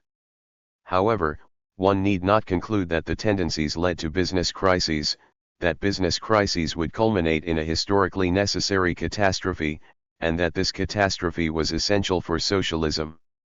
With this question the distinct issues of crises, collapse, and revolution merged. 18 Nonetheless, by this time Bernstein probably did think that Marx and Engels had sometimes anticipated ever-intensifying economic crises bringing collapse and revolution. Bax followed them in seeing market expansion providing a respite from crises. Bernstein proceeded to question what he now took to be the social democratic view by contrasting its vision of how society would develop with the facts of social change as he saw them. He was convinced that instead of arguing from certain tendencies within capitalism, social democrats should undertake a careful study of material conditions. They would discover, for example, that capital did not develop in the manner expected. Bernstein challenged the reasoning of several German social democratic newspapers which had recently employed figures from the 1895 business census in Prussia and concluded that capitalist society could not long endure. He found that middle-sized firms were still very important. Incorporating an idea perhaps from Hobson, Bernstein argued that much detailed work belonged to the middle-sized businesses and that this kind of production was increasing. Clearly, middle-sized and large-scale production could continue together, Bernstein decided. The picture varied depending on whether one looked at competition among different-sized firms within a single line of business or rather considered the wider economy. Here Bernstein's argument somewhat resembled Kautsky's insight that the success of large-scale manufacture in one area might allow small-scale production in others. Middle-sized firms in new fields of production could arise to replace those destroyed elsewhere. Bernstein believed that social democrats had overlooked the flexibility and adaptability of modern commerce. 19. Bernstein thought that the popular socialist vision of the economy better fit a past era on the eve of industrialization and that it contradicted key characteristics of the modern situation. It ignored changes like the increased use of credit and the extension of transportation. In the Communist Manifesto and other writings at that time, Marx and Engels recognized these factors, Bernstein acknowledged, but even they could not foresee all the advances which had occurred. Bernstein contended that a scientific socialist commentary on the manifesto would investigate not only to what extent the actual development of events conformed to the assumptions presented there but also to what extent it differed from them. 20. Bernstein questioned the mid-century writings of Marx and Engels. Having concluded, apparently, that the SDF's interpretation was partly correct, Bernstein attributed Marx and Engels' alleged mistakes to their including the Hegelian dialectic in their method of analysis as well as to their overestimating economic conditions in the late 1840s. Bernstein remarked that Marx and Engels never ignored actual developments in order to protect their assumptions. In notes to the third volume of Capital, Engels had described how new developments in capitalism altered the pattern of business crises. Old occasions for crises were avoided by better transportation and the spread of European capital. The pattern might vary with cartels, protective tariffs, and trusts, but the latter prepared the way for a still bigger crisis in the future. Here Bernstein disagreed. He doubted that it was necessarily true. He did not deny that a general capitalist economic crisis would ever occur, rather, he refused to predict the future either way. With further economic development, business crises like those in the past became less likely, Bernstein argued, so one might need to abandon speculation on them as the beginning of the socialist revolution. 21 To make his point that social democrats should not rest their political strategy on the expectation of an imminent Zusammenbruch, here Bernstein apparently thought it sufficient to show that collapse was neither an historical necessity nor an essential precondition of socialism. He need not prove that it would never happen. Far from its being essential for the triumph of socialism, Bernstein feared that a Zusammenbruch in the near future might imperil the proletarian cause. He allowed that a mass uprising could bring only the SPD to power, but he warned that the party would then confront an impossible task. It would still need capitalism, yet, it could not offer capitalism sufficient security.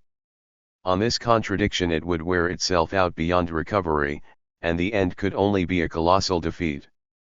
Bernstein estimated that the problems confronting the SPD in Germany in 1898 would be far greater than those confronting the Republican government in France in 1848. The concern reflected Bernstein's discussion with Kautsky in the summer of 1896 about Proudhon and finding appropriate demands, Bernstein's work on the Héritier text, and Bernstein's opposition to encouraging workers to rely on the state as expressed in the problem series and elsewhere. 22. Against those who contended that a total collapse of capitalism on its own internal contradictions was something more than a giant business crisis, Bernstein replied that their notion of the Zusammenbruch was too vague. A simultaneous collapse of production became less likely as industry became more adaptable and more differentiated. 23. Against those who asserted that a popular uprising could revolutionize the economy, Bernstein answered that they misapplied the model of the French Revolution. One could clear away most of the feudal laws without hurting more than a relatively small fraction of the population. Radical changes in bourgeois property law, however, disturb an immensely larger circle of affected persons, who cannot all be told to emigrate. Feudal landed property could be broken in pieces and alienated as parcels. With modern factories, in contrast, this does not work. The more of them one expropriates following the recipe of the commune, the more difficult it becomes to keep them going during an uprising. The increasing gravity of the situation on the surface would not be accompanied at all by an acceleration of the inner process of industrial development, rather on the contrary, the former would hamper the latter in many ways. 24. Against those who assumed that the final business crisis and collapse was an essential prerequisite to socialism and who thus might conclude that he doubted their goal along with the Zusammenbruch, Bernstein declared that socialism was arriving already. In abandoning the necessary catastrophe, social democracy lost merely a slogan. Bernstein explained. 4. If we take a closer look, what are then all these agents we have enumerated for the removal or modification of the old crises? All things which at the same time constitute the preconditions and in part even the beginnings of the socialization of production and exchange. A pure communist society would probably appear only in the distant future, Bernstein allowed. But he said that he was convinced that even the present generation will see the realization of much socialism, if not in its patent form then still in fact. The steady growth in the area of social duties, i.e., the duties and corresponding rights of the individual vis-a-vis the society and the duties of society toward the individual, the expansion of the right of society organized in the nation or state to supervise economic life, the development of democratic self-government in the community, county, and province, and the extension of the responsibilities of these entities, all this for me means development towards socialism, or, if you will, the gradually carried out realization of socialism. Point 25. Here Bernstein did not mention any need for the proletariat to conquer political power before the social transformation could take place. Following mature Marxism, Bernstein distinguished between political and social change. His debate with Bax concerned the latter, and Bernstein had fought Bax in a British context where the revolution to establish a democratic republic had already occurred and where the proletariat had already gained immense influence on the government. Nevertheless, Bernstein's omitting the political dimension would generate much confusion. To Germans, some of his views could sound like state socialism in cooperation with the Junker monarchy. In support of the piecemeal change he saw occurring, Bernstein emphasized that direct nationalization of industry would take time, for example, time to train supervisory staff committed to democracy. However, Bernstein continued, once the community makes appropriate use of its right to control economic conditions, the actual transfer of economic enterprises to public operation does not have the fundamental significance one generally thinks. A good factory law may contain more socialism than the nationalization of a whole group of factories. Point 26. Hence Bernstein concluded both that social democracy had no reason to desire a Zusammenbruch, since it might bring disaster, and that social democrats dare not plan on a Zusammenbruch, since it was not historically necessary. Behind this conclusion lay the belief not that capitalism and socialism were historical opposites separated by violent rupture, but rather perhaps that capitalism was the adolescent phase of an economy and society maturing into socialism. Point 27. Bernstein outlined two sets of tasks which social democrats should undertake to assist this maturation process. First, concerning politics, they should seek to organize the working class politically, to educate it for democracy, and to fight for all reforms in the state which lend themselves to lifting up the working class and to transforming the state in the sense of democracy. In other words, they should seek to establish a democratic republic and should prepare the proletariat to participate politically in this republic. Second, concerning colonialism, social democrats should fight chauvinism without dismissing all national consciousness and oppose the violation of native peoples without attempting to stop the advance of civilization. Attempts to stop the extension of capitalism would be seen as utopian and not be supported. Bernstein wrote, the expansion of markets and of international trade relations has been one of the most powerful levers of social progress. It has promoted the development of the relations of production to an extraordinary degree and has proven to be a factor in increasing the wealth of nations. But the workers would also have an interest in the increase from that moment on when the right to form coalitions, effective worker protection laws, and political suffrage enable them to safeguard a rising portion of the increase for themselves. The wealthier the society, the easier and safer the realization of socialism. Bernstein believed that social democrats should be critical of colonialism when the administration of colonies was in the hands of a privileged class. But to oppose all colonialism in order to accelerate collapse he found very utopian, typical of socialist thinking 60 years before. Point 28. These sets of actions, along with appropriate economic reforms and with the underlying social economic evolution, constituted the movement towards socialism which Bernstein wished to encourage. Here were political and economic demands which rested on study of material conditions and which he could think followed logically from the mature Marxism he had long shared with Kautsky. These measures stood in sharp contrast to those derived by Bax and others from a final goal of socialism, i.e., from utopian belief about how society would necessarily evolve. Perhaps it was in this sense that Bernstein wrote, I admit openly that I have extraordinarily little patience and interest for that which one commonly understands by final goal of socialism. This goal, whatever it is, means nothing to me, the movement, everything. and by movement I mean both the general movement of society, i.e., social progress, and also the political and economic agitation and organization to bring about this progress. Point 29. The revisionist controversy had begun. Chapter 9, Conclusion. It has been my hypothesis that in the months from Friedrich Engels's death in August 1895 until the final Goal article in January 1898, Karl Kautsky and Eduard Bernstein engaged in a series of polemical battles, rejecting various interpretations of Marxism while defending and applying their own understanding, and that in the context of these polemics many issues of the revisionist controversy surfaced. Their opponents were often Wilhelm Liebknecht, H. M. Hindman, and Ernest Balfour Bax, but other people were involved as well, and some of the contested ideas were popular among Social Democrats. The battle lines were most clearly drawn over the Eastern question and cooperation with bourgeois parties, with Liebknecht and the SDF on one side, Kautsky and Bernstein on the other. The agrarian question led Kautsky to explore why small-scale production was not declining as expected. In controversy with the SDF in England, Bernstein found allies in the Fabians, yet remained critical of them.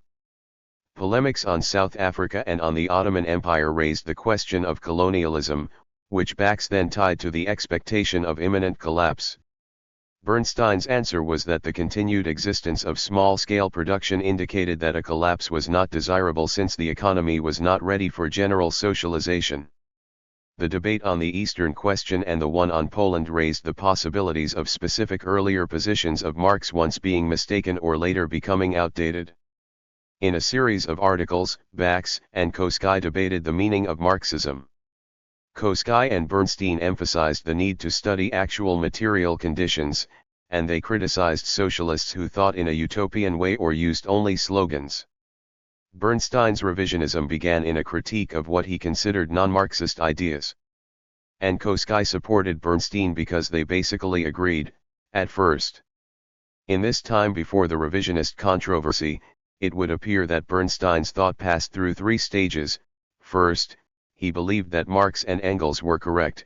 He identified their theories with the mature Marxism of Kautsky, embodied in the Erfurt program and the writings related to it. With Kautsky, Bernstein fought to defend this understanding of Marx against interpretations offered by Liebknecht in Germany and by the SDF in England. Bernstein thought that in their study of material conditions the Fabians were closer to Marxism than was the SDF. Second, about October 1896, Bernstein began to suggest that certain ideas developed by Marx in mid-century were no longer relevant and had in some cases been wrong to begin with. Sometimes these appeared to be among the ideas which Liebknecht or the SDF seemed to like most of all. On some points Marx or Engels allowed that they had been mistaken.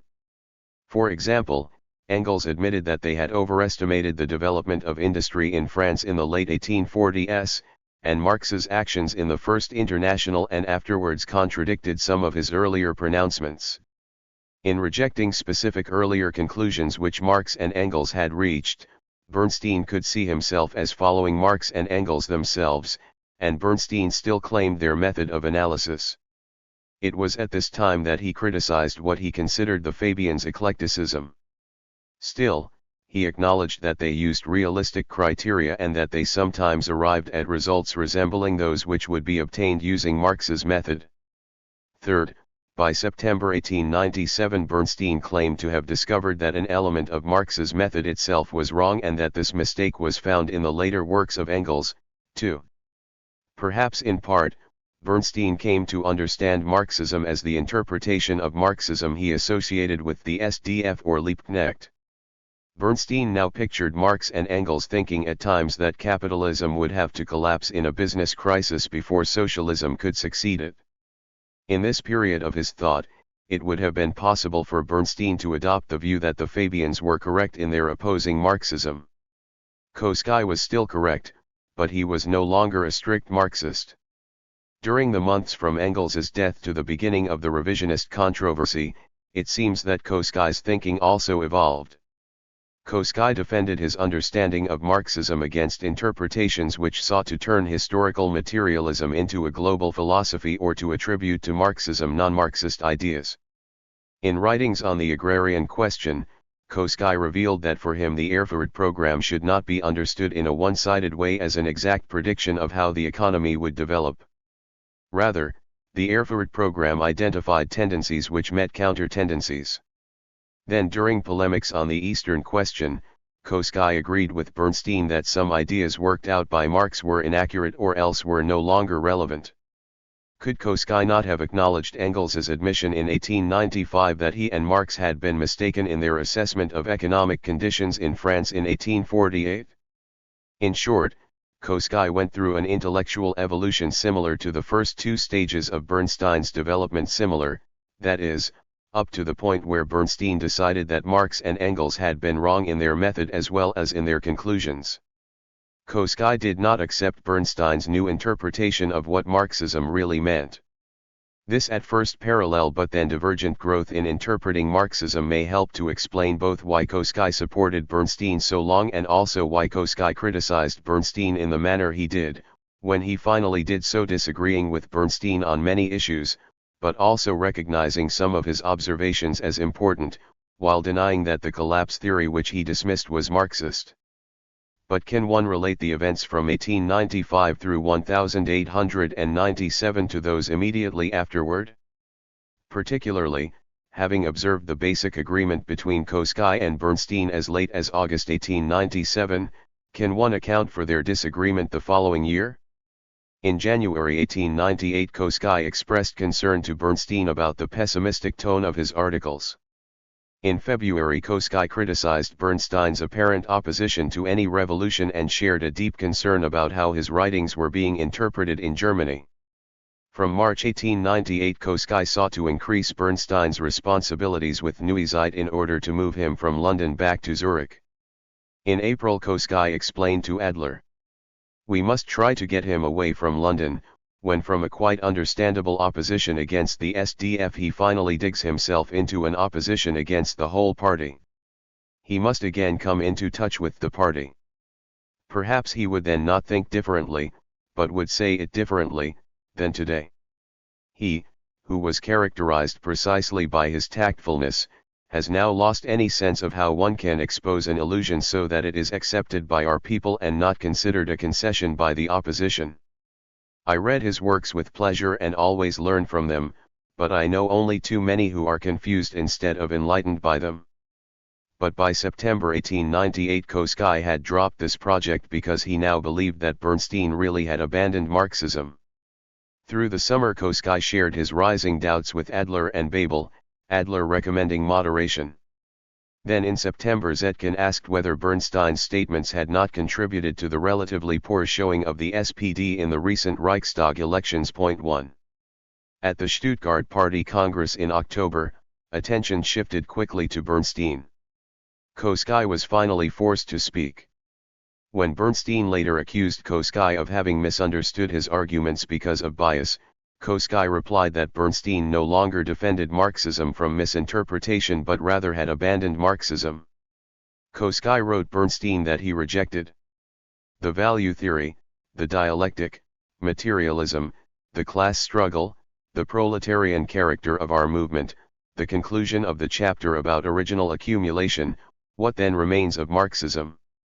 I do not deny that I have multed on many points and have agreed with your criticism of the party for the most part, but this was criticism of the party to the extent it did not stand on the foundation of mature Marxism, criticism of the eggshells of utopianism and Blanquism.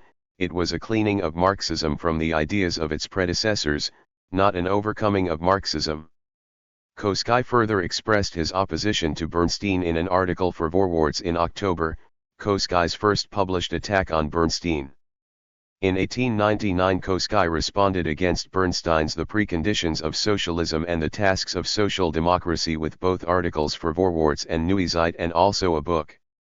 Kautsky wanted Bernstein to resign from the staff of Neue Zeit, and Kautsky was pained by Bernstein's refusal to leave voluntarily. The two men ceased corresponding regularly. Even after Bernstein's return to Germany in 1901, their enmity continued. It lasted until the World War.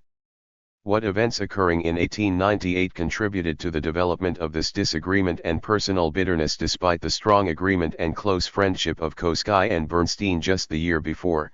2. Perhaps one factor leading to the disagreement between Kautsky and Bernstein in 1898 was the latter's associating Marxism too much with the ideas of Bax, Hindman, Liebknecht, or others instead of with those of Kautsky. Kautsky might have felt betrayed by this identification, for together he and Bernstein had fought such interpretations of Marxism.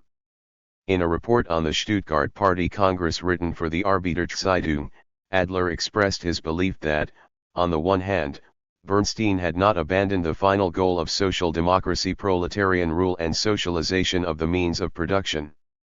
On the other hand, Marx and Engels did not have a Zusammenbruch theory. 3. Kautsky and Bernstein agreed that some of the ideas of Marx and Engels were no longer relevant. They also agreed that Marx and Engels had sometimes reached false conclusions using their historical materialist method of analysis. But where Kautsky continued to insist that this method of analysis was adequate, Bernstein began to argue that the method itself was unsound. Bernstein came to understand the Hegelian dialectic as predicting historical change through violent upheaval. He then believed that he had found this extreme dialectic not only in some of the mid-century writings of Marx and Engels but also in Engels's later writings. In contrast, Kautsky believed that Marxism called for gradual evolution of society and economy, though he feared conditions on the continent would lead to violent political revolution. On the one hand, Kautsky denied Bernstein's new belief that Marxism implied violent social revolution. On the other hand, Kautsky felt that the reactionary nature of the German government made violent political revolution probable. 4. A third possible reason for the conflict between Kautsky and Bernstein in 1898 was the way Bernstein was interpreted by those claiming to agree with him. Bourgeois liberal papers reported on the polemics between Bernstein and his social democratic critics. They alleged that Bernstein rejected basic Marxist principles and hence undermined the SPD. On February 15, Babel wrote Kautsky, "I am sending here the Revisionist Zeitung with an article by Richter, in which he assures Ada of his agreement. This is the last punishment which Ada could receive for his article." Kautsky urged Bernstein to respond against these interpretations of his arguments. For example, he wrote on January 28, 1898, "Because your articles, or better, some expressions in them are beginning to exhibit unintended effects with friend and foe, I would advise you, to draw the border not only over against the descendants of the Blanquists but rather also over against the utopians of social reconciliation." 5. Kautsky was also concerned about those whom he labeled practitioners, those social democrats who wished to concentrate on immediate reform work to the exclusion of theory. These persons could use Bernstein's statement about final goal and movement in this sense, undermining the authority of the party's theoreticians. Bernstein agreed with Kautsky on this danger and proposed a statement to Vorwärts to clarify the issue. But the danger remained. 6.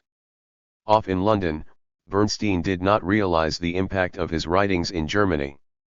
Years later he recalled, "I was lifted up on the shield by opponents of Marxism as its destroyer, and in the party I was now appealed to by the supporters of an opportunistic policy in which the Marxists saw a serious danger to the proletarian character of the movement. Many a false citation, which then I had to consider a malicious falsification by my adversaries, may in reality have been a sincere paraphrase on the part of a new friend unknown to me." Moreover, in defending his final goal article, Bernstein focused on his strongest point, that it was wrong for the SPD to rest its policies on a supposedly imminent collapse which might not happen and which could hurt the socialist cause if it did. Bernstein recognized similarities between himself and other opponents of drastic change, including social reformers.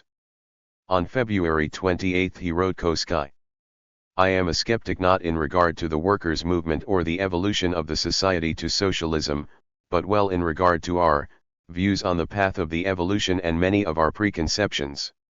In this respect Parvis was not wrong when he placed me with Sombart, Herner, and Platter. 7.